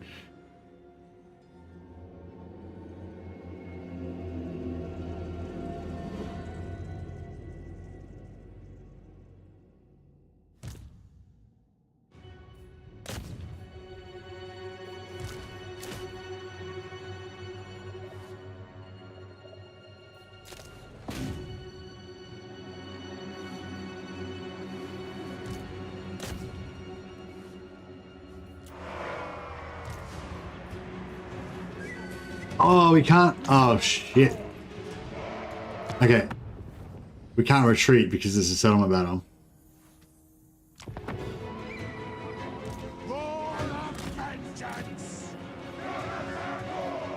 Alright, we'll just concede. And hopefully this other army will just retreat away. Cool. Yeah. 0 losses. Okay, that worked out. Yeah, but if I had have conceded it before they came on, I think that they would have taken auto resolve damage, just a little, maybe a little bit. I think that's what happened last time. I can't quite remember.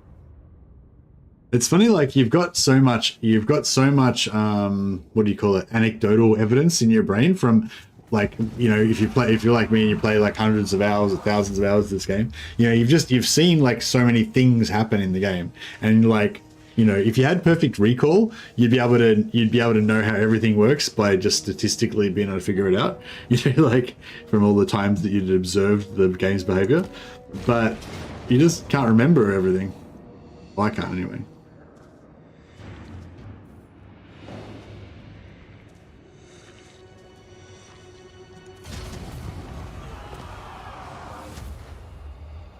Oh, they didn't occupy it.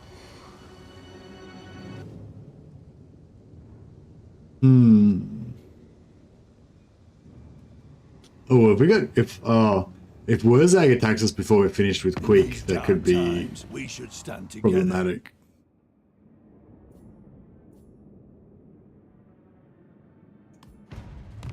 Only true vengeance will make me happy.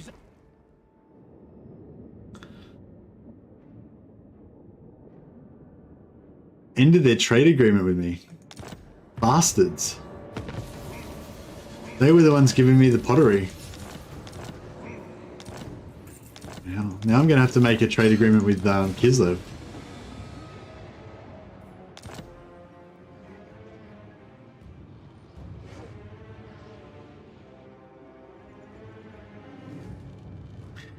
Anyone tried Heralds of Ariel campaign lately? I don't know much about the flow of the campaign. Is that the Sisters? I haven't played Sisters since Mother of Stenkia got added in. I think that's probably pretty different now. Wonder how the AI behavior is random. Yeah, the AI is there's hundreds of decisions that get made by all the AIs in the campaign, so every campaign's, you know, quite different. But even more so now because they changed the faction potential. Like each faction's got apparently got a thing called faction potential, which is like a number that indicates how strong that faction is supposed to be in this campaign. And yeah, as of 4.0 was it? They added in it. Now the faction potential is randomized apparently for all the major factions. So you know, so in one campaign they could be really strong, and next campaign they could be really weak, and mixes it up. Vengeful Rune Lord.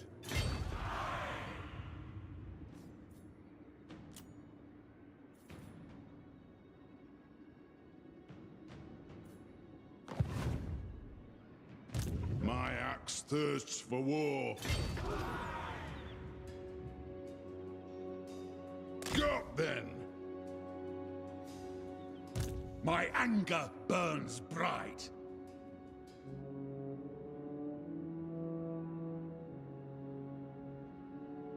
Heading out. Time for a reckoning. The throng agrees. Iron-willed, if you say so, beardling. Onward!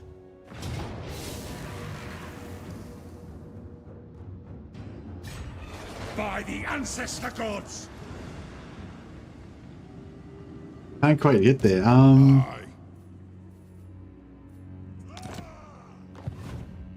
For the the wisdom of Valea.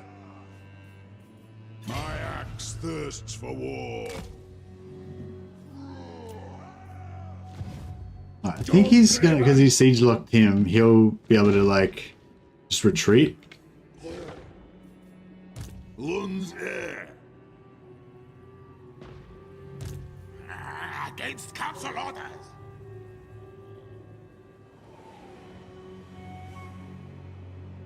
Yeah, did he confederate him maybe? No. So he's got three settlements left, I believe now.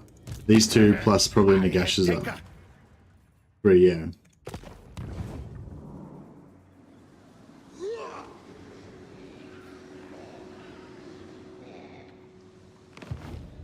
Yeah. Well, the faction, the side that you're on was normally gonna win. Generally, how it works. These guys, did they just declare war on me this turn, or were they already at war with me?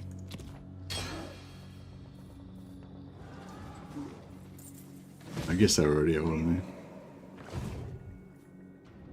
Revenge incarnate. Journeying on. Alright, yeah, I figure we can probably take their settlements faster than they can take ours. So we'll try to just keep pushing.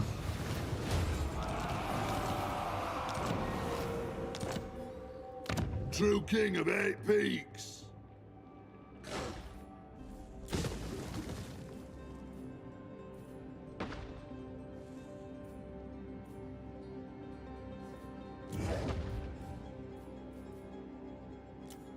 Let us begin. Yeah, a little bit of a discount. Boom. Time for a reckoning.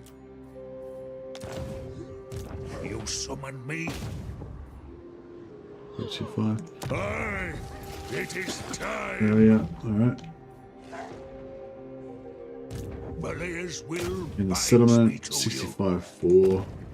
In the army, it's 48.9. Alright, we'll go to the settlement. you. A rune of burning will do it. Success. And no rune, no rune. Ready. Alright, let's try this one. The runes are ready. I'll surround the enemy in dark runes. Hey, you got a rune bearer. So even though he failed, it's just if you level up, then you have a chance to get one. Alright, nice. Yeah, I think we definitely got enough rune bearers now. We'll keep slowly trying to get more, but it's not such a big deal anymore.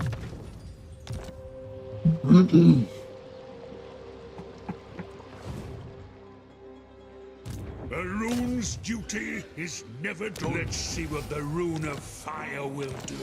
Hey, another rune bearer. Nice. Alright, we're set for rune The bearers now. runes are ready.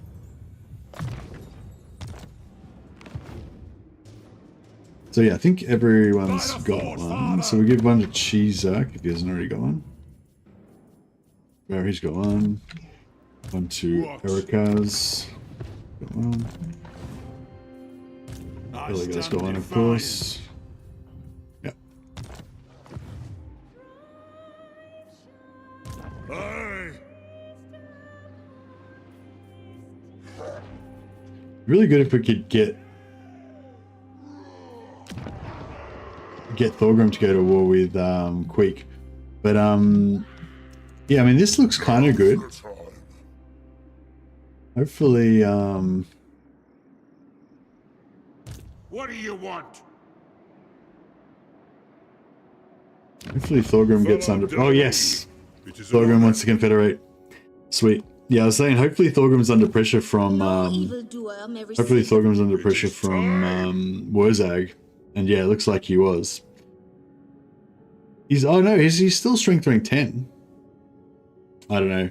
But yeah, just get those positive relations and just hang out with them for ages and just hope that they do it. Greetings, honorable ally. Alright. This is gonna yeah, this is gonna change things a bit. Do not live to tell of it.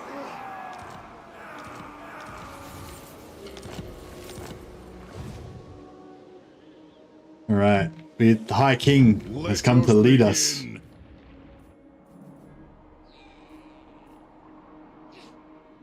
Our Arcane winds under control.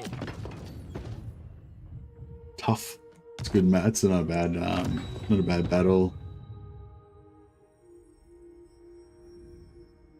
bad battle. Battle skill. Arcane winds under control. Let's just go Grimnir. Oh yeah, that's a good one as well.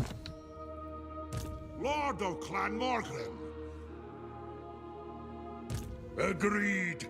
I've cast the runes. Cunning. Yeah, that's all right.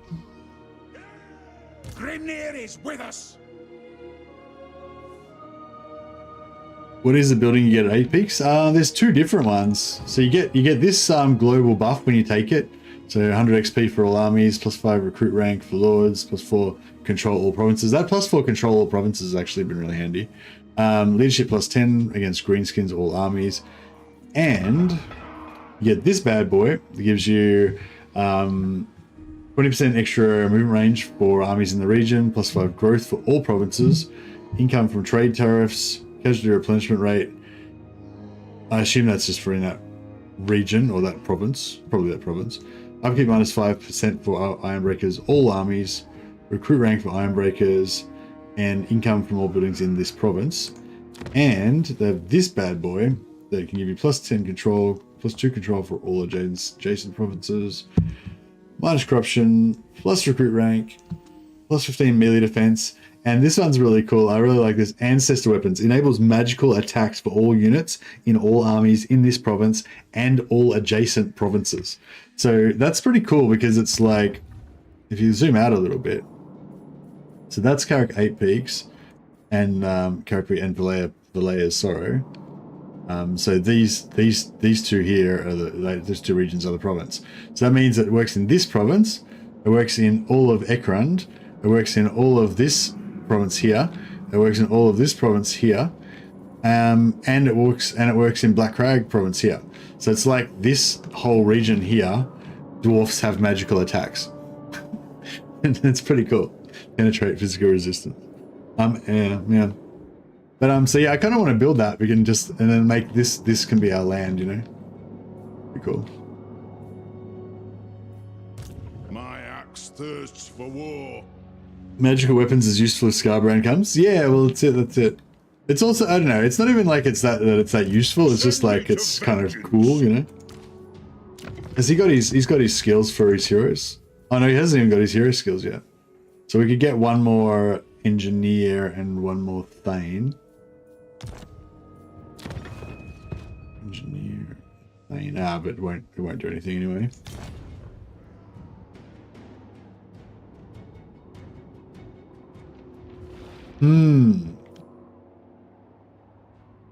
I'll cast the runes.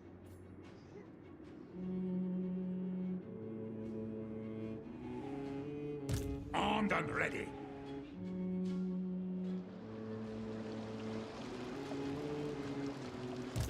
Lord of Clan Morgrim.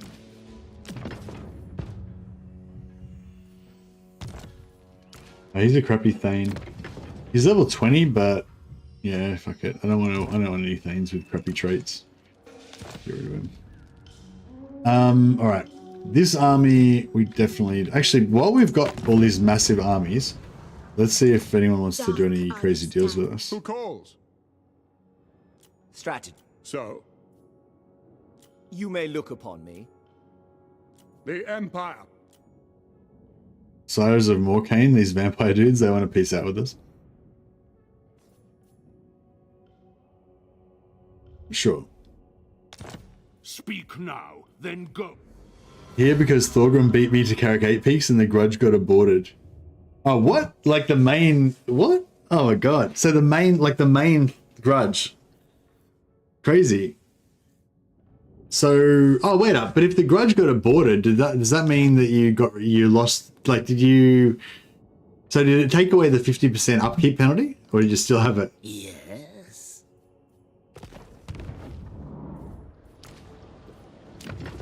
I assume at least it took away the upkeep penalty, right? Banner of the Lost Olds. Rune of Dismay.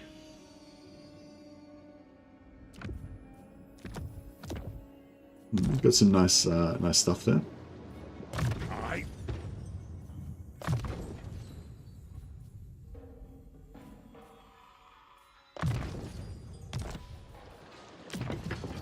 Alright. Can we give him an archivist?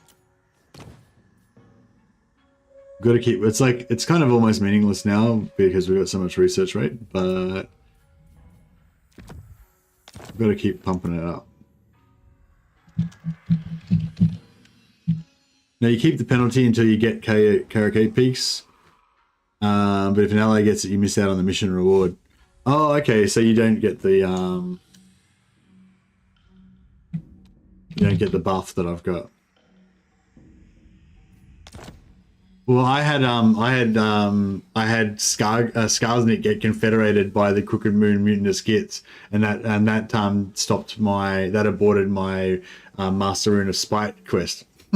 So I think if I was you, I'd probably almost rather have the Master Rune of Spite that you got and miss out on the buff. Like the buff is cool, but having 2 Master Rune of Spites is really cool as well.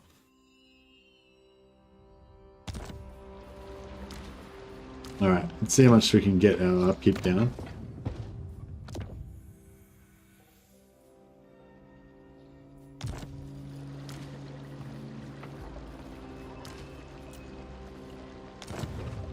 Gotta pay Thorgrim for your land? Yeah, you gotta buy it back from him.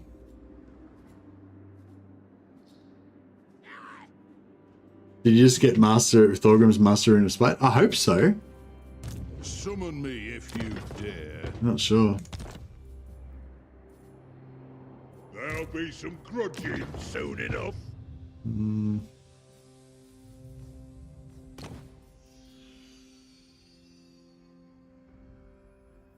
Nah, I only got the 1 Master Rune of Spite. Bummer.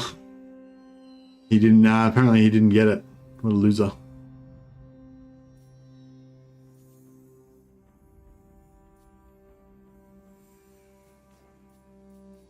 Yeah, it's not like Belegar would stop going after him just because he got confederated. He'd be going after him just as hard. Yeah, we've got no pottery now. No even. Yes? Okay. Who has got pottery?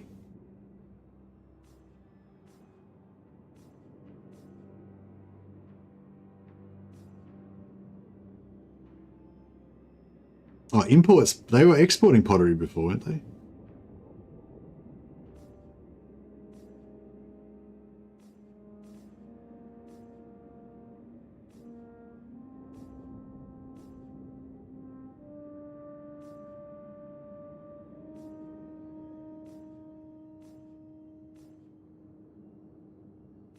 I can't believe the fucking wood elves fucked me over.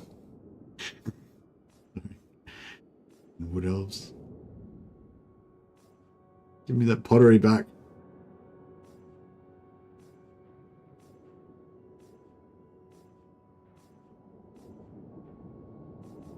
Man, where is the pottery at? Apparently this is the only place we can get pottery from. Wish that Rapance would take this freaking settlement so she could sell me some pottery. Empire should have it next to Stirland. Yeah, Empire should have it. Like, Reichland can build pottery in Altdorf, but they just don't.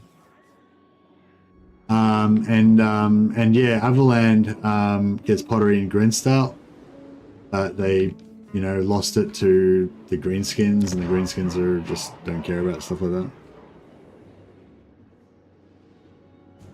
Yeah. So no more Ironwood and Tankards. I did secure the pottery, but then I lost it again.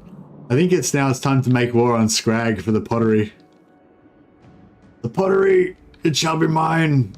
We're gonna just annihilate Scrag's entire race for the pottery. Aye.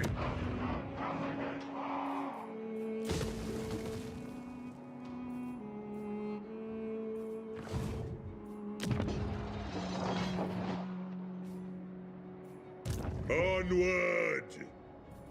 I want to keep his Gyro Bomber. Oh, no, I don't like Gyro Bombers. I like Brimstones.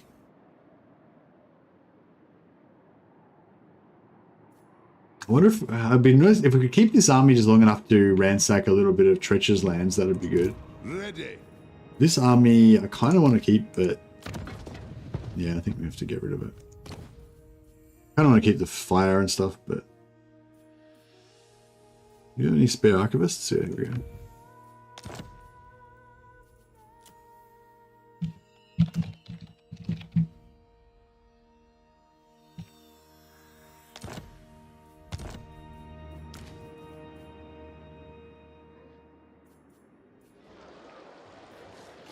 So we could just start rampaging on him right now. I do.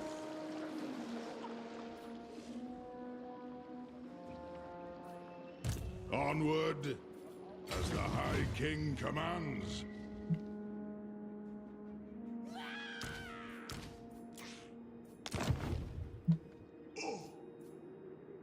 We need pottery for the Tankards, we sure do.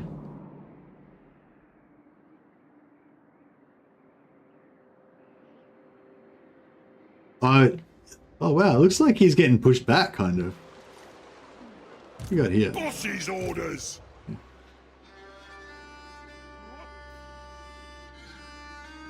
Yeah, should we just take the... I don't want to hold these crappy lowlands, though.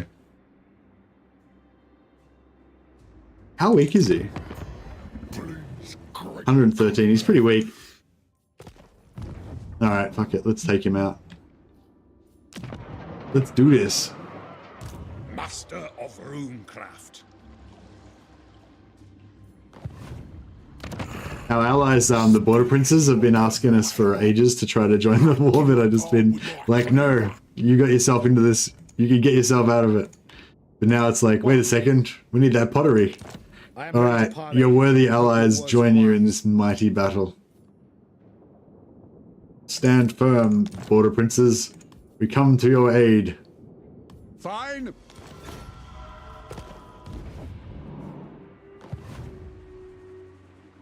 Yeah, hopefully they don't take Zarexil, otherwise that'd suck. What do you want? It's Akendorf's level 1, so we may as well My sack it. anger burns bright. To war!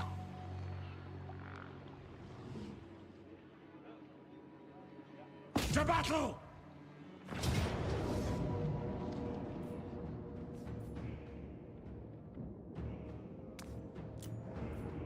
Oh, For the king! who's this For guy? me! Igram Grunson. It's his deal. Tough. No, we don't want him to be... We don't want him taking all the glory.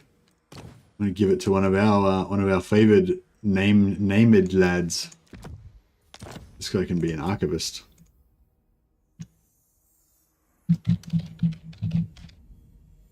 Most dwarves in our society just study books and stuff.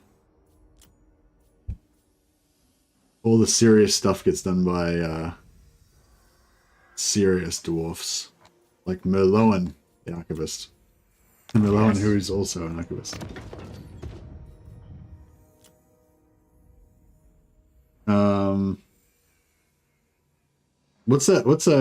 We need to give him a new title. So I need something. What's a good title for Merloan? I want something that says something, you know, that sounds like, you know, the Fist of Thorgrim or something like that, you know. The Hammer of Judgment, that kind of vibe. Most of my dwellers are researching brewing recipes, yeah. Exactly. Oh, am I researching right now? No. Grimnir is with us.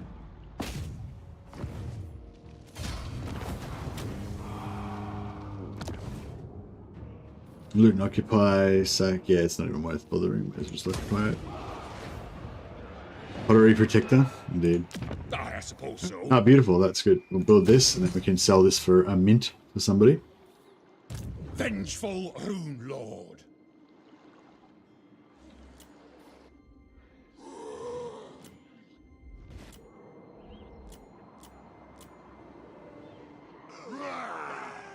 For the wisdom of Valea. I'll get another stack down here. We don't really need this stack, but nah, we'll probably get rid of this. Get rid of this one, yeah.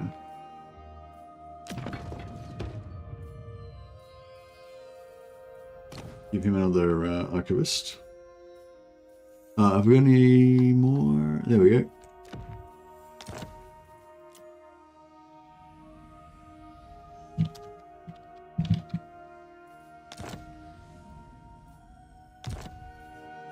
All this beer talk's getting you riled up. Now that Wurzag's not at war with Thorgrim anymore, I wouldn't be surprised at all if he comes after us. By the Gamma's Kron!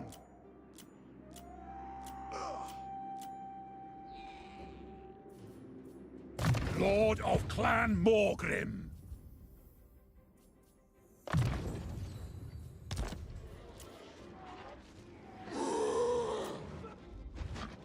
All right, we can almost afford it now.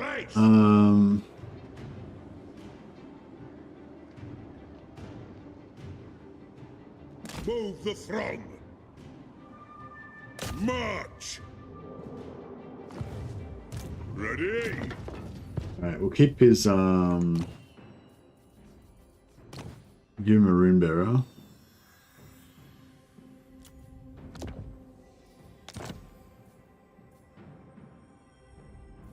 And yeah, we'll give him a low on the rune bearer as well. All of our main army leaders need rune bearers.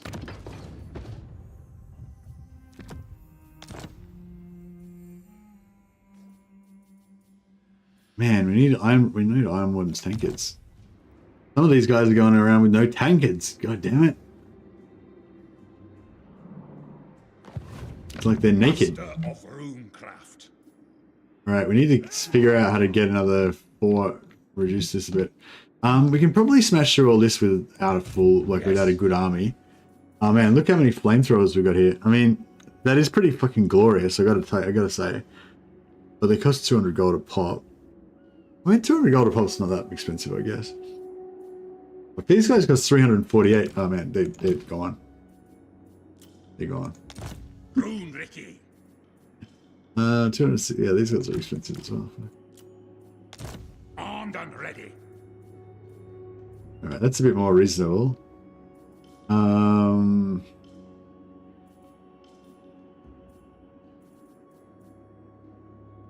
That's good enough. That's good enough. Need tankards for all, exactly. Well, we're going to war to secure the pottery down here. Once we've secured the pottery, then we can make peace. So these are expensive, yeah. And I don't really understand why, because I feel like I think the unbreakable is really valuable, like in multiplayer. But I don't think it's as valuable in campaign. Yeah, like in I guess desperate battles where you might otherwise lose or whatever, like unbreakable can be really good, sort of like insurance. But most battles are not desperate battles, and it's not, you know, good value the rest of the time. I guess. Yeah, I don't know. Basically, I can see the value in multiplayer, but I think it just doesn't quite equate in single player. Yeah, so long story short, I think that Slayers should be cheaper in campaign.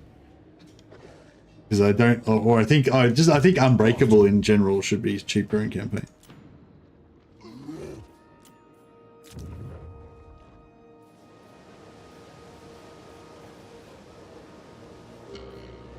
Oh yeah, so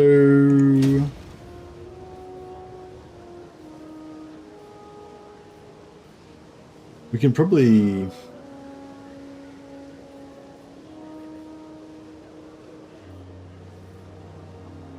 I don't know, we can probably get rid of some of this stuff. We'll probably get rid of the ranger building.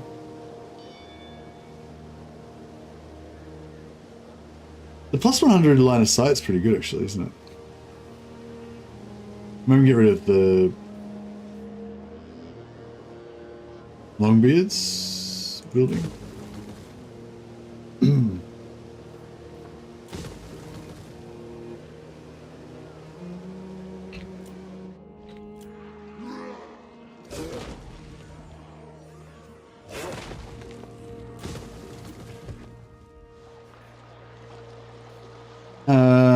Verinky Hills. Oh, I might keep that and sell that to somebody as well. Yeah, what is he doing? What is he doing in the Wastelands? Damn guilt.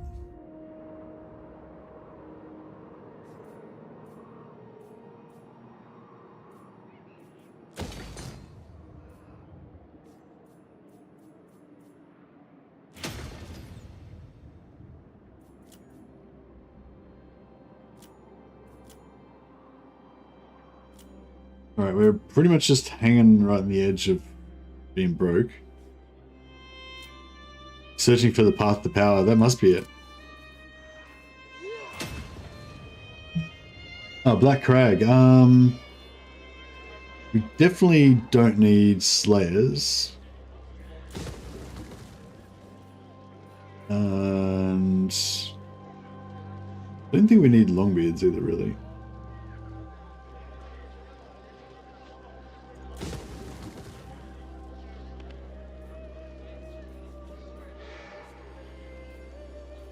I might keep the artillery just for a bit.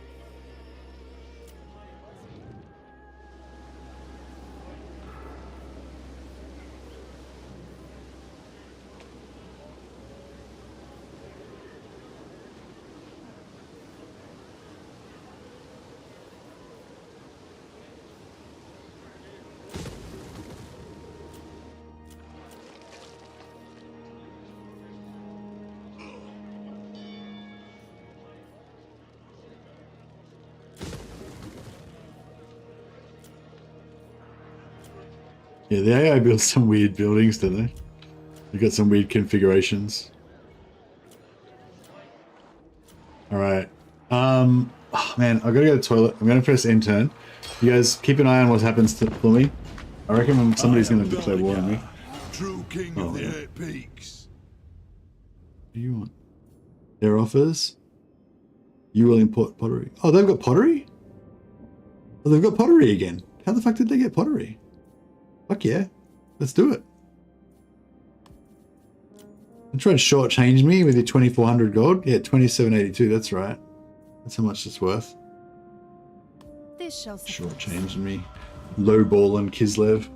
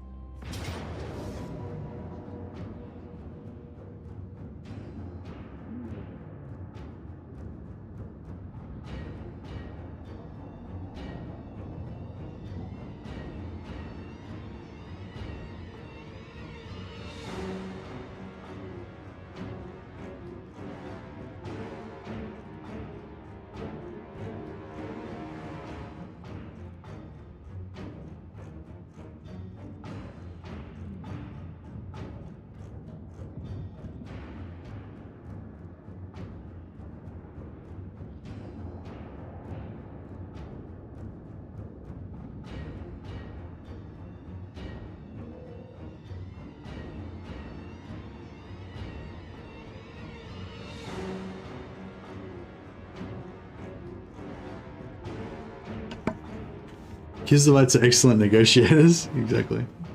Wow, I guess we don't need to kill Scarag now. Oh well, I guess we already did it. Okay, so retreat, but that's fine. He should still be locked in. Just trying to pin him there in place until we can get enough forces to take him out. Well, and we don't want to slow down our advance of like knocking over his other settlements, so. Yeah, dwarves just get angry and like smash the table and stuff. Or they're just really grumbly.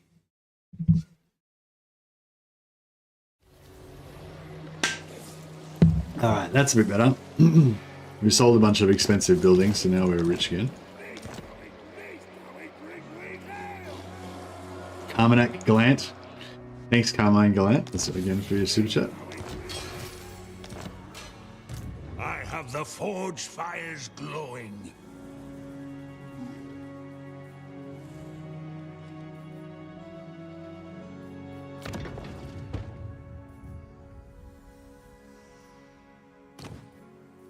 Alright. This guy I'm going to send up to be part of the new army. You summoned me. Bring it down!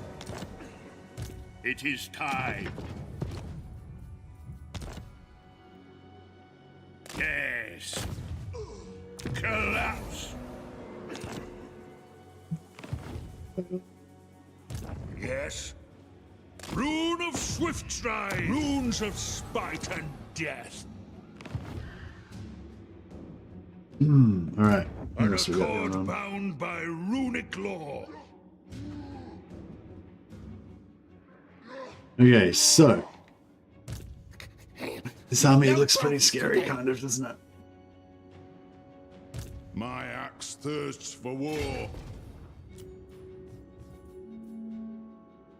Gyro bomber. I reckon the gyro bomber should have siege attacker. That would be really cool if you could have that as a siege attacker instead of having to have artillery.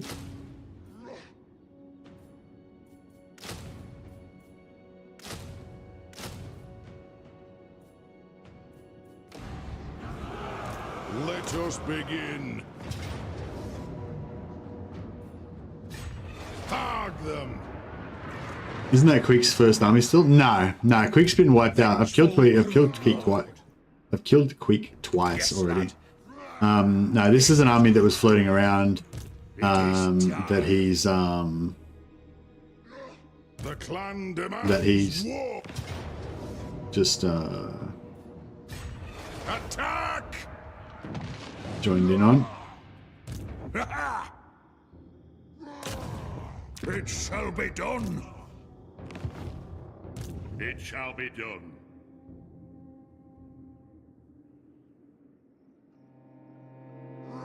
Beards in belts. Fight! Yeah, I'll give him two runesmiths in his army plus an engineer. Ready axes? Yeah, that should work.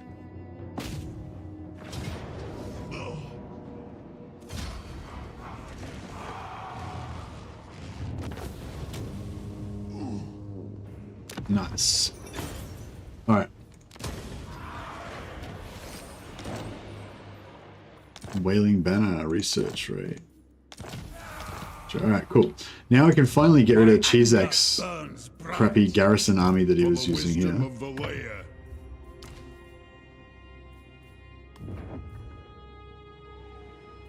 I don't think we need Chizek's army anymore.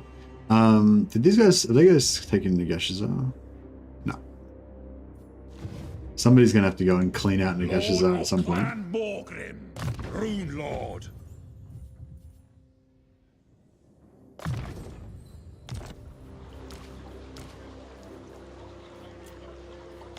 Aye, up.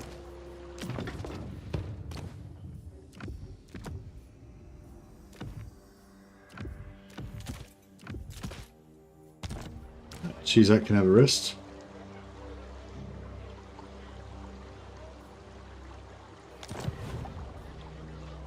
Sorrow gets abused every campaign. I know it does. It kind of does, doesn't it? Pretty rough. My axe thirsts for war. No way to war. Yeah, get Kamenak in there as well, and we'll get rid of those guys. Time for a reckoning. Don't need the Scour bomber. For the wisdom of Valea. He does need some artillery. I wanted a cannon, but I must have got rid of the cannon building by accident. Right. That's alright. Belegar Ironhammer. Now, Andrew Jonason is going to be the stealth thane for this army. A wise plan. Onward. Strengthen the shield wall. Belegar's will binds me to you. Leaving. Brother Dammer's grown. Burn down more frequently than destroy itself. Yeah, pretty much. Aye, it is time. Take some hits. For our forefathers.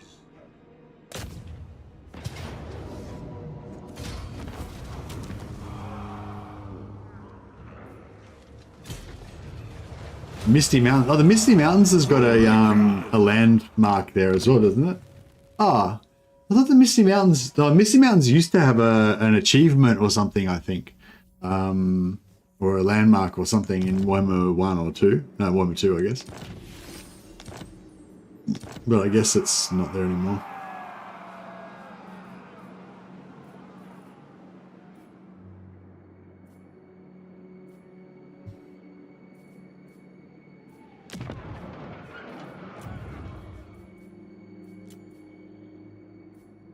Let us begin.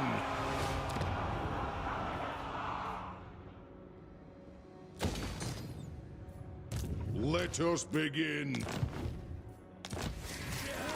Right, our mighty Dwarven Empire is becoming pretty mighty. Even if I do say so myself.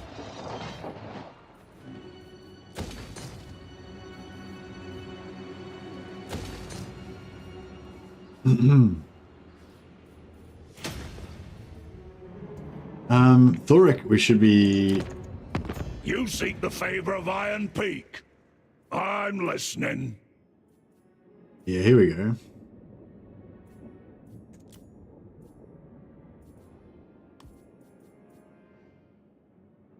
Make friends with him as well.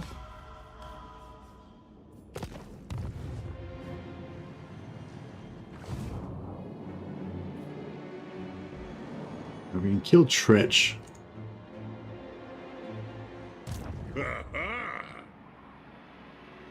With this army. Forwards. Oof. A lot of stuff in there. But that's fine.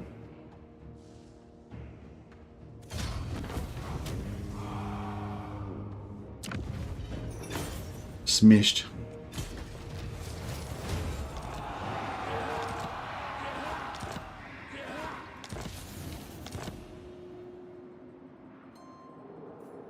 Retake the realms.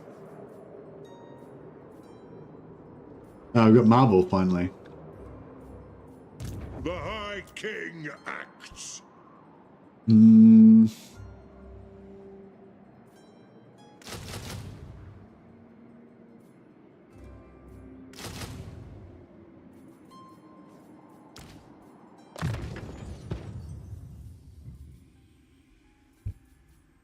Always gotta take the shotgun.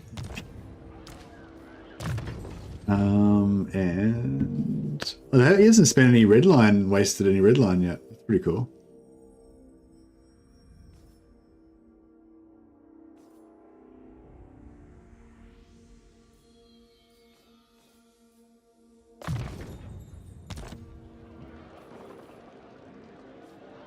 Even these guys, these hammers cost 291. They're Thorgrim's elite bodyguard, so he has to keep them. That's fine. You can have those. If you can't afford to pay for your king's bling, then you know, what are you? Cazador Dragon Slayer, he can be. Actually, no, he needs like Chizak really with him.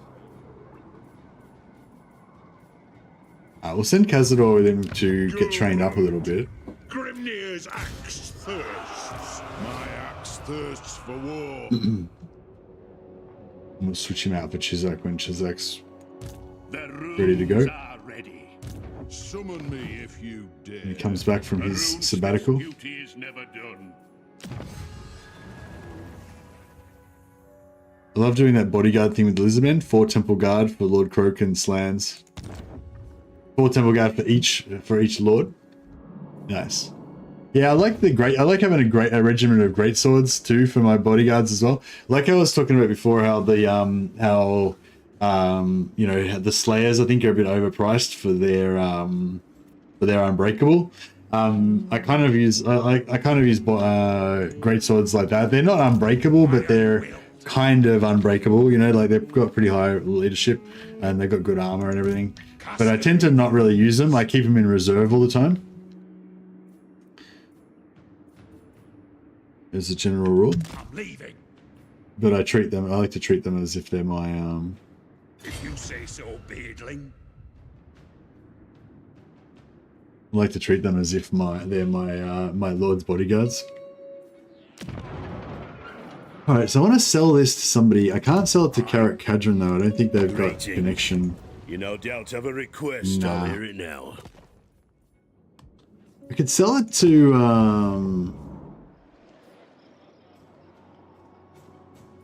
I wonder if I could sell it to oh, I don't know. It's like oh no, they won't give it to me. It's too expensive.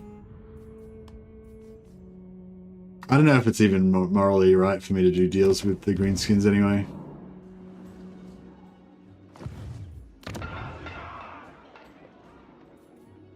What?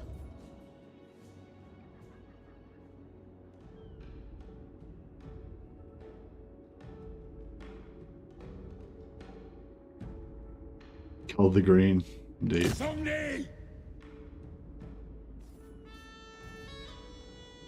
Alright. Probably better if he had an assistant as well, but what the hell? You summoned me? Agreed. I've cast the runes. Arcane winds under control. Alright, Onward! Do not disturb my solitude.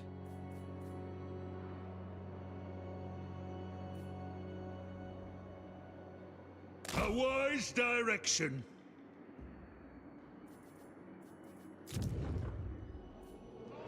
Azul. It's funny how like we just don't need to worry about public order now because we've got those global public order buffs. It's pretty good. He's at a total war. I probably shouldn't read that. Thanks, Ibaldo. Thanks for the update. Much appreciated.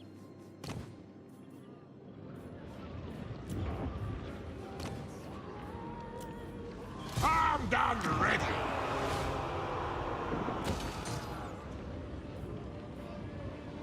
We got salt. We've got salt now. Salt. Alright, good. We don't need to recruit, so we can change that back now.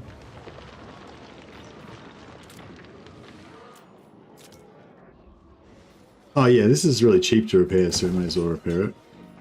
That's more expensive, but actually if we put a... Actually, we can get a discount if we get our Grungy Lord. Oh, I've already got recruited. Should have done the repairs before when I did the other stuff. I didn't think of it. Sorry.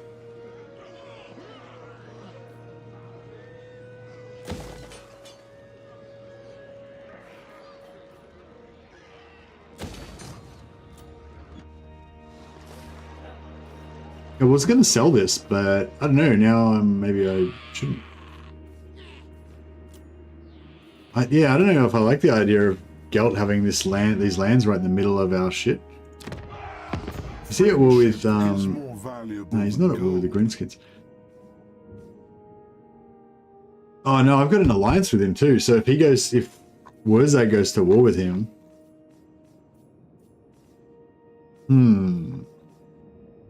Wurzag. Looks like Wurzag's going to be distracted for a while. Gobbler's awesome. I love Gobbler. Alright, nice. Boost our ranges. We're going to have a lot of ranges. I'm basically making... Like, ranges are like my standard infantrymen of my Dwarven Empire. Just all my armies are going to have stealth rangers.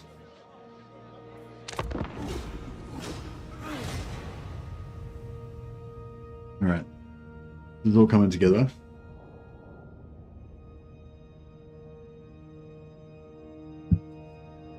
Together we're stronger. Let our clans be as one. No. Sorry. Sorry, Angrund. Pretty busy right now. I'm trying to achieve my destiny and take out Queek Head Taker, my ultimate enemy. Alright. So, he's got one territory left now.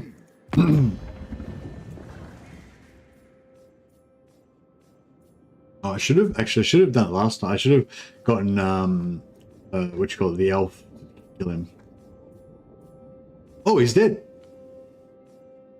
Oh, the elf actually did it. Moarr is dead, yeah.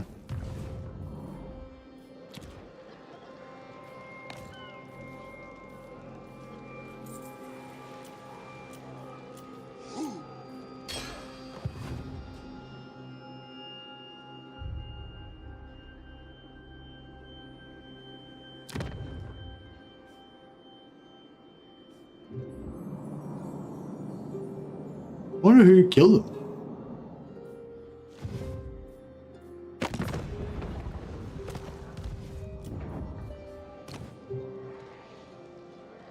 Oh, did I get the short campaign victory? Did the short campaign victory thing already come up?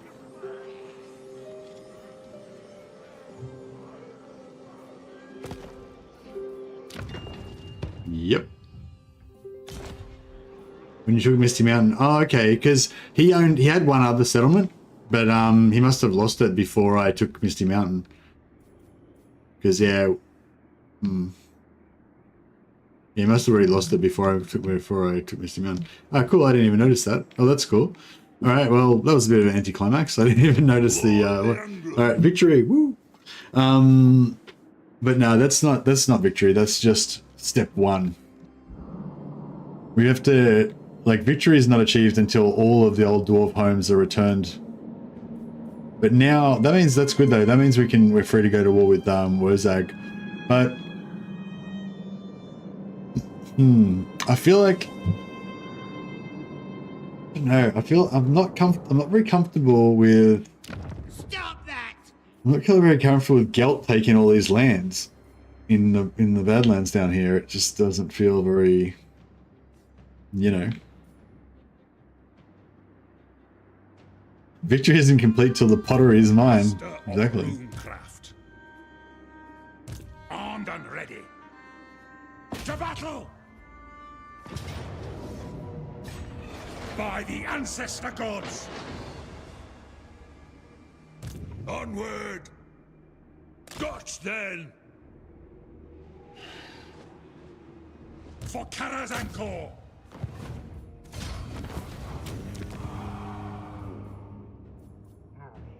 You ain't boss! What do you want?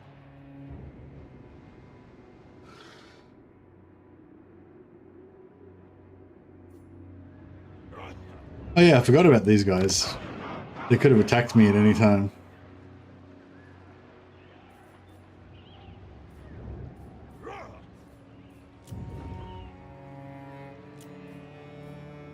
Alright, let's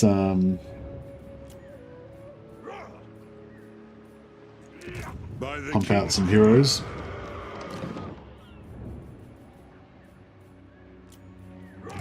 I have the forge fires glowing. You summoned me. Yeah, we'll start taking them from both directions at once. Yeah, no. Yeah, determined is. Oh no, we'll keep farming. That's fine. Do you think they'll add a generic Slayer Lord in the next DLC? I don't know, Beefy. I think that they could. Like, a lot of people have suggested it. I'm not particularly desperate for a Slayer Lord though. Like, I think yeah, I think they could add a Slayer Lord, but I don't think it's particularly, like, I don't know, like, I kind of I harp onto this a little bit, but there's a lot of times I think there's things that do exist in the world and it wouldn't be unlaw friendly to add it, but at the same time that thing isn't particularly representative of the faction. You know what I mean? Like, I feel like Slayers are kind of rare enough in Dwarven society, and it would be extremely rare. Or like I think I'm not an expert, but I imagine it would be extremely rare for an army to be led by a Slayer Lord. Like, maybe every once in a while, but it wouldn't be like a normal thing. You know what I mean? So it's sort of like, oh, here's Brundon Stoneheart. He can. Time for a reckoning. For the wisdom of the layer. So yeah, it's sort of like, I don't know.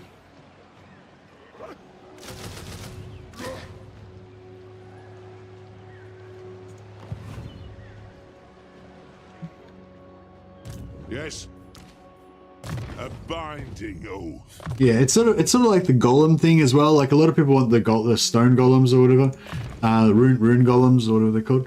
And it's like, yeah, they might exist, but they're not really very representative of the dwarven people. Like massive armies of fucking giant rune golems marching around is not really very dwarfish. You know what I mean? Even though they technically are a thing that exists. So yeah, I think Slayer heroes, I'd really like to see Slayer heroes, because we already know there's like Gotrek, Snorri, fucking Malachi might be a general, Rudy, he died, well, probably they all died eventually, I guess they're Slayers, but yeah, anyway, yeah, an Engineer Lord, yeah, well, I think Malachi Malakson, he's a Slayer and an Engineer, I think. But he's a legendary lord, he'll be a legendary lord, not a generic lord.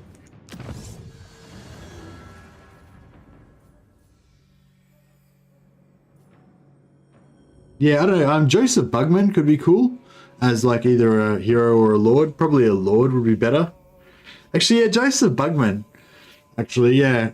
Everyone's been talking about Malachi Malakson, but in terms of just like most famous, Joseph Bugman would definitely be more famous than Malachi. So yeah, Bugman and Ranger Lords, they could be cool, yeah. I don't know if there is such a thing in the tabletop though, but I think there are actually Slayer Lords in the tabletop, so, you know, they might go for them.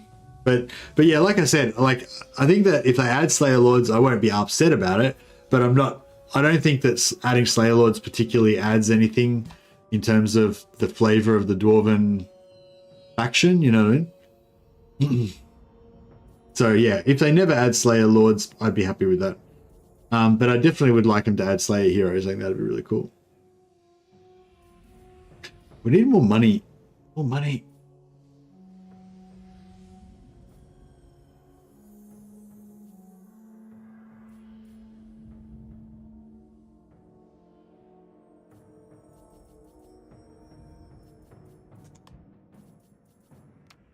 Right, might get that construction cost reduction.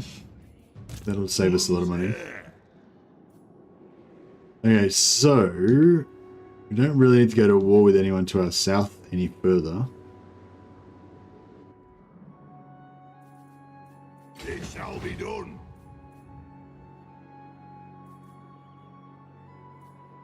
To battle? An accord bound by runic law is never done. Our ancestors would be proud. I'm gone.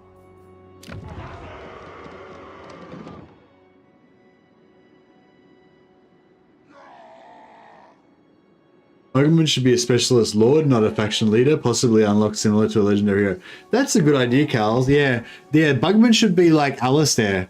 So, like, choose which legendary lord you should associate with him. Maybe Thorgrim, and Thorgrim should be able to recruit Bugman.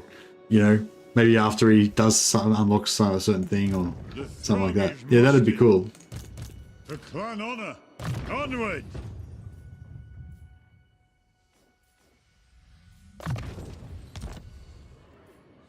Time for a reckoning. Ready. Train. My axe thirsts for war.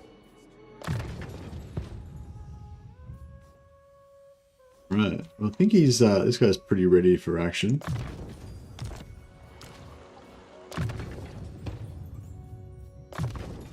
Oh, actually, get flashbomb.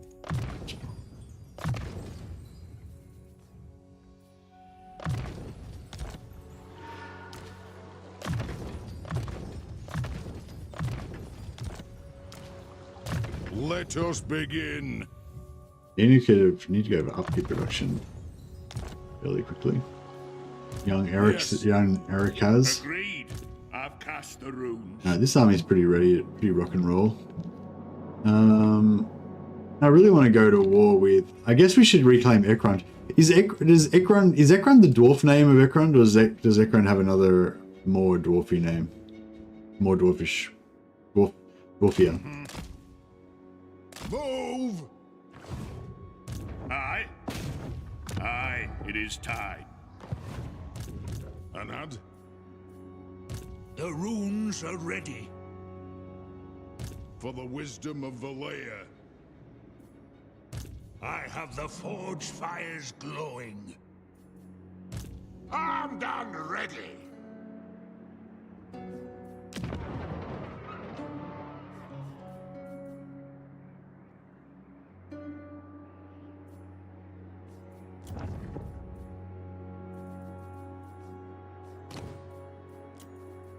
Armed and ready.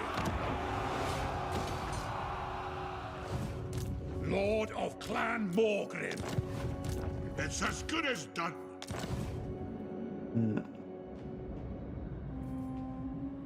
Retake the realms. Beards in belts. Oh shit. We mark another grudge. Drang!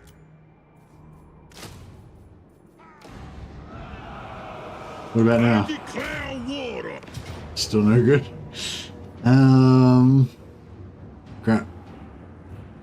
Possibly I shouldn't have. To battle! Wipe out the trespassers! Man.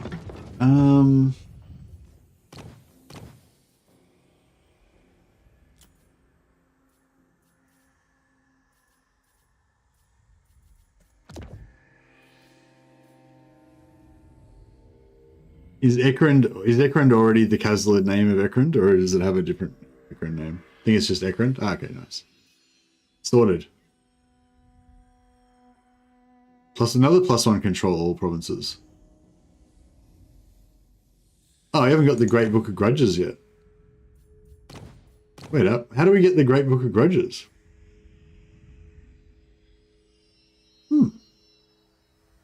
That's weird. There's a missing item, the Great Book of Grudges. Do you get that once you get to a certain level or whatever? How do you get the Great Book of Grudges? How?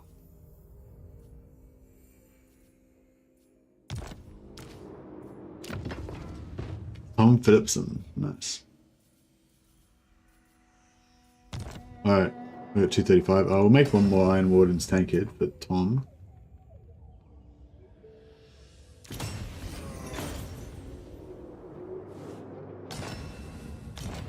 Ready access!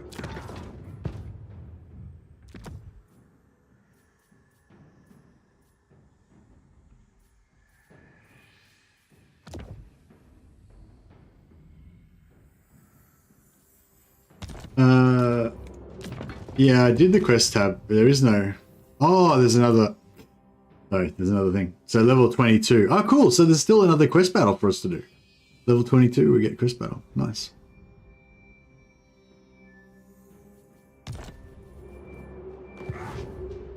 Okay, Beards in belts, by the grudge bearer's will. Oh, we're broke. God damn it. Very well.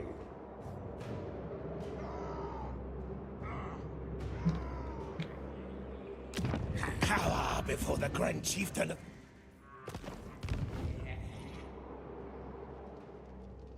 Yeah, level 22 quest battle. I haven't quite got there yet. Alright. Where can we save some money or get some cash? To war. A wise direction. It shall be done. It is time. Move! Revenge incarnate.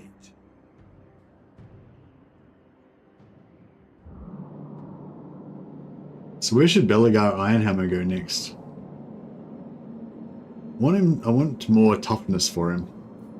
He should go after Wurzag for the physical resist, hey? Yeah, that makes sense.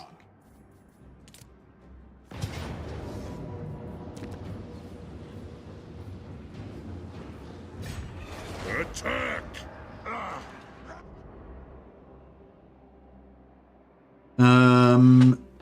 An agent has multiple actions. They all occur. IG, replenish and training.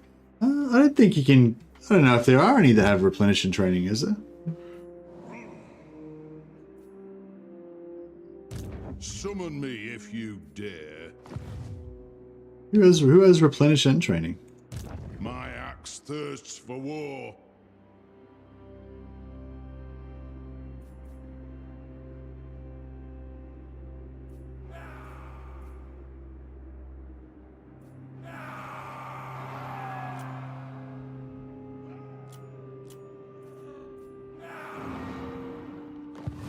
You summoned me? Rune Ricky. I suppose so. Merlon, the... Oh yeah, we need to give... What's Merlon's... Runesmith? Yeah, no, Runesmith only gives one of his 3. You have to choose.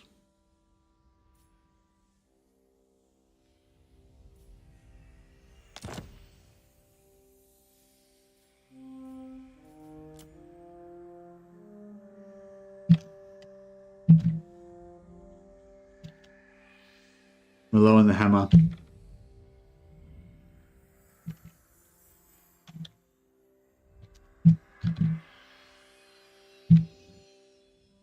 The grudge hammer.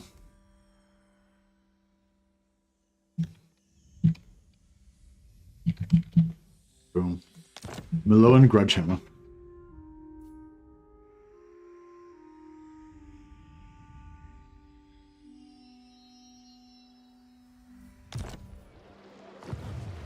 Yes. Master of runecraft.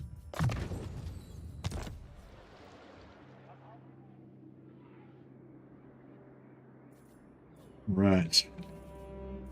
Well, we could sell Eichendorf to Gelt. Oh no, we can. Oh yeah, we can. Yeah, we can. I think. Oh wait, I think we can. Welcome, brothers in Yeah, cool. Oh, you broke mother. I can't sell it to like. I can't sell it to like greenskins or someone. It would irk me too much. Aye, our kin have come. Fetch the brewmaster. Alright. Okay, we'll just have to hold on. Just have to keep being broke for a bit longer.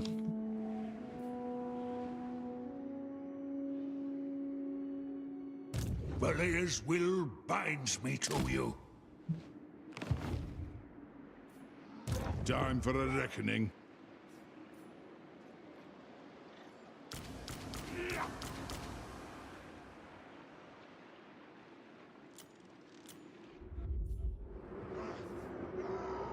For the wisdom of Valea.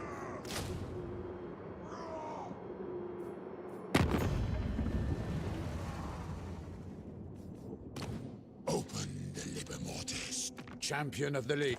You ask for a boon. Speak, and I will see if it is within my power to give. Alright, let's sell some wars. Very well. My master. Those who Who calls? dark are these. So, what's up? Matagulong. Oh, that'll do.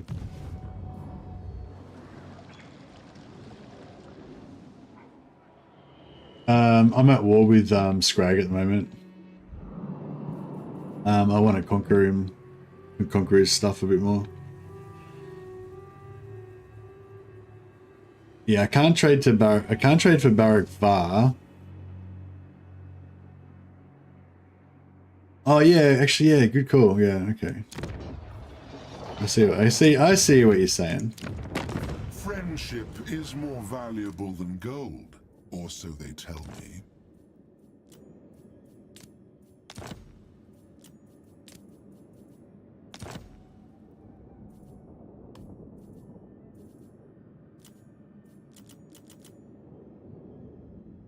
Still a really bad deal for me. apparently.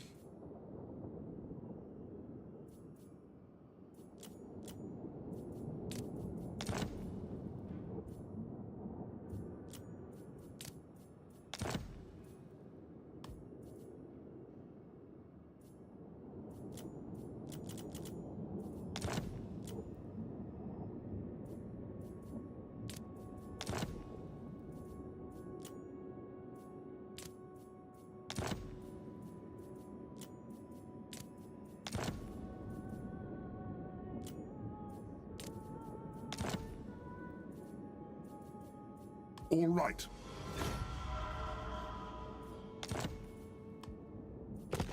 Yeah, it's just like I don't want to, even though it's Akendorf's technically worth more, I don't want to any of these lowlands areas. I want to sell them all to the humans and make them look after that crap. Can I help you? By the comet. Oh, I accidentally made them go to war with those. Oh, that's okay. Actually, if they take them out, that's quicker, then that's good too. Armed and ready. Saves me time. Alright, cool. Now we've got a good amount of war chest money. Let us begin. Drinking hall.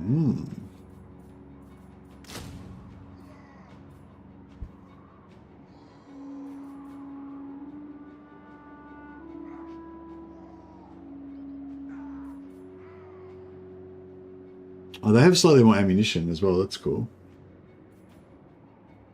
Oh, they have way more health. Okay, that's cool.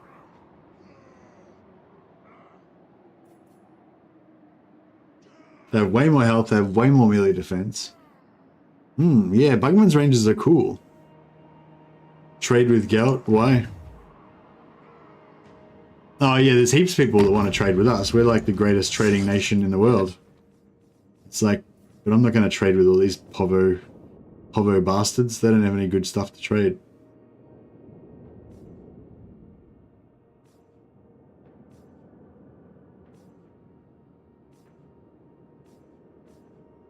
Wine, that's all they've got. Yeah, none of them have anything to trade me. I need to get into some trade with some western places like the elves or whatever to get some more rarer, fancier trade goods. Arcane winds under control. But money, yeah. True. Actually, speaking of money, now that we've got some cash,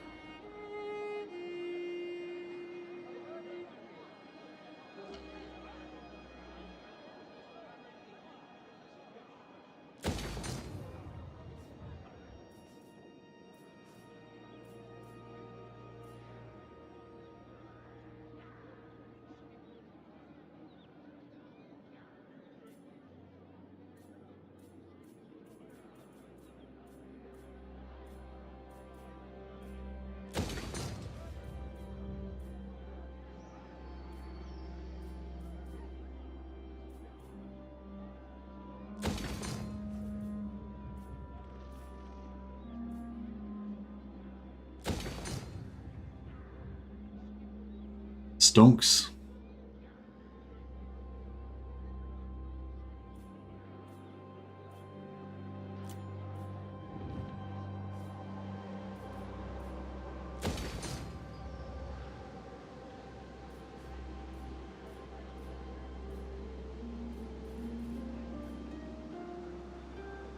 +5 campaign movement range all armies.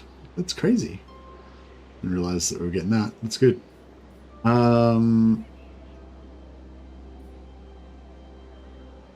Drinking hall. Drinking hall. Okay. So we could do that if we had another bit more gold. Pokemons always have regen, exactly. Yeah, true. Now, yeah, I knew they had regen, but I was sort of saying, like, the main thing you want them for is shooting stuff. and they don't do any more damage than normal archers. They're the same, same reload rate, same damage, and everything. But yeah, when everything goes to crap, they're a bit tougher, or they're a lot tougher. I didn't realize their melee defense was so much higher and their health was so much higher.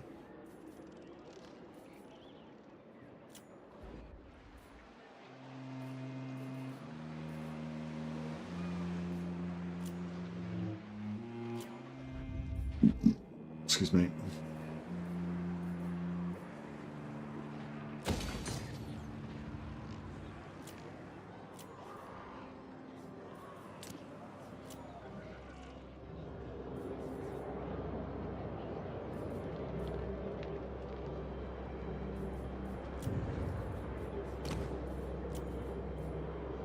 I'm ready.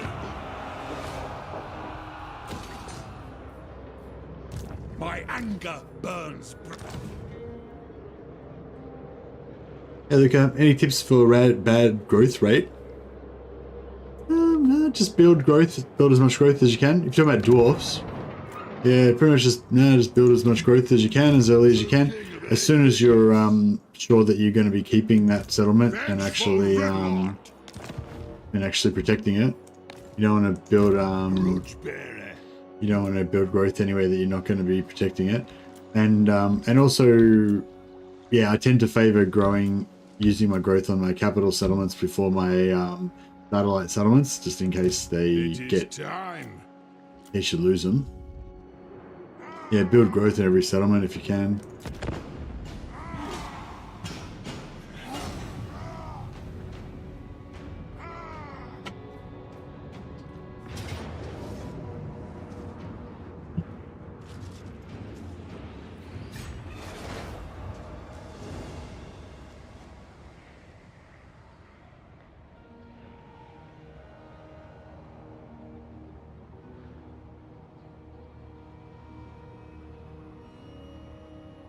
What brings you before the heir of Lund?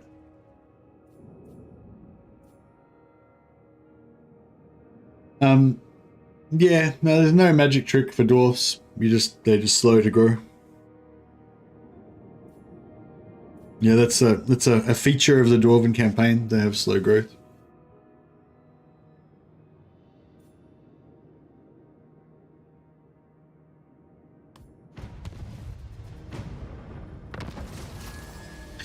You don't get growth from fighting. Oh, you can get a 20 growth buff from fighting now.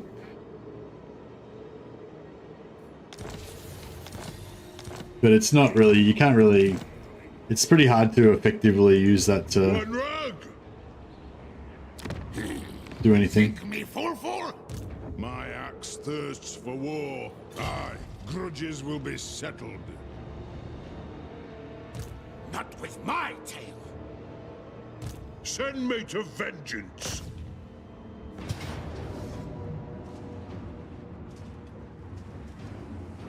And take that every time. Yeah, but the thing is, you need to have like an army. It only lasts for 2 turns, and so you need like armies kind of constantly assaulting your settlements. So and then you killing them every turn to keep your buff up, and trying to stack it on like multiple lords and blah blah blah. It's like, yeah, it's pretty hard.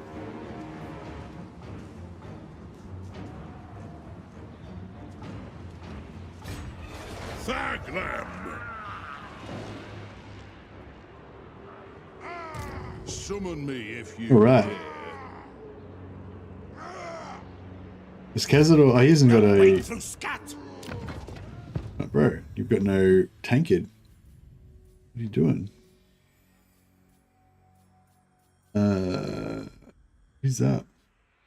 Ericaz. He's not in combat at the moment, I don't think. Alright, we'll fight this little battle just so we can get regen. Regen on all of our heroes. Oh, yeah. Oh, this is Tretch. Oh, cool. Alright, Khazad is going to be a fast dwarf after this. Oh, man, this is a pretty... It doesn't look like fun, really, actually.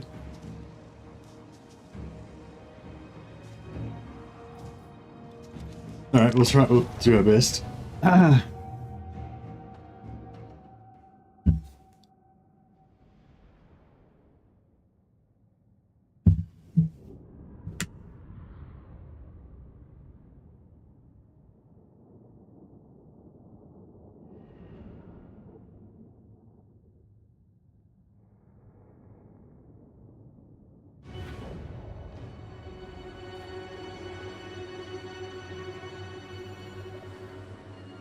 Well,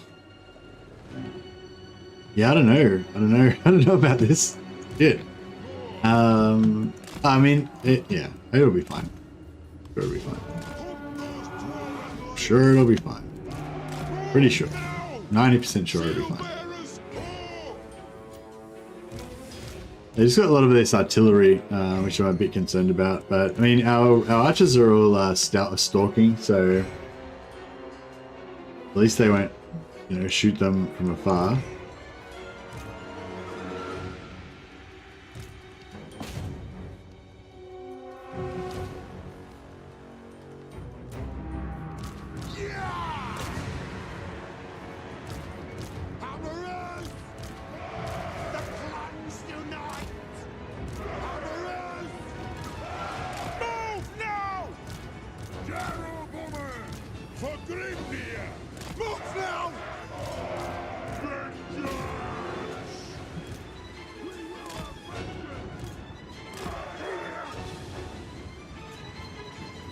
Why do you keep saying that, Joss?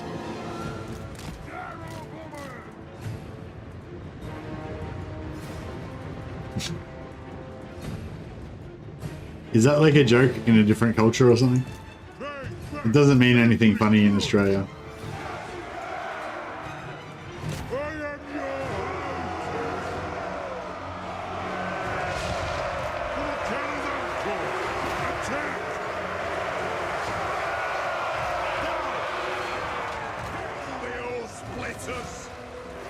Yeah, we'll just get rid of these, just get rid of these menaces first. We don't want those guys messing up our back line. We've got a solid little bunch of archers here. I think if we come in this side, we just kind of like stand behind here, they'll try and shoot us with artillery. We can kind of tank it with the trees and stuff. Should be pretty cool. Pretty cool. I'm also just waiting for these guys. These guys have got tankards, so I'm just waiting for their health to go up.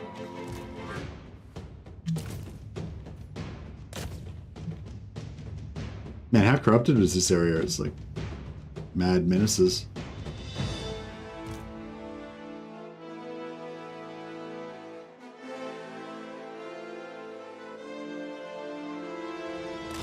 I think that's about it. Protect the pottery at all costs. Indeed.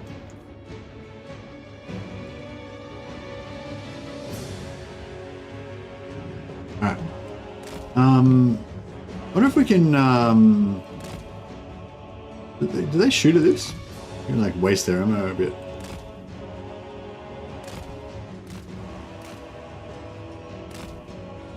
Oh shit, yep. Shoot at it, alright. Yeah, I wonder if I should, let's keep doing this until we waste all their ammo. I mean, morally, we probably shouldn't, but... Oh shit, just took a big hit then. I don't really like the bombing. I want to get rid of this and get a unit of like brimstone copters for each unit. I'm trying to build like the perfect advanced military for my nation. I feel like it's like a dwarf thane for extra tankiness, so that'll be kind of replacing, like Belegar's army is like the prototype. We'll get like a dwarf thane to be Belegar in that situation. Won't be quite as tough as Belegar, but they're pretty tough, dwarf thanes. Dwarf lords, sorry. And then we'll take and then we'll have a dwarf, and then we'll have a thane hero that gives stalk to rangers. And then we'll have, oh, are they firing really slow? Yeah, they're firing really slow. Point taken.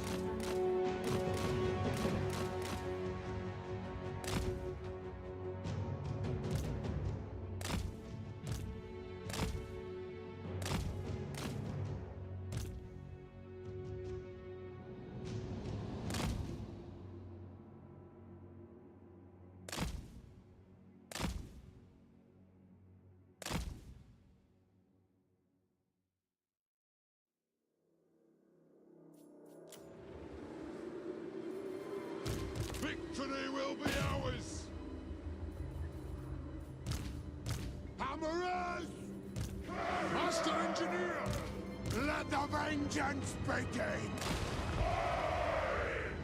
Go!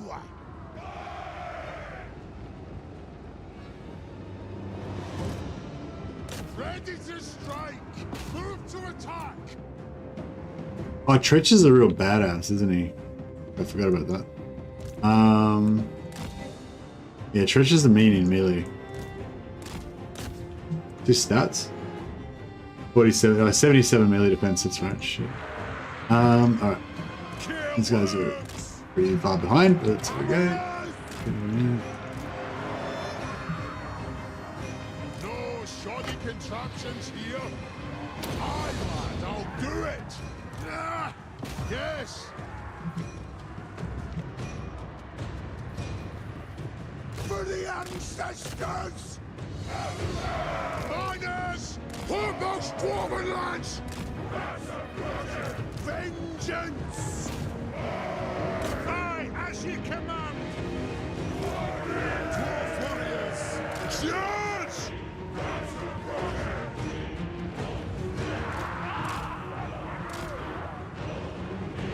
Yeah, these guys are holding their own.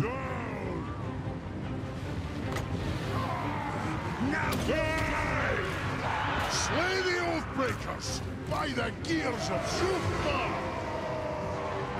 Hammer is in there.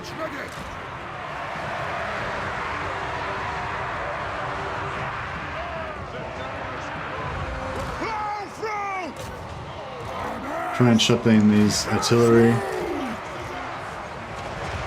Oh, move, move, move. Right, these guys are bringing their firepower to bear. There we go.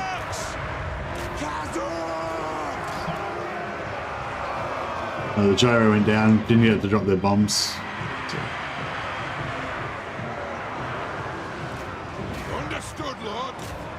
There's nothing I can't face. Rich is taking a bit of damage. Iron breakers. Elites are getting in there. Randomly got attacked by Scour on turn 20 just after I took Skaven Blight. Wow.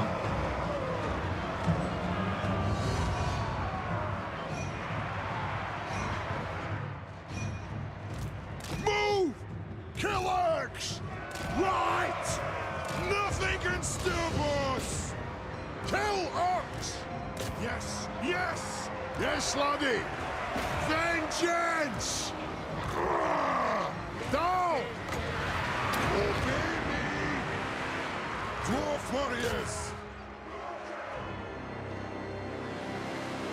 Alright, we got this. So,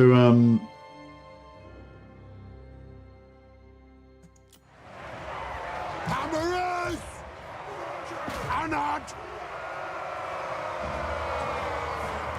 Archers! Range fire! Range fast! On! Attack!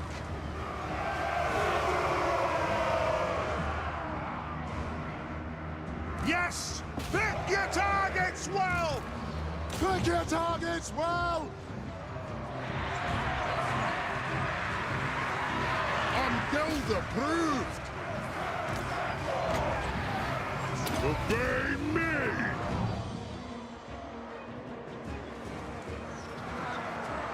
For the ancestor gods! alright, cool. Yes, then! Take him down! Declared war and showed up. Yeah, cool. Alright, that'll do. Now, hopefully, then we might be able to take the settlement as well. Once now that Tretch is dead. Maybe.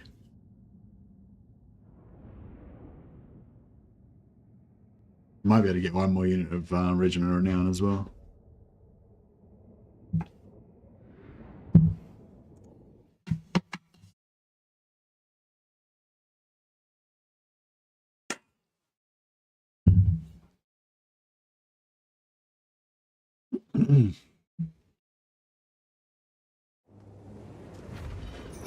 Yeah, I got rid of the gyro bomber.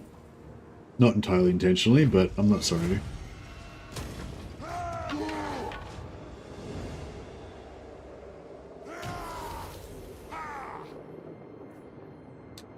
Nice. For the wisdom of Valea. We could probably win that now. Just kind of the same way that we just did that.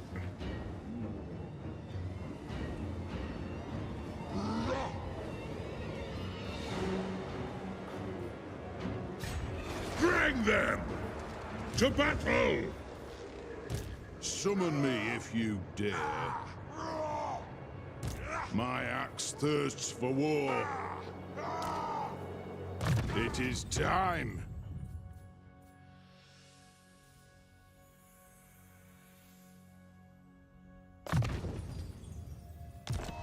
We mark another grudge.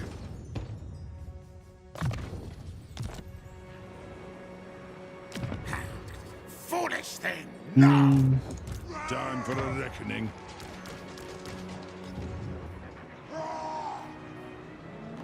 Ready, axes!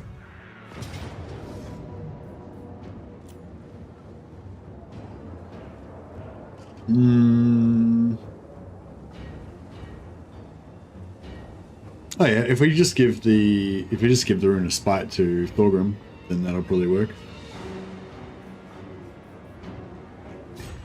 Aye, it will better our cause.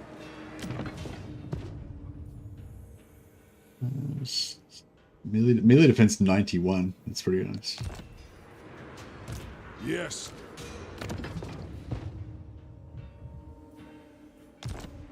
Destroy them!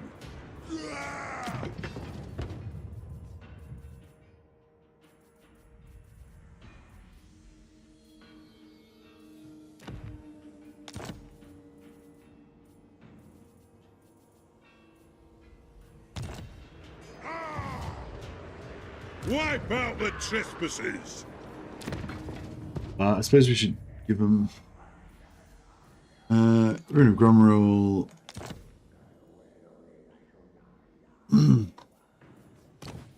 And Brony Sanctuary.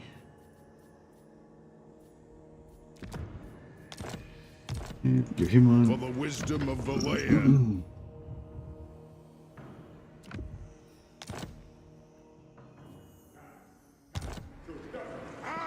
Thank them! Alright.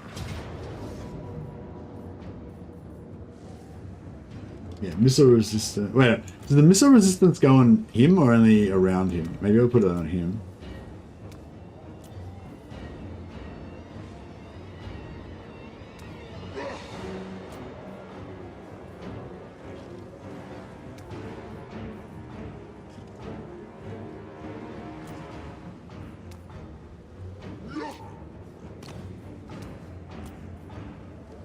Cool. Let's see if we can do this. My campaign, Ikit got rushed. What? New Ikit campaign, Scarbrand rushed west as well. Oh, Scarbrand attacked you as well. Okay, attacked Ikit. Oh wow, I only got 55 viewers with about 81 likes. That's pretty good. Like twice as many likes as viewers. That's pretty good.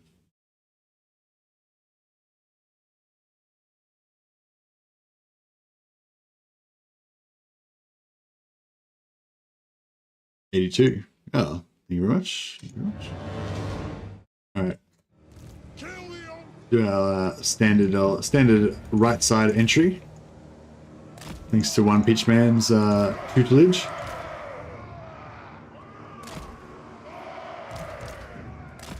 Yes, laddie! Iron breakers! It is a reckoning!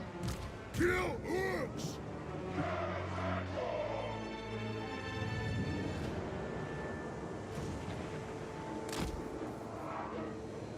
I'm guild approved!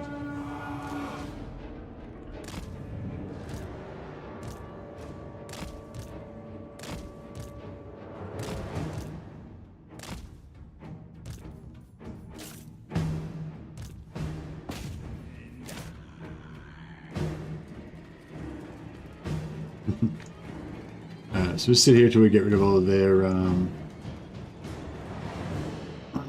we get rid of all of these guys.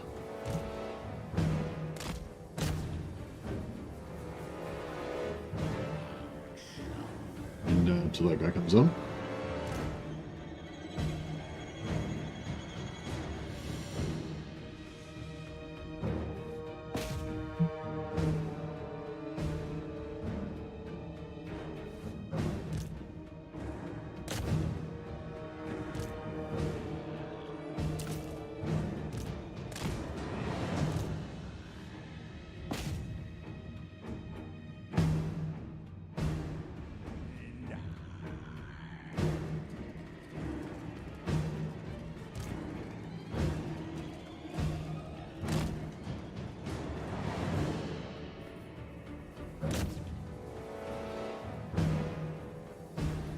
Love these little bodyguard dudes underneath that hold up the throne. So cool. Do the rune smiths have those as well? I guess they do. I haven't really paid attention.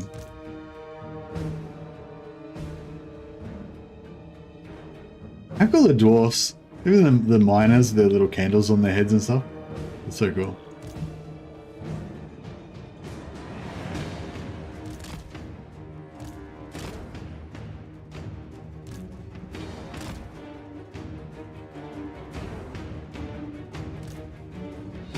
Right. They've got some artillery, so we'll just bring the lords down solo for starters. Oh yeah, watch out for those routers this time, because I'm coming from this direction.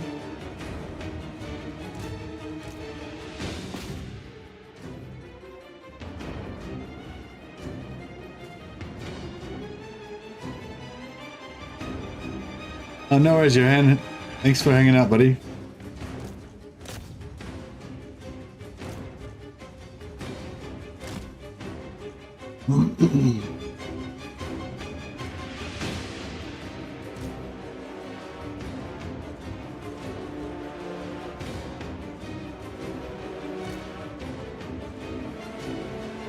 All right. Whoa. Bro, no. Ow, shit. Oh, God. Can't believe they were just in range. Man, that was bad. Just lost about 20% of our infantry. Oh well, it's okay. We probably don't really need them. We can probably just do it with these guys.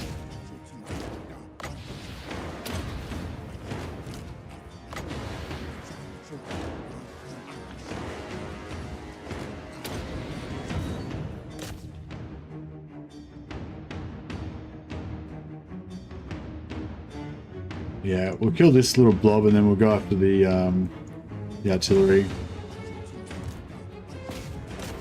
Once we melee them.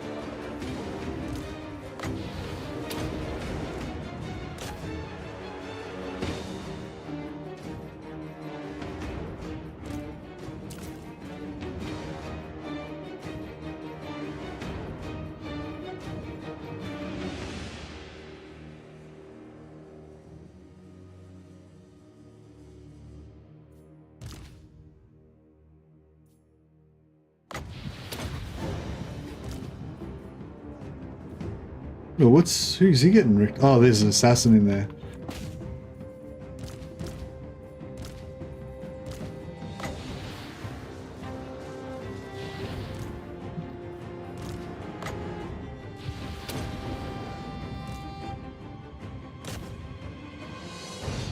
drop that dude. It keeps like coming and getting wrecked and then routing. This assassin this time.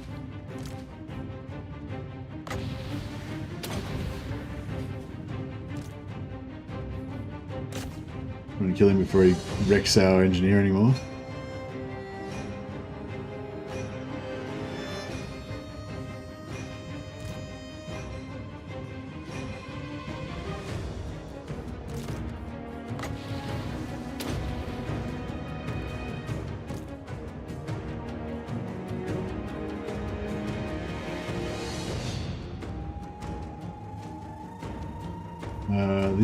These guys haven't got snipe, unfortunately. They've only got stalk.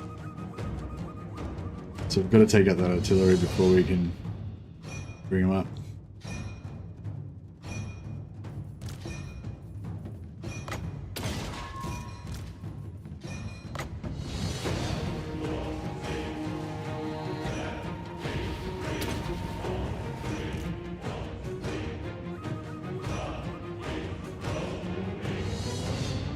We should be, only some Wrath and Rumors here. Yeah, I know. I've got like four runesmiths spare that I could put in this army, but they're like all pretty far away. Gonna take a few turns to catch up.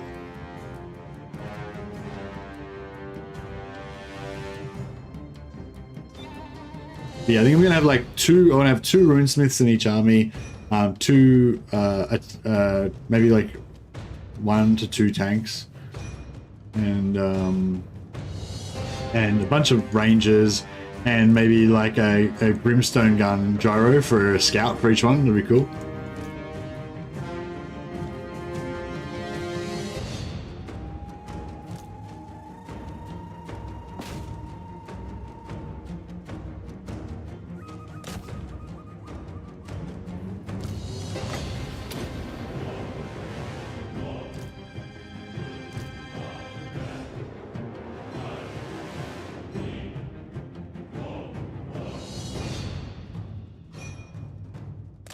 Let's try and get these artillery. If we can get into melee with these artillery, then things should speed up a lot once we bring our archers in.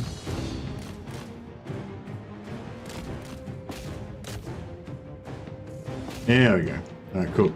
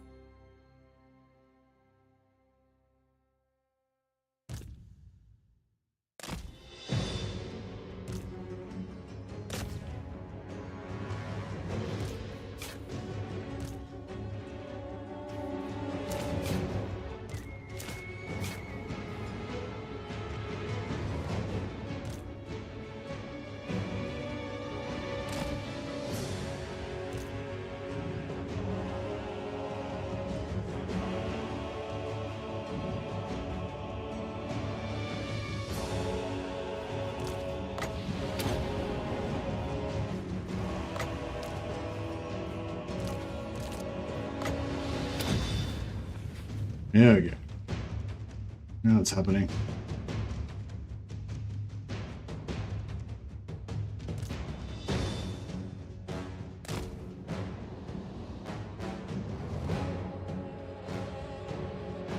Hey, Radiant Ashton viewers, welcome, welcome.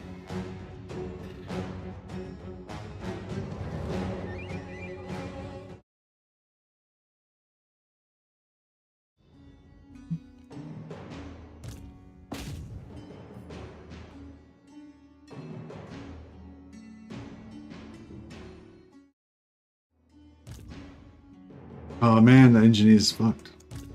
Excuse my French. Alright, these guys need to get in here.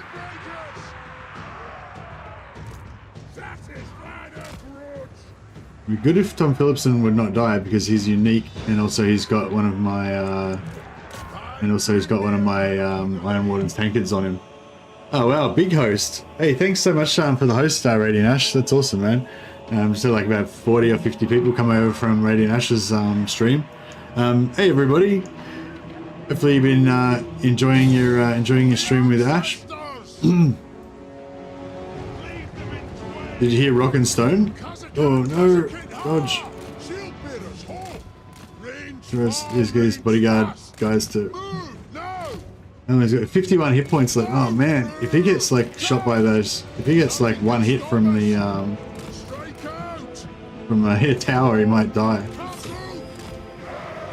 Is it still targeting? No, I think we got away. Hey Ash, how you going, buddy? Well, you were having a big stream today. I saw you had lots of people watching your stream. Did you have fun?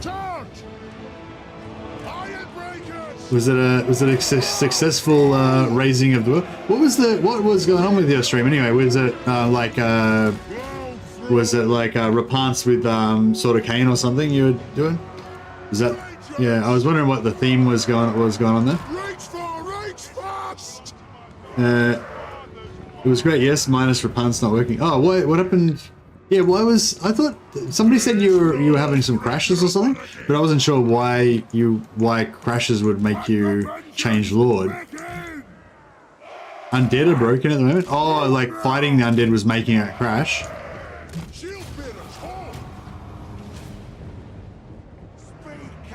Is that what was going on? Undead crumbling all at once crashed the game. Oh, okay. But like only if it's like a fairly big army or something, I guess. Yeah, so okay, so that made it like pretty well, that's crazy. Well, and that's trying to run an Empire campaign and notice the same. Oh, okay, well maybe I'm just lucky that I was not fighting too many undead. I think I did fight some undead, but fairly minimal. Well, that's crazy. Well, that's it's great that you still managed to have a great stream, even with like a total disaster. Like, that sounds like it was pretty much a total disaster. But yeah, I checked on your stream a few times, and you had a lot of people watching. So obviously you've got some very loyal fans there that are that don't mind putting up with some technical difficulties. Haven't fought a bunch in a while. Yeah, folks are great. Yeah, that's cool. I don't really watch other streamers very much. I just don't have time, or maybe I'm just antisocial. But yeah, but when I do drop into your streams, it's always a pretty good, always a good vibe. Brady Ash says, "Yeah, folks, you were lovely. Someone from chat even made an updated thumbnail for me." Oh, really? They made you a thumbnail? Oh, that's so cool. And then he just emailed it to you or whatever. That's really cool.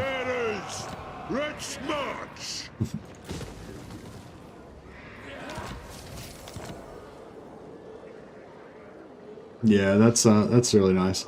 I think we're pretty I was thinking about that the other day. Like, I've got such a good community as well. Like, everyone's really nice to me all the time and stuff. Pretty much. I think like with Legend, I guess because Legend's so popular, and he always has like thousands of people in his chat, so he always kind of has a few people who are a bit like immature or a bit like, contrary, and they want to kind of start some shit or whatever,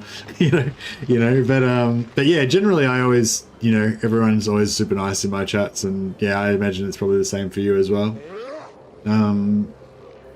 which is really cool. My axe thirsts for war. Especially, do you stream every day now, Ash, or or pretty much every day? I know for a while there you seemed like you were only streaming like 3 days a week or something, but yeah, you're streaming like 5 or 6 days a week or something now, yeah. I think you were streaming full time, but then you weren't or something. Was it something like that? I don't know. But anyway, I was just gonna say, like, yeah, if you're pretty much like streaming every day. If it's what you're doing like every day, you don't want to be putting up with a heap of crap all the time. That's why I don't understand how Legends. Well, yeah, I'm kind of amazed at how Legends manages to deal with it, or how he did manage to deal with it for so long. Close to. Sometimes I take a day off in general, but all day. Oh, you do 7 days a week now, do you? Unless you're sick. Send me to vengeance. But yeah, it's like if you do it like we do, like pretty much we stream pretty much every day, then it's kind of like, you know, I don't know what you'd say. It's like it's almost like this is like our lounge room or something, you know, or whatever. It's like hanging out with you know, like just hanging out with your buddies and chatting and stuff. It's a lot of times it's mostly a lot of the same people, you know, every day that turn up to the streams, and it's yeah, it just feels kind of, I don't know, it's cool. But I guess like any social group, you know, like if everyone gets along and you kind of have a good vibe or whatever, then yeah, it's like, it's pretty pleasant. But if, you know, some people are being terrible or whatever, that can be a bit of a downer. But that's the thing, like just like in real life, I guess, you know, if you have a friend or if you have a person that hangs out with your social group who's a bit of a dickhead all the time and bums everybody out, then, you know, eventually they'll kind of like naturally go away or whatever, you know, and then yeah. So I guess that's kind of how it works with this as well. Retake the realms. All right. I've got my my massive stable of Grungni lords, so never want to pay full price for any upgrades. My anger burns bright.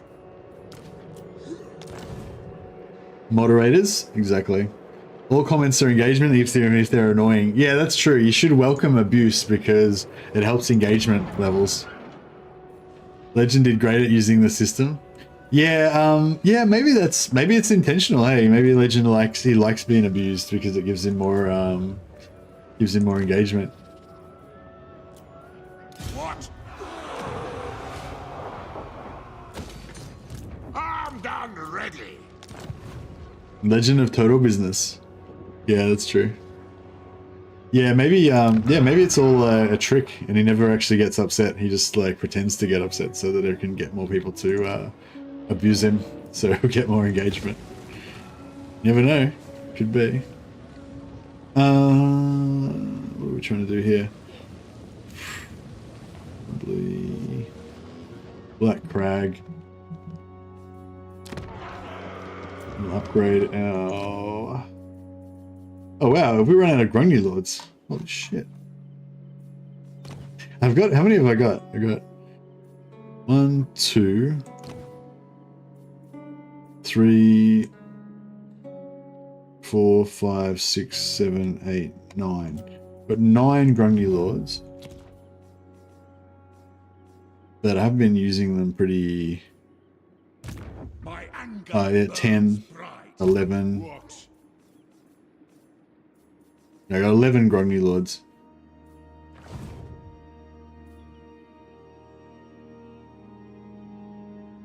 Hey Vlad, tell me, can I expect a dwarf civil war with Chaos Dwarfs? I am curious how you deal with them.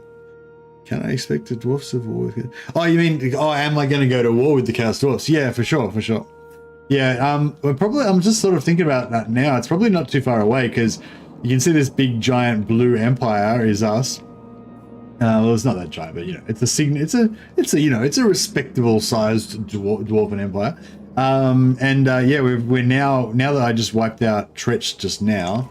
I think he's wiped out, or is he still? He might still have some remnants left over. He's got some remnants. One settlement left. But yeah, now that we've kind of broken Tretch, we're kind of butting right up against Drazoth. Where's his last settlement? I don't know. Maybe he's got a settlement in here.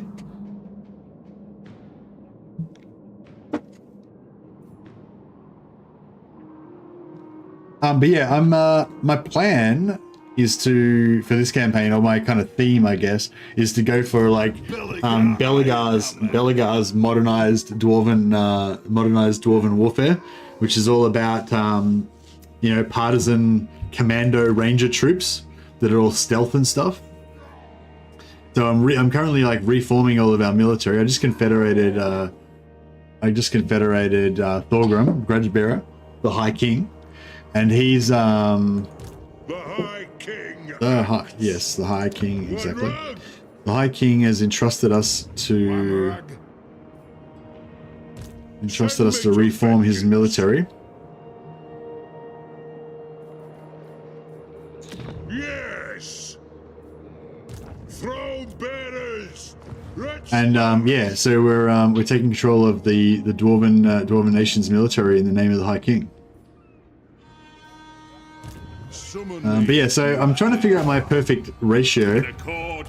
Belegar is kind of like the main prototype. So we've got, you know, the main tanking heroes, a bunch of dwarf rangers, and but yeah, I want to probably get rid of the 2 extra Thanes, switch them into another army, get some more rangers, and maybe some of those brimstone gun gyros. So you got like a little scout copter, and yeah, so that's my theme, like modernized warfare.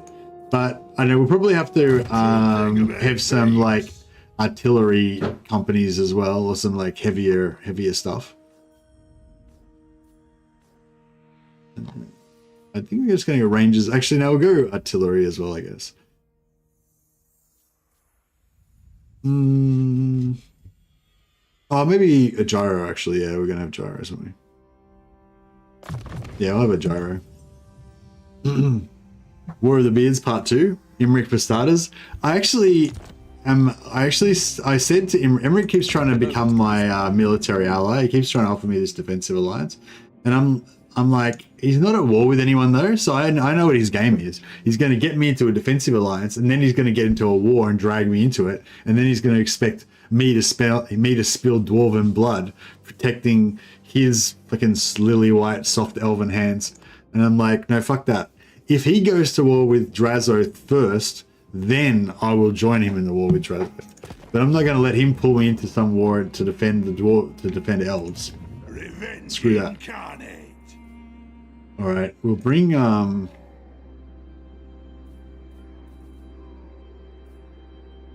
yeah, we'll bring Belegar to.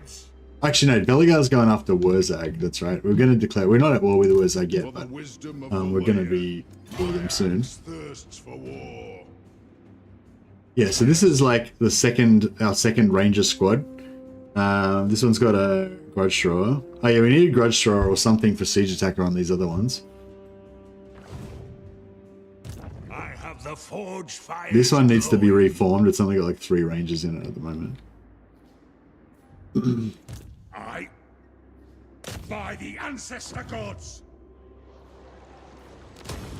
Yes. Easy. There'll be no alliances with Mercy. There'll be no alliances with elves while Mercy's High King. Only a reckoning. Exactly. Agreed. Nah, I'm willing to put bygones be bygones, you know. Like, I mean, not bygones be bygones. You never forget. We never forget. I'm prepared to forgive, but we'll never forget. Onward. Never trust an elf. Moving. The rune's duty is never done. So yeah, I'm not going to completely put aside the possibility that we could cooperate with them, but I'm definitely not going to be being too trusting. That is for sure. I like the short people.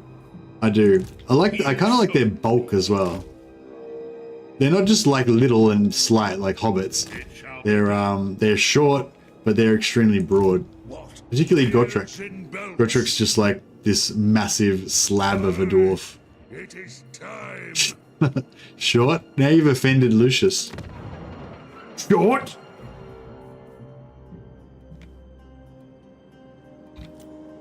Yeah, we need to. We keep inheriting these lands that we need to keep trying to. So maybe actually Karak Angazar. I guess we should hold on to that because that's like, is that a dwarf land? I guess it is. It's green.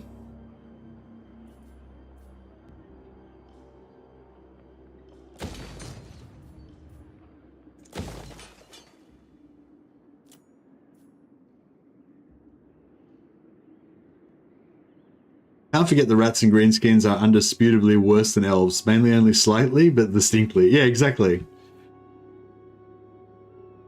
Like they're all in the same category as filthy, unreliable scum, but there's definitely a difference.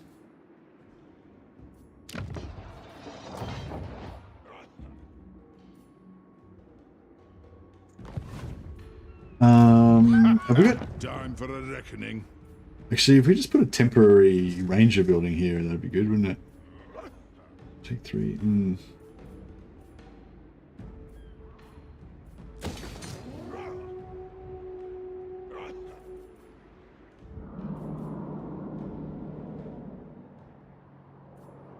I have no idea. Yeah, I have no idea where the rest of Tretch's stuff is.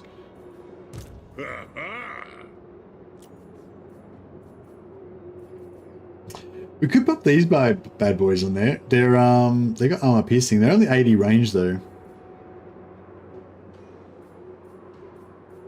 Kind of like the idea of them though, because they're armor piercing. 14 ammo.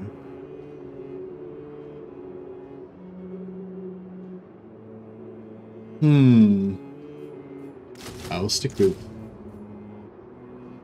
Oh, brimstone guns only take 1 turn. Pretty cool. Alright, give me one. We got pottery from Kislev? Yeah, we got our pottery.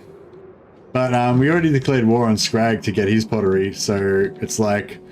We did make a mistake because we didn't actually need to declare war on him, but we're not going to admit that we made a mistake. Now that we've declared war on him, we have to just wipe him out, even if there's absolutely no reason to actually be at war with him anymore because we already got our pottery back. But that's besides the point.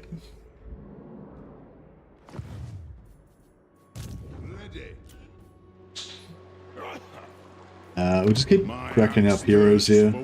Deceptive, no. I'm kind of thinking I wouldn't mind taking Determined, just because like when everyone else routes, like when everyone else terror routes, he'll just be the one that just doesn't. Who am I talking? They're never going to terror route. They're dwarfs.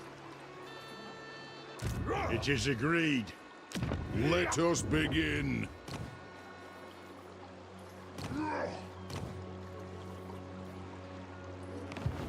Alright, let's see if we can dwarf tax some more people. The Empire. Man, these guys want it so bad. Alright, let's see. 3.3k. So. Hey, Eric Wood.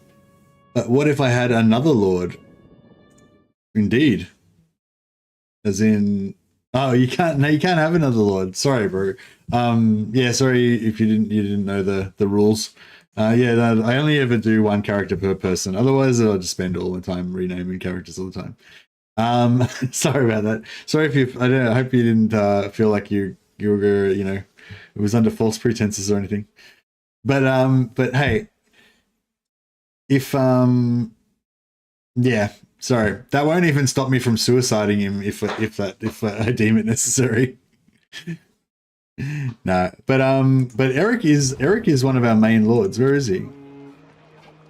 Here he is. Eric has Ironwood. He's going to be the one to lead the first assault against Wurzag's forces. Speaking of which, where is Wurzag? I want to hunt him down with Belegar so we can increase Belegar's ultimate tankiness with a sweet 10% physical resist. What? Is he there? Oh, he might be currently dead. Hey, love that loot. Welcome, welcome.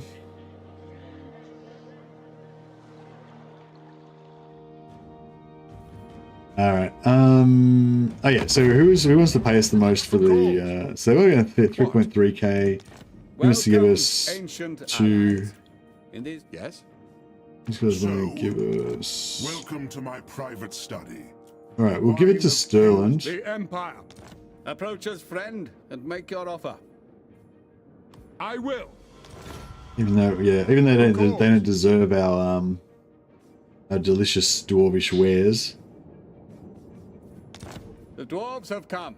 I hope they have brought a few barrels of Bugmans with them. So. Yeah, wait till they save some more money. Thanks, Steve, for the super chat. So, Eric, you're a legend.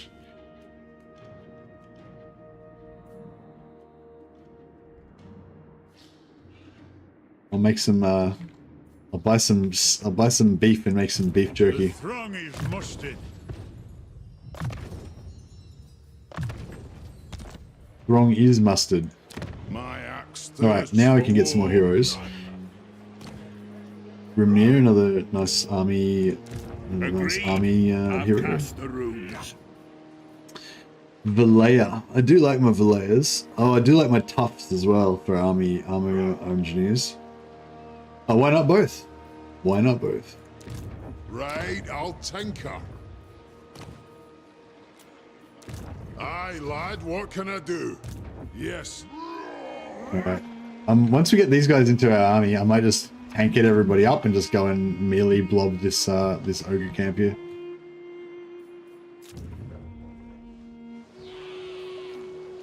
Barak Durzag, that sounds like a dwarf area. I want Barak Var, but I don't think we're going to be able to get it off him.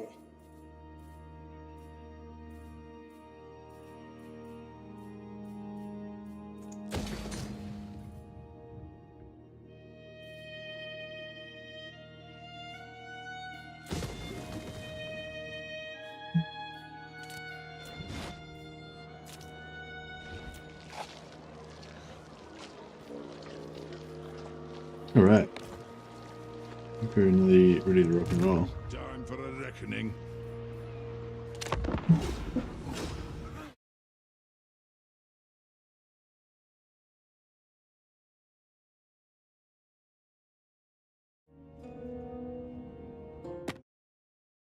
The heir of Lund. Join wars against the vampires. I don't know. I'm like, when I played Karak Kadron, I spent all my time, you know, cleaning out the Empire, fighting the vampires for the Empire, fighting Festus for the Empire, destroying Dryka for the Empire. I spent the whole campaign just saving the Empire and didn't even get to conquer anything for myself. And it's like, I'm done with babysitting manlings.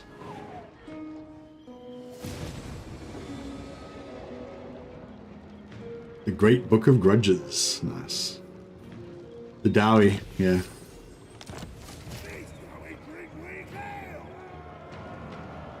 Maybe Balthazar has some stolen gold again.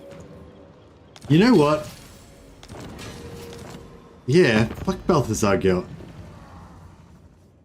He did steal that gold, didn't he? The nation calls. Hail, mountain lords! May your 4 turns. Alright, look. We've made an oath to be in a military alliance for him for another 4 turns. So I'm not about to break my oath just because Balthazar Gelt's an oath-breaking piece of shit. But as soon as that 4 turns is over, we're done. Ha ha! Train! I agree. An artillery train to speed us up. Get those cannons moving! A runesmith's duty is never done.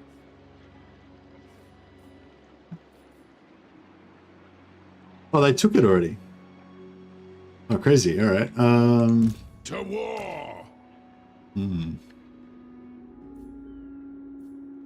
Rune Lord! For Karazankor! It shall be done. An accord bound by runic law. Can he actually come on? Yeah, he should be able to. Yeah, cool.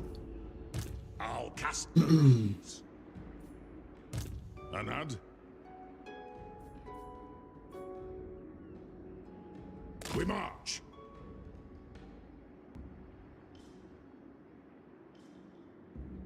Alright. Hopefully there's no hidden ogres here that are going to wipe out our precious hero stack. We need a lot more tankards now. We're going to have to fight some manual battles to get some tankards.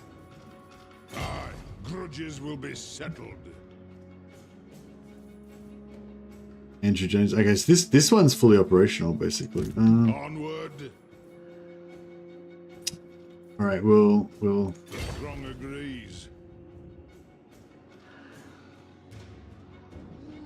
Let us be about this. Balthazar smelt, because that's what's going to happen. That's right. We're going to melt him down and reclaim all that gold that he stole from us. Lord of the Angrund. All right. I was going to go east to go up to the Draz, but now I'm realizing we need to go west.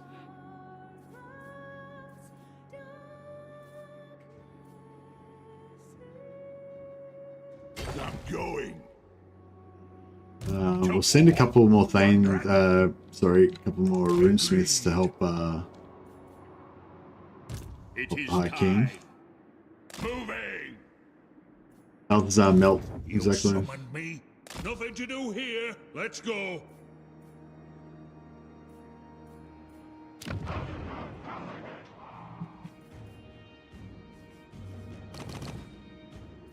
Good Fang Fort.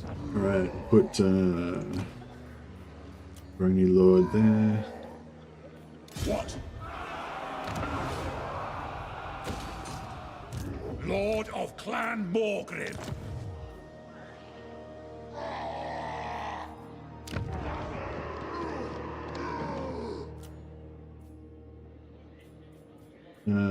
Characteron can build. Yeah, it's better to build it than wait. Oh, actually, maybe we should wait and then we can.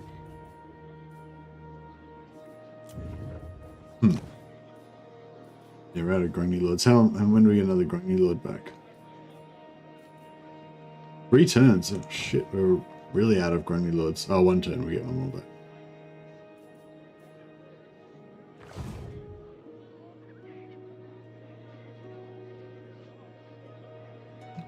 Can't wait for new stuff for the dwarves, but man, if they put the price high again, I'm torn if to buy it. Like for anything for the dwarves, shut up and take my money now today. Hey Peter, yeah, I mean, obviously I'm gonna get it for free because Creative Assembly are good to me and stuff. But like if I, before I got into the partner program, or before they started giving me the DLCs for free, like I would totally have bought it. Like I don't give a shit. Like, you know what I mean? Like the Shadows of Change one, because there's like Cathay, Kislev, and fucking Zeech. Like, who gives a shit? They're like 3 of the like least favorite factions, like the 3 of the crappiest factions, basically. So yeah, sure. Like I could, but like, come on, Dwarfs, Empire. Like maybe Nurgle like is like a bit but Dwarfs and Empire, like yeah, I'm definitely like I'd be buying it 100%. I won't be buying any DLC probably for another 2 years, seeing how it's going. Yeah, fair enough. Now, I get what you're saying. Like, in terms of value for money, I can totally understand you not wanting to buy it, or like you feeling like it's a ripoff or whatever. But in terms of like a consumer, in terms of like a Warhammer fan and a Total War fan and a Dwarf fan and an Empire fan, which is I'm all of those things. Like, there's no like.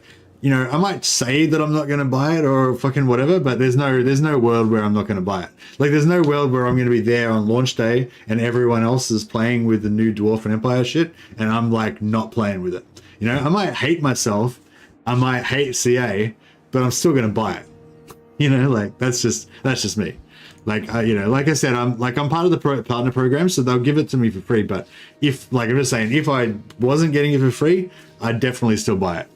I might hate them, and I might hate it, but I would still buy it. But you can definitely not pre-order it. And you can definitely buy it from Steam so that they get like less of a cut than they would if you buy it direct.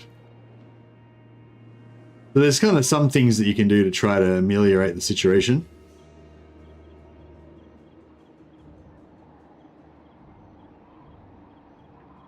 The way I look at it is that I have a budget, so I can only spend so much on games yearly. Yeah, no, I get that. I get that. And if it was just a game, then that would be fine. But it's not for me. Like I'm like obsessed with Warhammer and obsessed with Total War. So it's like there's games in general, and those rules would apply to games in general. But for me, there's like Total War, and Warhammer Total War in particular has its own special place where basically I'm just a rabid fanatic and have no sense at all.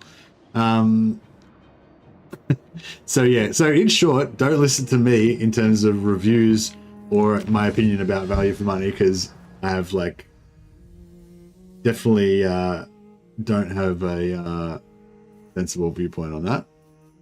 However, I am sure there are many people that share my viewpoint, but that doesn't make it any more sensible. I'm starting to get like all the technologies I want, kind of almost getting to the point where I don't really care about anything anymore. There's a couple of little things. I mean, I guess I want to get up here and get into actually I want to get the construction reduction cost. In terms of price, I'd need to see Shadows change in the next one for like $10 or less to consider it. I guess money is different in different places, but yeah.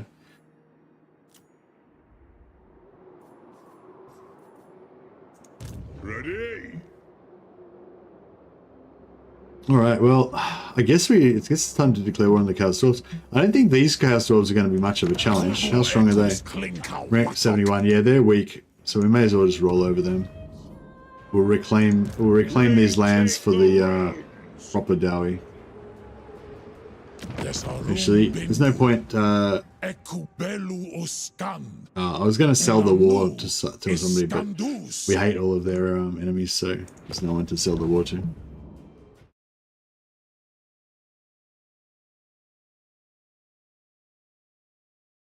There's lots of good games out. Yeah. No, I totally get that. And that would be my attitude for other games. Like if it was I don't know, if it was like a Paradox game or something, like a game that I liked and I thought was good, but like I didn't like the pricing or whatever, then yeah, I would definitely be like, oh, I could just get Baldur's Gate instead, or I could just get whatever, But yeah, I'm pretty much for the wisdom of Valea. Yeah, I don't know. I just have to have it. I have to have it all. Yeah, when it comes to Warhammer, I just kind of have to have it all.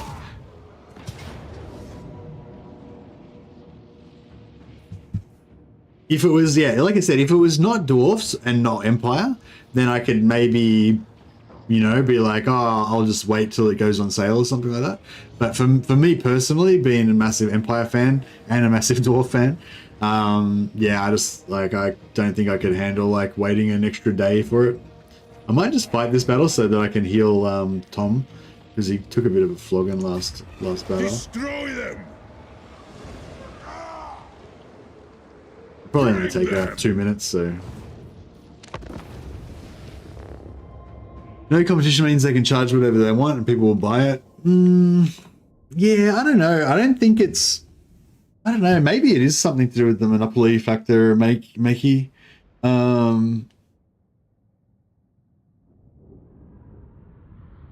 Maybe, I don't know. I think it's just more to do with their yeah, I don't know. Yeah, I don't know. Who knows? I think that they lost a lot of people buying with the last changes. Yeah. Yeah, I think they probably knew that they were going to lose a lot of people, but it was just like desperation. So like, if you're like yeah, I'm probably going to sound super ignorant to anyone who actually knows what's going on in the company, because obviously we don't know what goes on in the boardrooms and everything, but it seems like what people seem to think is going on is that basically Creative Assembly and Sega had a really bad quarter or a really bad year or whatever.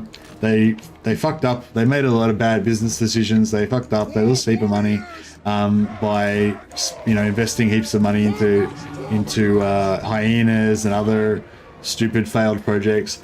And the people that are probably responsible for that, like the CEO or whatever, they're like, oh, it's going to look really bad on the end of year reports now, so I need to quickly try and make a heap of money back so it won't look like I did a terrible job. So I'll just sell Shadows of Change and Pharaoh for like double what it should be, and then that'll make it up, And they know that they're gonna destroy the good faith and piss everybody off, but they don't care. They just want this quarter to look good, to look better, or look less bad than it was going to look. So yeah, I think that's what is probably going on. Like, they probably know exactly what they're doing, and they probably did it on purpose.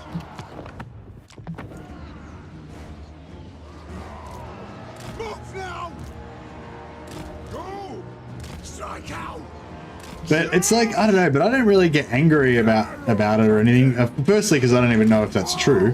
That was just like a random theory of mine, But firstly, I don't even know if that's true. But even if it is true, I don't really get angry about it. It's more just sort of sad,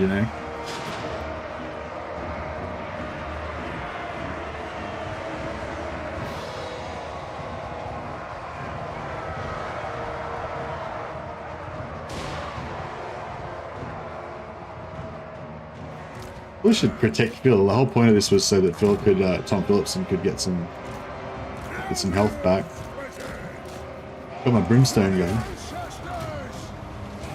You'll have those blasting charges? Yeah, for sure. These guys are costing me more than like a steam tank. They cost me like 500 gold a turn or something. But they're pretty satisfying. How's Tom going? We'll just leave it on fast forward, try and get his health up a bit. They made more money, but it's poor long-term strategy. Yeah, well, but the thing is, like, they don't necessarily give a shit, you know? Like, the people who are making the decisions may not even be around next year, you know?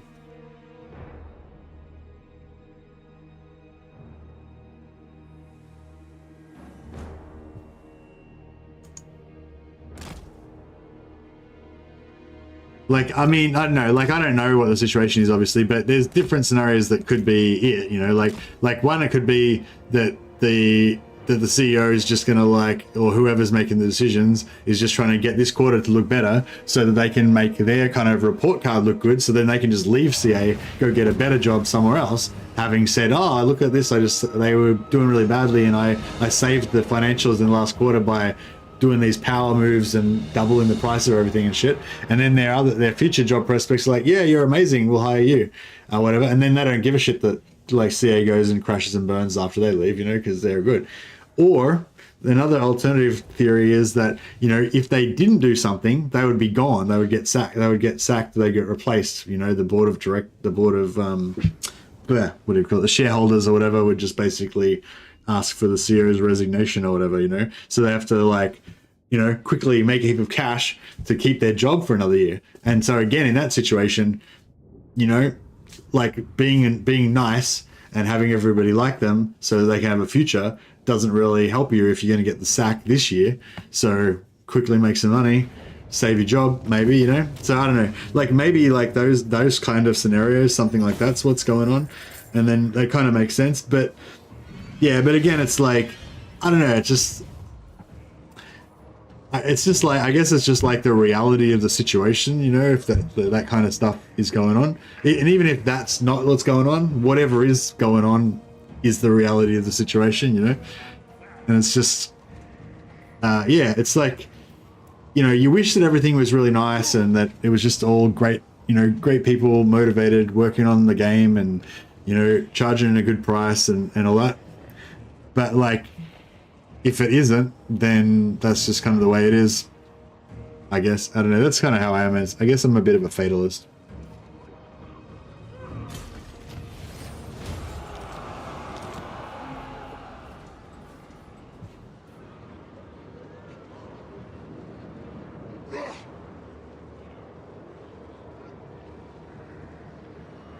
It's becoming the standard. Oh, yeah. Like, I remember there was a game called Arcade that I think I used to play. I used to be into MMOs. I used to play a lot of MMOs with my my old guild. And there was a game called Arcade, I think it was. Can't remember. Maybe I'm getting mixed up with a different one. There was one where you'd go through rifts and like invade the other realms stuff, and yeah. Anyway, and it was kind of cool. I think it was Arcade, and yeah, it was kind of good for a while. There was some problems with it or whatever, and then they brought out, was that the one where there was like a massive land grab at the start and land was like super expensive and stuff? Anyway, and anyway, it was like whatever, and then at a certain point they just released loot boxes, and yeah, basically you could get these loot drops, and if you got the loot drops, they were random, so it was loot boxes, right? And they were random, but if you got the things, it would make your crafting like super good, so that you could get like super rare crafting, and then you could sell that stuff was worth heaps of cash and blah, blah. So basically they made it so that they literally did it loot boxes, so it was like, yeah, and it was just totally fucked. So like the land grab thing was cool, like I didn't mind that was cool, like it made sense, you know, like, and it was, yeah, it was ruthless and it was cool. It was kind of like EVE Online or something. But then when they put the loot boxes in, it's like, what the fuck? And like, we'd already invested so much in that game. And then as soon as the loot boxes came in, it was like, oh, well, they just fucking destroyed it. They made it all meaningless. And it's just, but again, it's like, it's frustrating, but it's not, you don't really get angry. It's just sort of sad, you know? Send me to vengeance. That's how I feel about it anyway. Aye, it is time. We need a source of oath gold.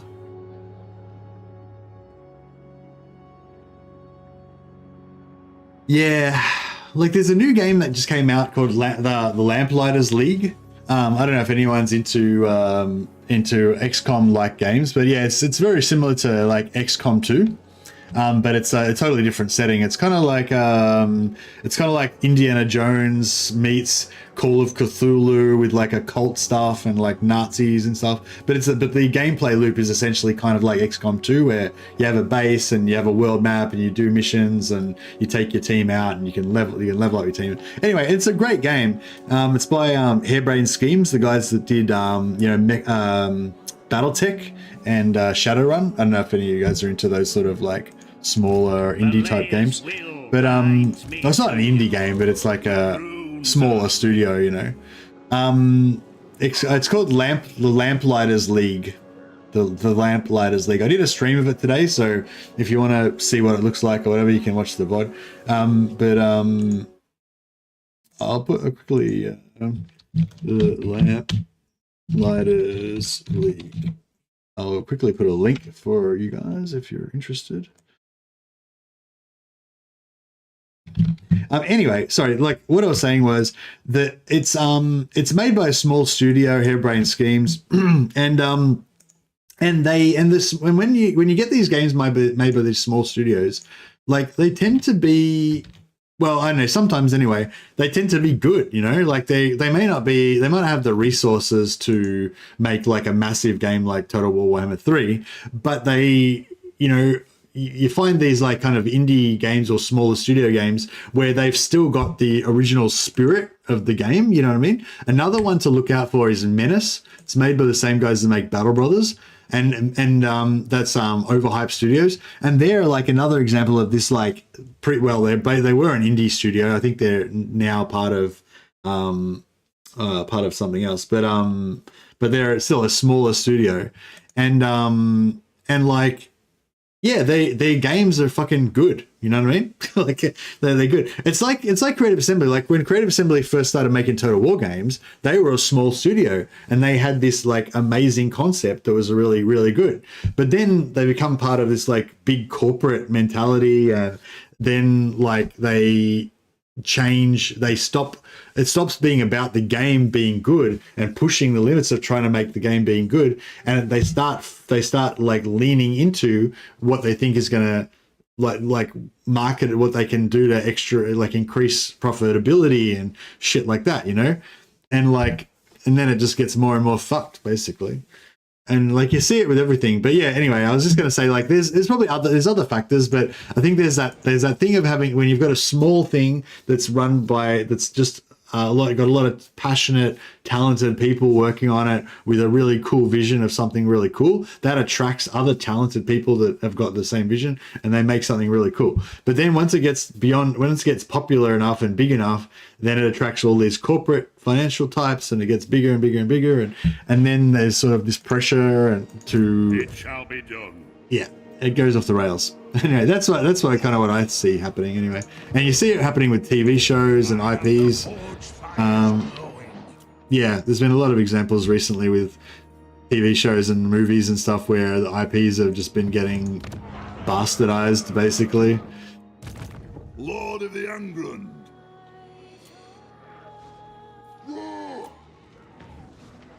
I think I'm kind of done for this turn. Stop rambling and just end the turn.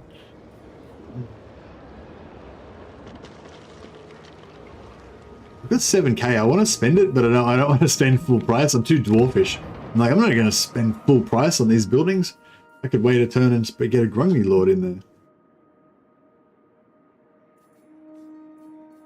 Oh, I guess if I build that, because it would be, I won't save as much as I lose by missing out on a turn of it being there. We definitely need a Grungy Lord before we spend anything in there. Alright, that'll do it. Crookback Mountain is going to totally rebel.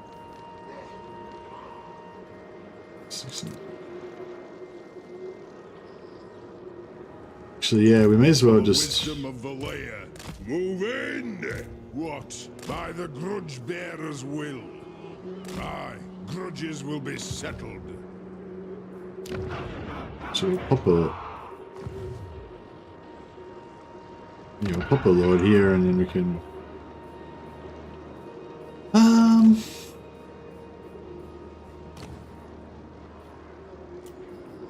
Summon me if you dare.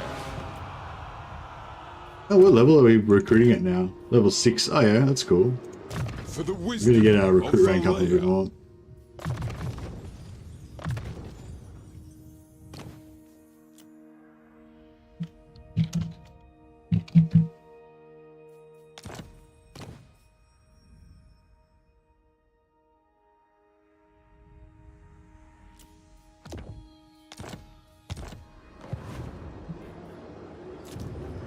Alright. That'll do us for now. I am Belegar. The last spell? Oh yeah, the last spell's pretty cool as well.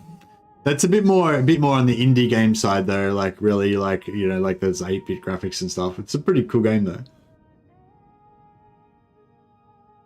Lamplighters is like a pretty like it's really well made and it's got nice graphics and stuff.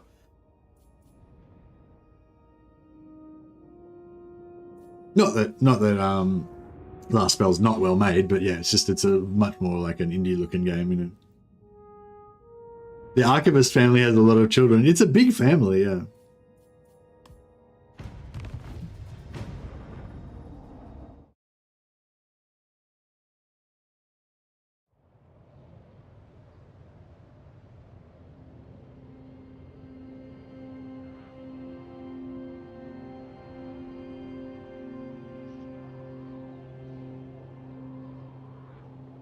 I always get reminded that if a general industry that gets bigger, the people that do decisions are less and less involved in the actual product and go more and more into statistics and become detached. Exactly. Yeah, that's another good way of explaining it. I think there's like, yeah, there's a lot of different ways of explaining the same kind of thing, you know. Alright. We got lots of archivists. Summon me if you dare. Yeah. Actually, I wonder if we can farm this for some Oath Gold. Cannot. Not.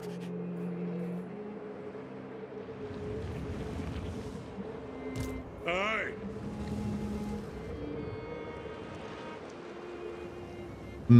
I should probably be going after this guy pretty fast. It's alright, we'll wait around a little bit so we can collect up some more, Grenier's axe thirsts. March. wait around so we can collect up some, The throng agrees. some runesmiths. Drang them. I wonder if we can get lots of Oath Gold out of this if we try and, like, actually wipe out all of these guys. We haven't got any, we haven't got enough, like, leadership reduction stuff on dwarfs. How's the quest going for dwarf beer and never empty tankards? We've run out of Oath Gold. Gotta, like, get more Oath Gold. We, or maybe if we melt down some of our other non-beer items, we might be able to get some more Oath Gold that way.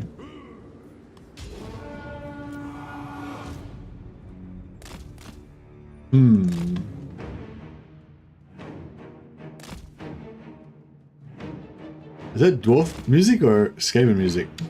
That sounds like Skaven music. Yeah, it's Skaven music, isn't it? Did the Gotrek cheese? Yeah, we did do the Gotrek cheese a little bit, but then we lost Gotrek. I noticed that when I killed Gotrek, he got his axe back again though. So I don't know how fixed. Like CA said they fixed it, but I don't know. Didn't look fixed to me. Has anyone tested that thoroughly since the patch?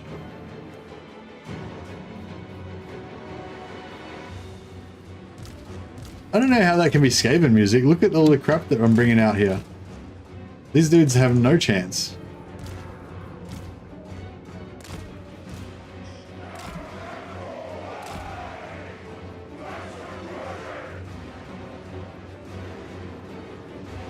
Just Iron Wardens, yeah. Yeah, you don't go for Old Guard Tankards. Nothing can stop You just go us. Iron Wardens and max tankiness. Lord, get moving. Are the Old Guard ones give you are the old ones? Old Guard ones the one you give you regen when you're out of combat, or they give you regen when you're in combat? Well, one or the other, isn't it? Yeah. Actually, make more. Oh yeah, no, we could just do the infinite oath gold thing, but it takes a lot of real time. So like if you like just like doing really grindy shit that takes hours, like hours of real time to get like free stuff and kind of, you know, trick the game and stuff, it's pretty satisfying and fun. But if you want to actually play Total War, it's not that much fun because you're just spending like hours just, you know, doing the thing. But yeah, basically as soon as you got 120 oath gold, you make 3 grey items that cost 30, 4 grey items that cost 30 each, so that's 120, and then you merge them into 2 green items that are worth like 60 each, and then you merge them into a blue item that's worth 130. So out of every 120 oath gold, you can make 130 oath gold. So yeah, and if you've got like 1,000 oath gold to start with, that means you can do like, you know, you can do 8 sets at once, 8 or 9 sets at once. But you still have to click on each thing to melt it down, you know, so it still takes quite a lot of time. All right, so how do we get all these guys to die? I reckon if we start at one end and we stop, don't shoot. We don't shoot. Maybe we blob. Actually, let's blob everything together. That's fine. Don't worry about it. Then we get these guys down here. And then as soon as this guy breaks, there he goes. Pick your targets well. Oh shit, they're all breaking. Oh god. Stop it. Alright, we caught all those guys. Pretty much.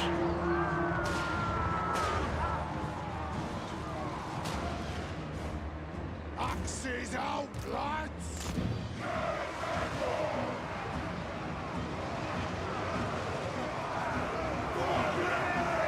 Get him! For the ancestor gods! Die! Nothing can stop us! Maybe if we look.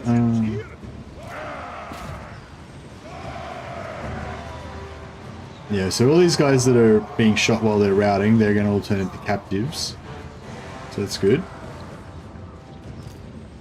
Fire on the foe! Go! Right, maybe if we come away from those guys, maybe we'll be able to get them to come back. They have wronged us. There we go. Move!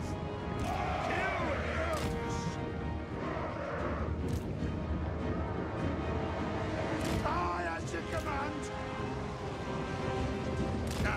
Alright, now as soon as we go near to those guys, they'll probably shatter. Will do. And then we can shoot the crap out of them.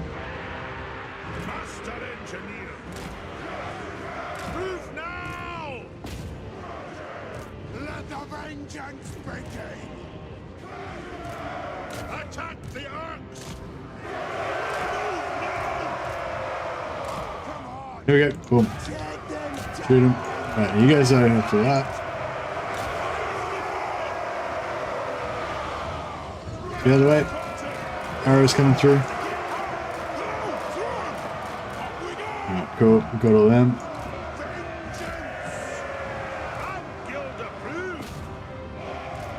Pick your targets well! Oh, you can slow them. Nice. Alright, cool. Put one here. That's dwarf music now. Oh, nice. Infinite Oath Gold would get annoying while streaming. Yeah, you probably want to do it offline or something, yeah. You make a video about it and then do it offline. But you don't really need to, and it's also more fun. Like it's like a lot of exploits. Like it's fun to do it once, and it's fun to demonstrate it and stuff like that.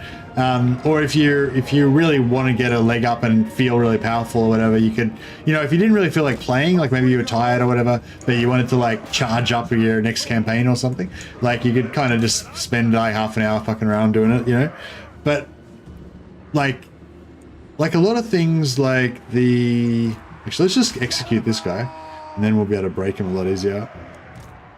Like a lot of things, like you make yourself more powerful by giving yourself infinite oath gold, but then that kind of like makes the whole oath gold part of the game, like the oath gold gaining part of the game, kind of meaningless.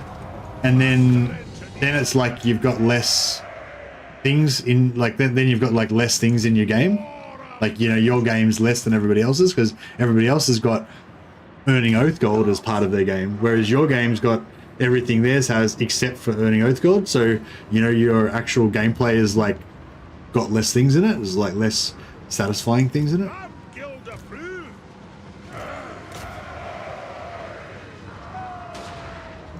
Alright, well, we'll let those guys go. Out of the guys that we did defeat, we got quite a high proportion of casualties, of captives.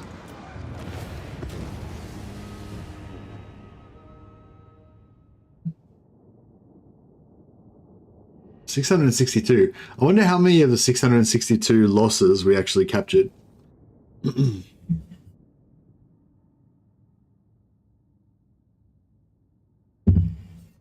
So basically, you only capture the ones that are killed while they're routing or while they're terror routing. So the goal is to, like, not hardly kill anything until after it routes, and then kill it. Nice. So we killed 662 guys, and of those 662, we captured 1,488.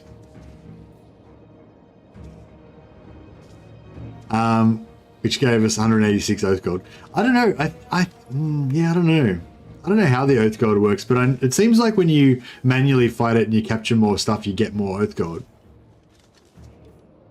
But it doesn't seem to be directly related to the number of captives, like it is with other stuff, where you just get like, like with slaves, you just get like 50% of the thing. You get 50% of the captives or something as slaves, but it's modified by, slaves plus slave stuff and whatever. Yeah, I don't know. Anyway, 186 oath gold. It's another tankard nearly.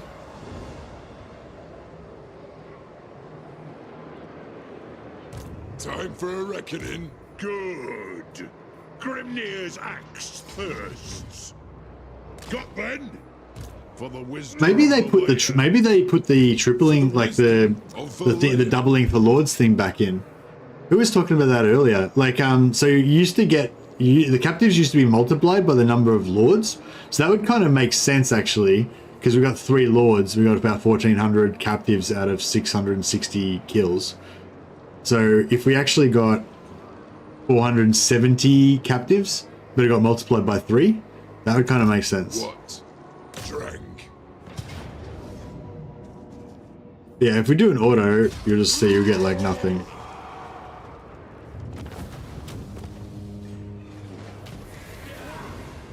No earth gold, no captives. They may have only fixed it for like slaves or something.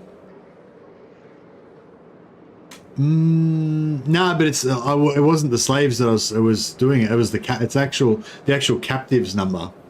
Like see what I used, like, so I killed 660 dudes and I captured 1,400 of them. Which clearly, that doesn't add up, and I don't have anything that gives me plus captives. Or I might have like a couple of things that give me plus 10% or something, but I certainly don't have anything that gives me plus 200% captives, So yeah, I don't know. Maybe they fixed it for certain races. Maybe they only fixed it for like elves and chaos dwarves. Or maybe they fixed it for everybody except for dwarves, because they didn't think that dwarves have anything captive related, or who knows. Ready? I agree. What? It is time. All right. Yeah, Skag the archivist, archivist, and go to bed. To war. Anad, retake the realms. One rag.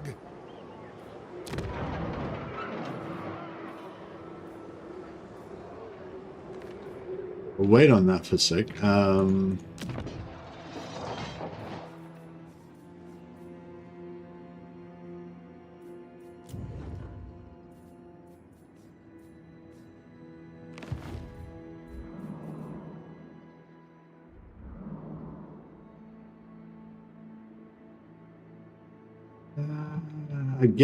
I guess where we going. I guess we can raise another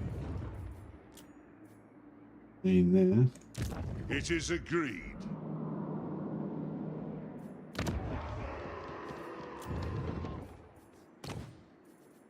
Ooh, Grungy.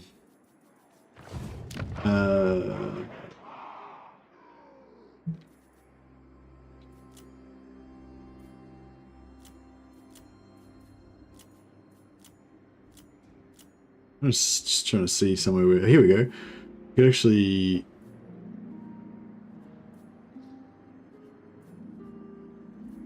Yeah, we could raise a runesmith here. You summoned me. And... Lord. Let us begin.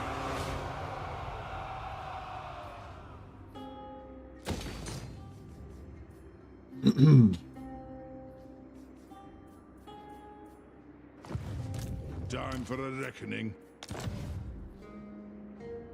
Lord of Clan Moarr. Alright, Merlot and Grudgehammer. My axe Brandon thirsts said, for I war. think Merlot and Grudgehammer will be the leader on this one. For Karazankor.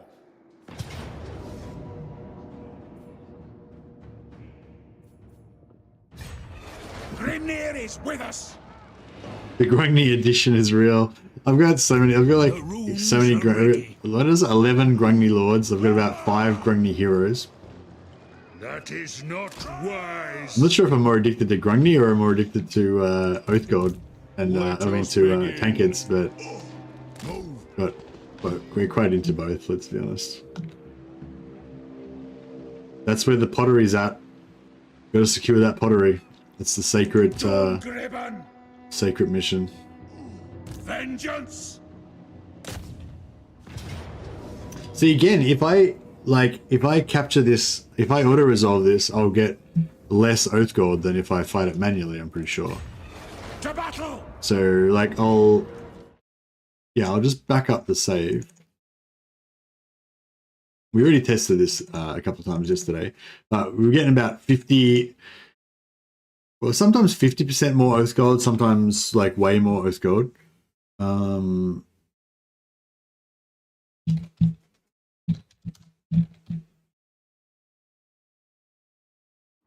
By the fort, father. But yeah, so this is not the real, this is just a test. I'm going to fight it manually in a second. But yeah, so just put Oathgold, I mean, we auto-resolve it.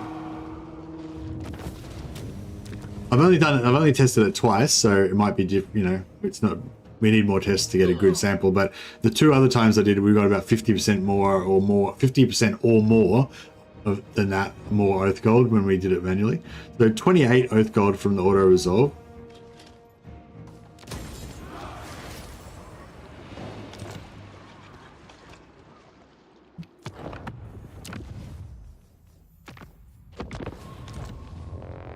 And then yeah, we'll see. I'll fight it manually, and we'll see what we get. You can always do the free build, full refund cheese. It still works, right? Hey, Mackie. Yeah, I think so. If we had like a bunch of, you mean like if you have like a bunch of Grungni lords, Grungni heroes in a stack, and then you get basically build the building for free, and then refund it to get the money back. Yeah, it should still work, I think.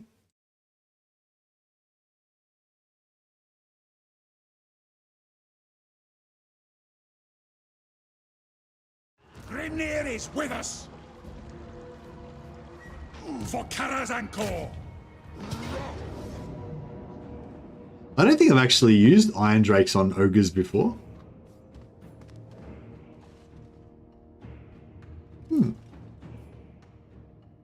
I haven't actually equipped Iron Wardens on these guys, so it might not be very much fun for them, but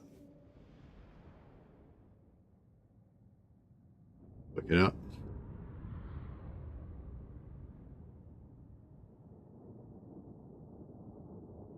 Yeah, so we won't get that much. We probably won't.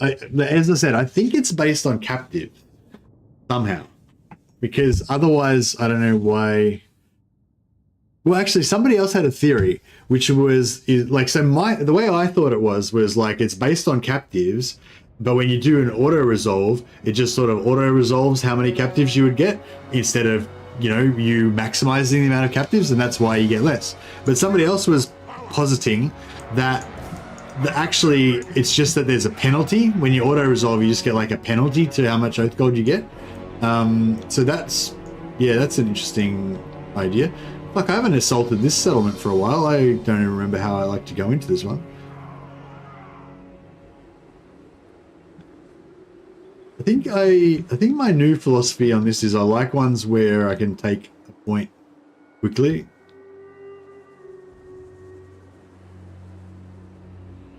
Yeah, I guess this one. Where's the reinforcements? Yeah, that's pretty close. That's fine. Yes, Lord! For the High King!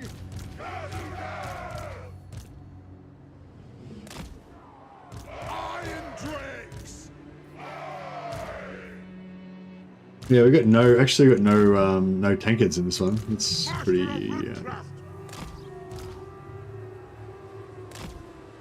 Iron Drakes! The clans unite! Rune of smiting upon them! Strike out! Wow. All right. Ready to serve! On! Kill Urks! Oh, Deadeye'll get him! Alea's blessing on us! For the Karazankor!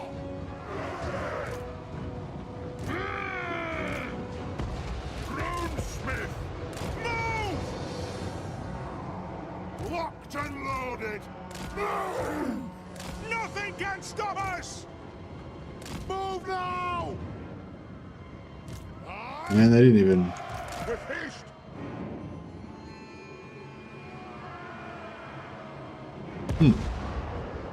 Kazook!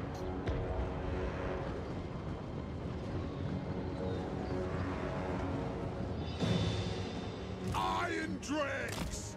Give me vengeance! Shield bearers home! Down missiles!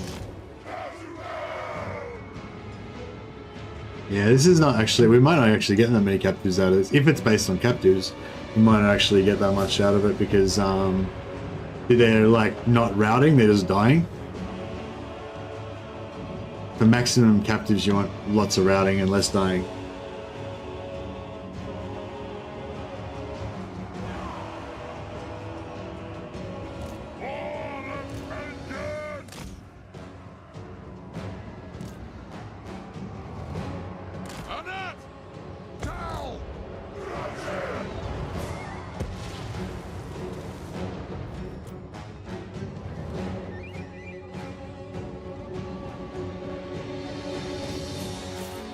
Oh shit, I was not paying attention to that. Whoops. Crap.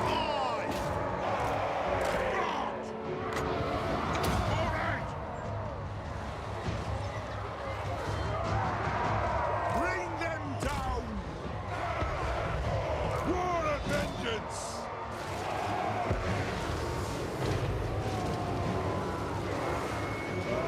The Iron Drakes are getting picked up. These these Iron Guts are armor piercing, unfortunately. Ready! On! Shoot the Warthogs! Take them down! Hey Jugger, what's the current goal? We just started a war against Drazoth. We're gonna kill some of those evil Chaos Dwarfs. Move now! Nothing could stop us!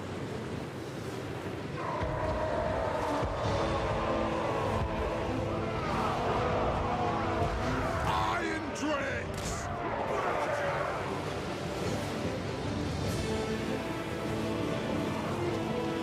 Belegar wants Wurzag's trait, so I'm about to declare a war. Hey, Varings!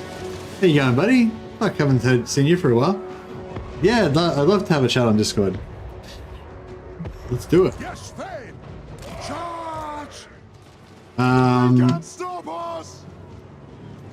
What were we talking about? Oh yeah, so yeah, Drazoth. We're at war with Drazoth because we've got to delete the shameful betrayer kin, and there's a lot of friendly fire going on here. A lot of friendly fire. We've got a little hero blob, but these guys are literally all level 1 heroes, so they're not going to be too impressive.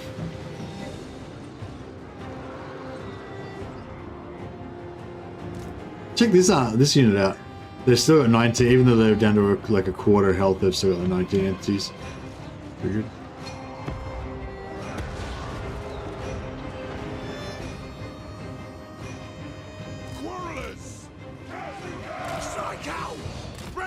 Range fast!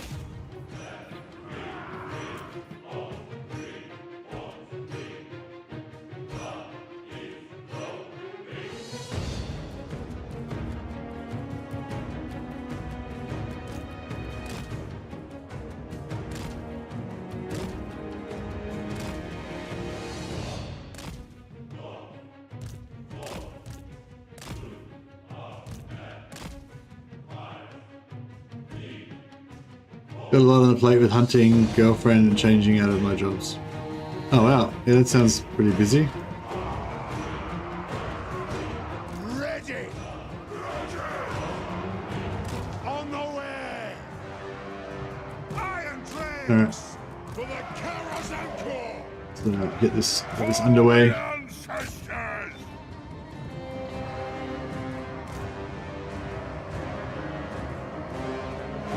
Off we go! Aye!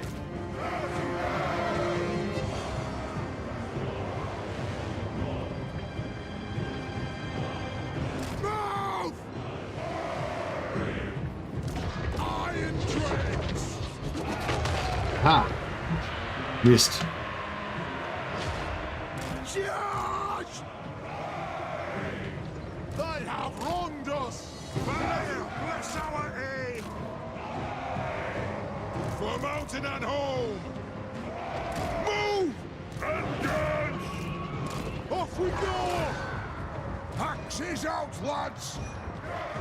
Gods, move now! Go! Kill Orcs! Alright, so we want to wait till these rout. I'm going to wait till these guys rout here, and then just delete them all. Delete? I think they're routed. Alright, cool. So all these ones that are routing out there, they're just going to get killed. That's good.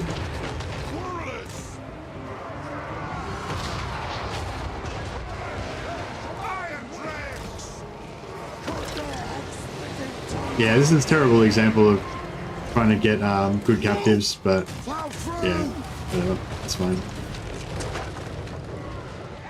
Go! Range fire! Range fast! Pump those dwarfen legs! Where the ancestors!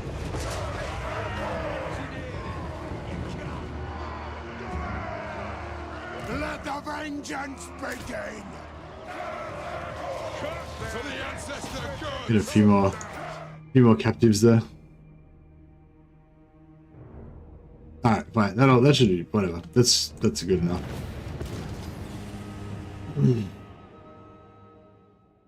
I just saw your last live stream, Darktide Zealot, a couple of days ago. Watching that at work. Been leveling a Zealot, so it might be good for learning. Oh, hey, Mythical. Oh, I'm in no way an expert on Zealot or anything. The build that I described at the start of the build that I described at the start of the stream, though, I think seems like a pretty good build for Zealot.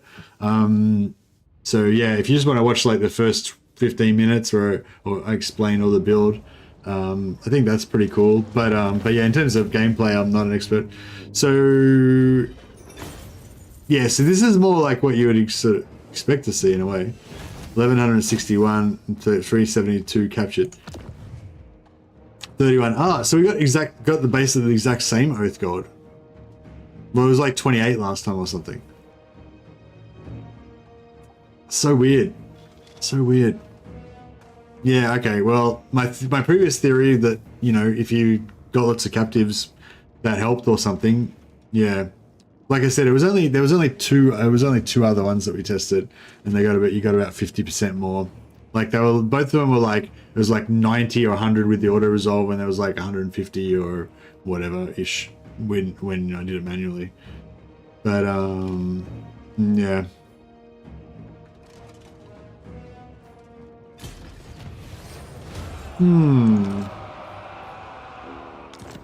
Well, inconclusive. Did not really support my hypothesis. Oh well.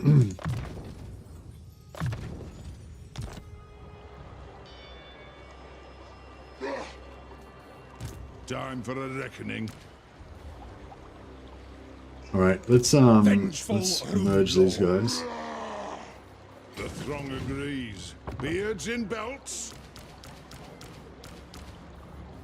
And we need to drop about 3 of these guys. I don't know, do we want to keep these rangers with great weapons? I do like the fact that they're AP, but...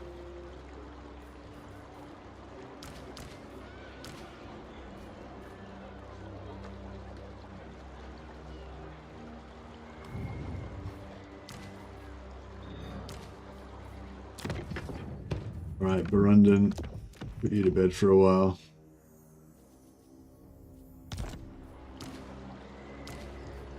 What?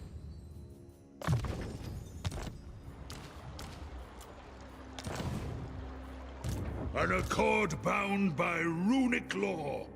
I do. An accord bound by runic law. Man, so many runesmiths. It's just going to be Wrath and Ruin, Wrath and Ruin, Wrath and Ruin.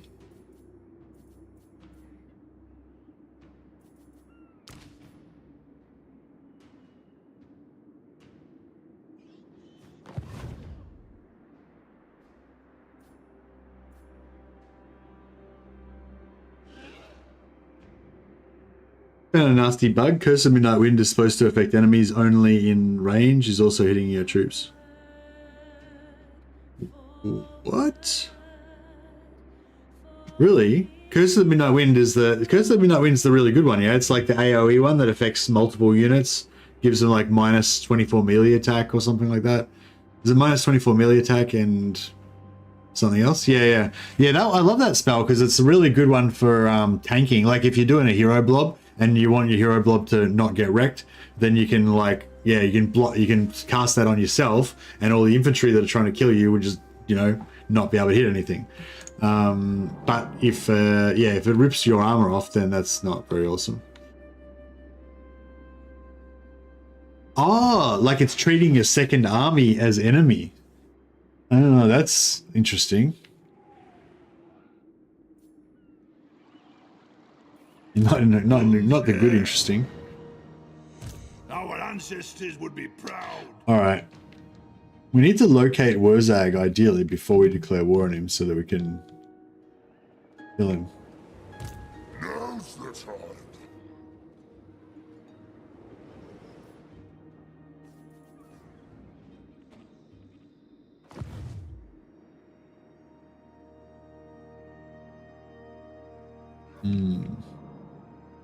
Lord of the Angrund.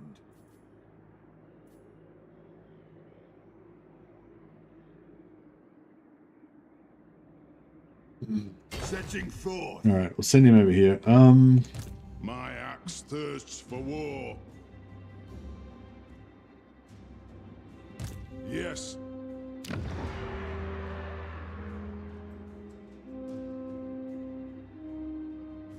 Stone Mine Tower. Yeah, we definitely have to declare war on. Aye, grudges will be settled. Definitely have to declare war on Geld at some point. Onward. If I don't like your words, I'll blast. One rag. Run. Onward.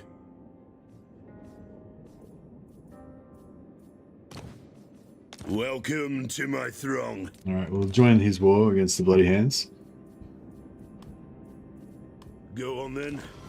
Why go to war for free when you can get paid for it? That's my motto. My dwarfs are stingy dwarfs.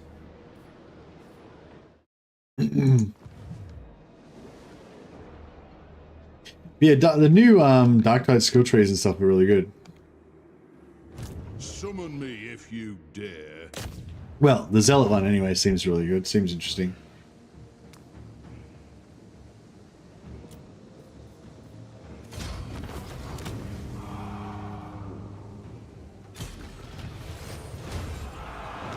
Maybe I should have sacked it for the... For the wisdom of the layer. Maybe I should have sacked it for the Oath God.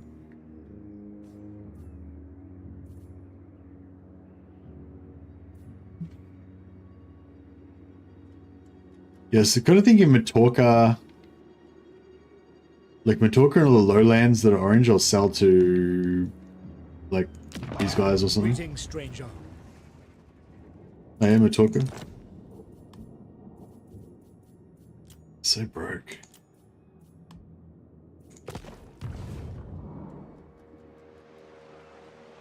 No major changes, but sort of the yeah, but veteran's not as good. Yeah, I like how the skill tree's got like with the Zealot. If you go down left side, it's kind of similar to old Zealot, but there's like more complexity to it and more things that you can kind of like stack together to make yourself more powerful and whatever. Yeah, it feels good though. The skill tree's cool. Belegar's will binds me to you. Retake the realm. Yeah, right, so we got three runesmiths heading up towards Thorgrim. The runes are ready. They can complete him. Ready. Onward. We're going for hero capacity too. We got one more Thane, that's it.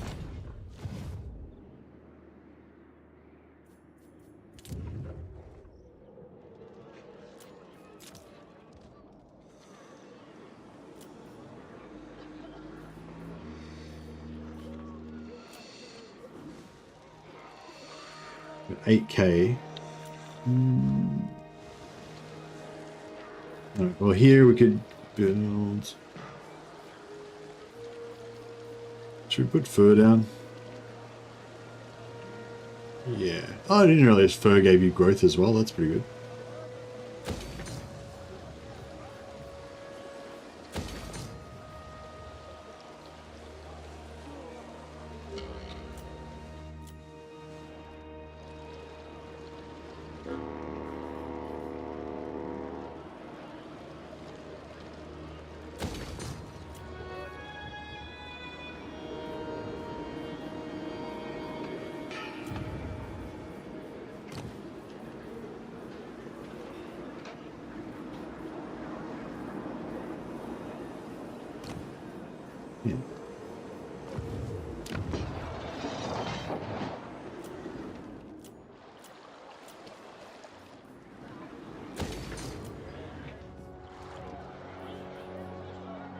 Zvorak, we're going to sell Zvorak, so I guess if we... Oh, actually, no, they're not going to have enough money to buy it, so I may as well not even bother.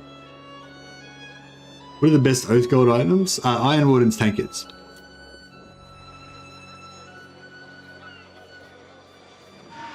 Oh yeah, so we could build this. Gives us spices, which we don't currently have, and exotic animals, which we don't currently have. That's actually pretty cool.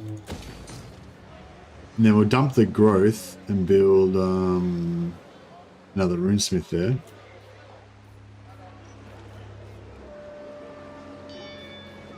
We're probably nearly approaching the point where we've got enough runesmiths, unless we want to have like whole like, you know, whole stacks of runesmiths and stuff.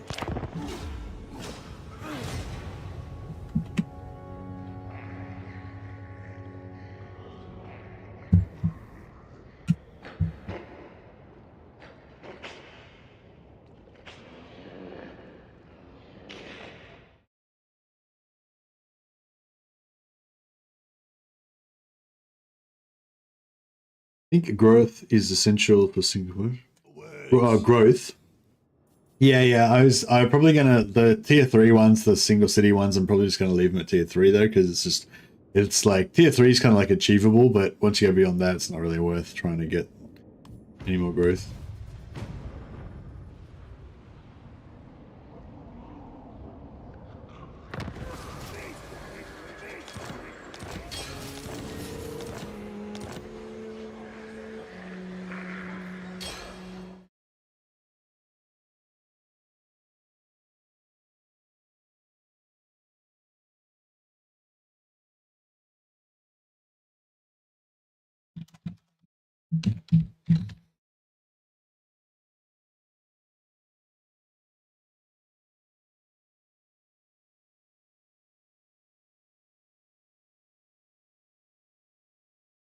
There's a lot of good oath gold items. Sorry, I'm starting to get a bit tired now. My brain's shutting down. I've been streaming for I've been nearly 8 hours on this stream, and before that I did like a 4.5 hour Lamplighters League stream as well. Or about 4 hours or something. So I've been streaming for nearly 12 hours straight with I had a little half-hour break in the middle. So I've done a pretty solid effort today, I reckon. Pretty solid effort. Earned my bacon. Be nice if they had some new ones. Yeah, it'd be nice if they had some new ones with the update. I mean, I guess that's probably a apparently that Kavzar is the old name of Skaven Blight. Apparently there was a city there that was kind of like half Talayan, half Dwarfish. Like both Dwarfish and Talayan people lived there together. And then it got taken out by Skaven and stuff like that. But yeah, apparently it used to be called Kavzar back before. So we changed it back to the old name once we reclaimed it from the Skaven. Which I thought was pretty cool. I'll cast the runes. Still got siege attacker, so that's cool. I'll get on it. It's as good as done.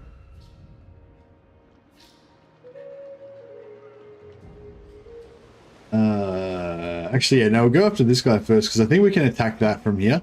So... not sure if we can get across there. Setting off. Let's go like that. Agreed. I've cast the rune. It is time.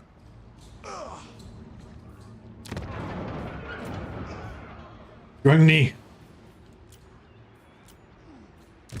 Mighty Grungni. It's kind of cool having Grungni Lords in your Grungni Heroes in your stacks, because quite often your armies, like because your army just takes over a settlement, and then you're like, oh, I just took over the settlement. It needs to, have some buildings built in it, and then all the buildings just like, oh, that's weird that they're free or they're super cheap or whatever. It's just like, excuse me, it's just like a nice surprise. Well, we could hold on if we've got marble, but I'm pretty sure we've got marble in Tretch's newly acquired lands.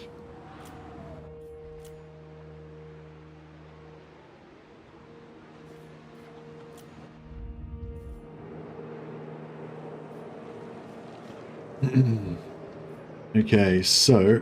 Oh, he's taking Gorgoth. I feel like we kind of need another army over here. I don't think that this this ranger stack is going to really be very good against Drazzo. To war for the Karazhan Corps. In the ultimate mode, yes. I think it was turn 60 to 70 with a 3-turn warning. And it's random. I think it's going to be random out of either Skaven or Greenskin. 200%, but only one of them. Mimir's axe thirsts. Just to give us a little bit of mystery in our lives. Bearers, let's march. Wipe out the trespasses. The runes are cast. I agree. Okay, that says we can do it in one turn, so let's... Arcane winds under control. Be done.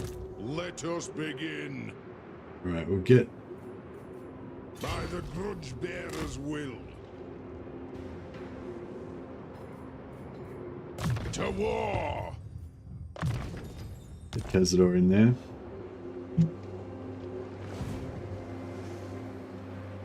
This crown digs into The Skaven endgame was bugged and it spawned Skaven twice. What do you mean? Like double the amount of armies or two separate times or what? Because normally the endgame triggers at the start, and I don't think the armies trigger then. And then there's a second kind of triggering about 5 turns later, and that's when the armies spawn and that's when they declare war on you and stuff. The first one just means is just when the undercities start coming, but it's still like secret. And then like the second kind of thing that happens, I guess a few turns later, is like when they go hostile. But you're saying like the armies spawned at the start and then the armies spawned again like 3 or 4 turns later or whatever.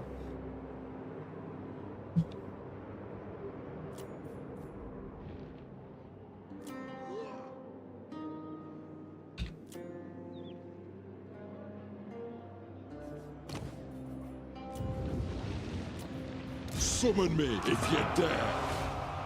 You can draw and swing it. There we go.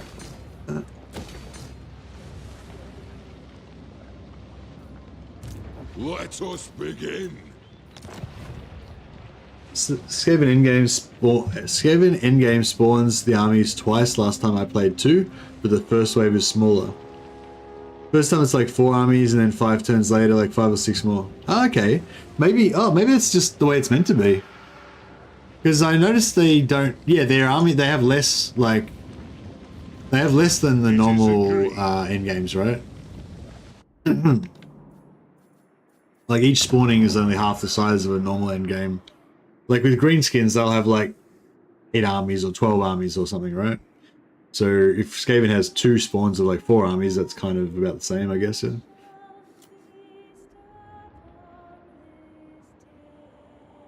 Oh, we're broke. Damn it. True king of 8 peaks. I don't know if Wezag's going to pop up here or not.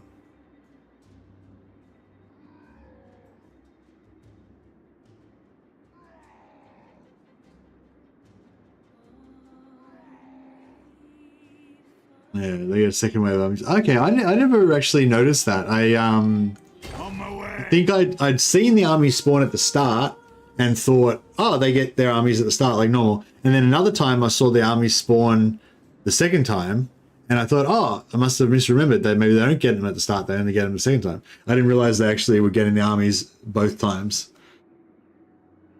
Revenge incarnate.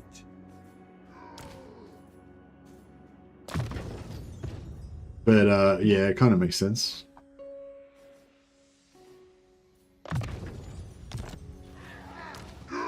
My axe thirsts for war.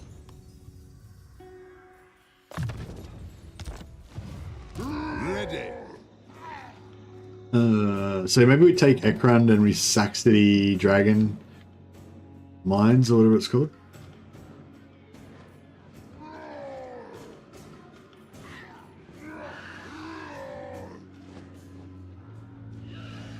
We march as the High King commands.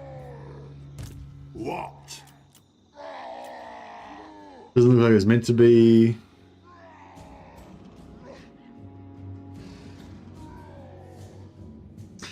I don't know. I kind of thought it was cool because they don't declare war on you straight away. It's sort of like a bit of a secret thing or something. But maybe maybe it is a bug. Maybe it's not intended.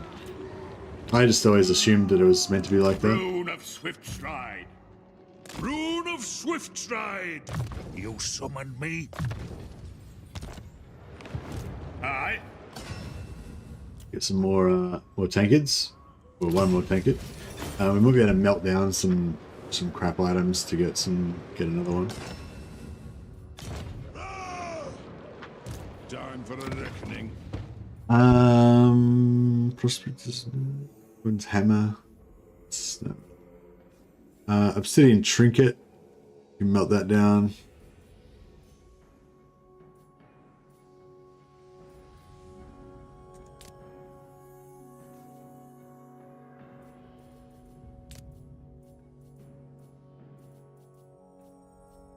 Talisman of endurance.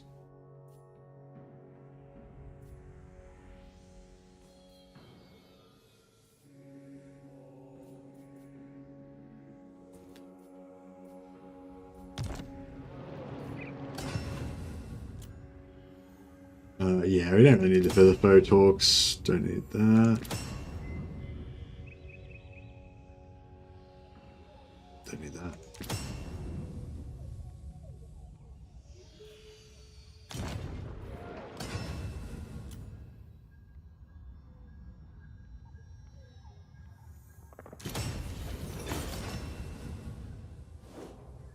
All right. So many tankards have we got now? 1, 2, 3, 4, 10, 11, 12, 13, 14, 15, 16. So 16 tankards. Only 16 tankards. What a feeble dwarven empire. Feeble and thirsty dwarven empire. Ready. You need at least 2 tankards per hero and lord so they can double fist their drinks. Exactly. I know. Or it's weak sauce. Moving.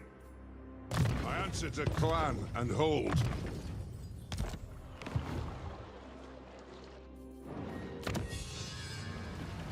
Technology wise.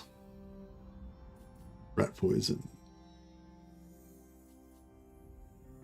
Is which one's the is it Valea's protection, the one that we get the I'll grab the ultimate ancillary guide up.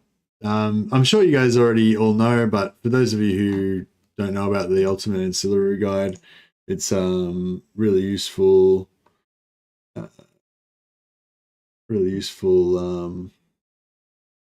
tool. Just allows you to look up every single ancillary or follower in the game and see how you can farm it. If you haven't got it already bookmarked, I'll put a link up for you. So yeah, I definitely recommend that you click on that link and then bookmark that. So yeah, so basically, you know, any follower that you want for every different race, we've got all the different races here. You can do your thing. So yeah, Daughter of Valea, that's what we want. Have technology Valea's protection and rank up a character and participate in 4 battles. Okay, so once we've got Valea's protection researched, then every time we rank up for anyone who's had more than 4 battles, then they have a 10% chance every time to get it. So then once we get Valea's protection, plus 7% from all buildings, local region, plus you pair that with with a dwarven bride, plus 9%. So then you got plus 16% total income from local region. And then you can also pair that with, like, if there's a gold mine or whatever, you can also pair that with this gold mine thing that gives you another 8%. So then you're getting like 24% increased income from your gold mine or stone quarries or whatever.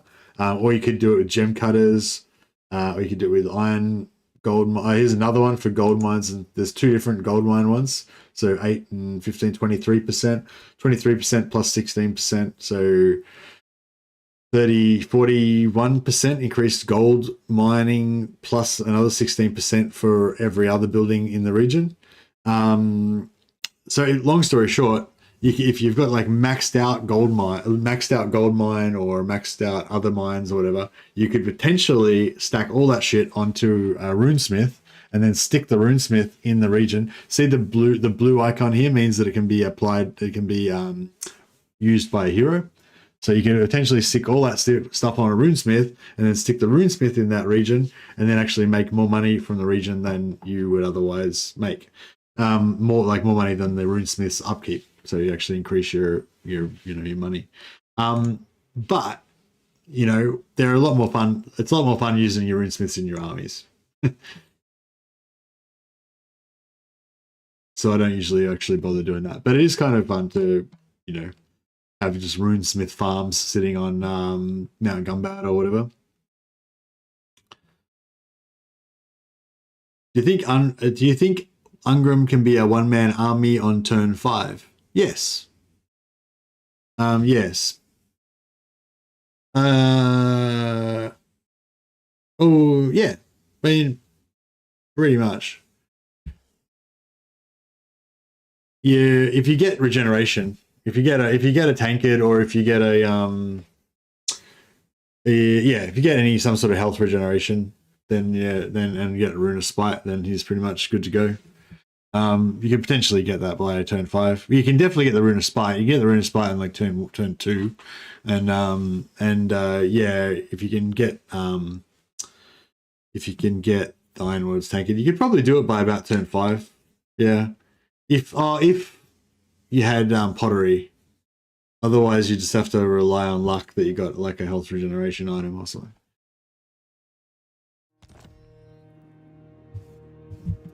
But if you couldn't do it by turn 5, you could definitely do it by like turn 20-ish. But you don't really need him to be a one-man army on turn 5 anyway. Because you can just kill everything on turn 5 normally. Pottery, you can get pottery. The easiest way to get pottery, well, the problem is you need them to be creating pottery.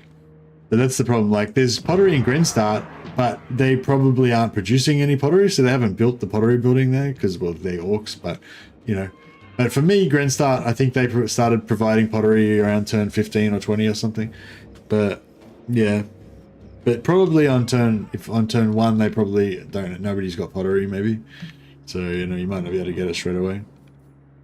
But yeah, I mean, it's possible. But somebody has to have built pottery. But yeah, but even if you don't have pottery, you could get like Belegar Iron Hammer. Even if you don't have pottery, if you could be lucky and get a Seed of Rebirth. So Seed of Rebirth only works when you're in combat, but you only need it to work when you're in combat. So whatever, that's fine. If you have if you have Angrund in melee, just regenerating as he goes, but you can't. Yeah, you can't really reliably get the regen early, like straight away. But what you can do is you can build Gotrek and Felix, and have Gotrek and Felix on turn 2, and then with Felix in combat, he regenerates everybody with him. So you can instead of having a 1-man doom stack, you can have a 3-man doom stack with just Angrund, Gotrek, and Felix will just regenerate the other 2. And that's something you can reliably do for any dwarf faction on like turn 2.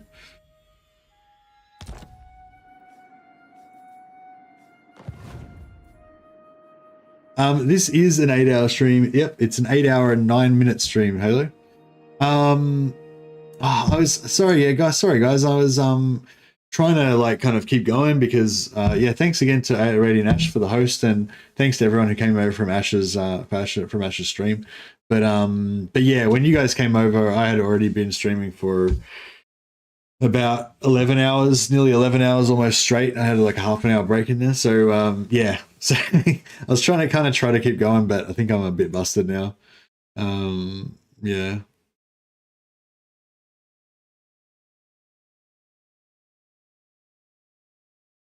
Anyway, I'll see if I can chuck a host to somebody who is playing Total War Warhammer right now. Oh yeah, and anyone who's interested in the Lamplighters League, I chucked the link to it earlier. It's just called the Lamplighters League. It's on Steam. I also streamed it earlier today, so if you want to check out the stream to see what it's all about, check that out. And I'm probably going to stream it again today or tomorrow or sometime soon, probably on the off time. I don't know, whenever. But yeah, anyway, if you're interested in that, then yeah, check it out.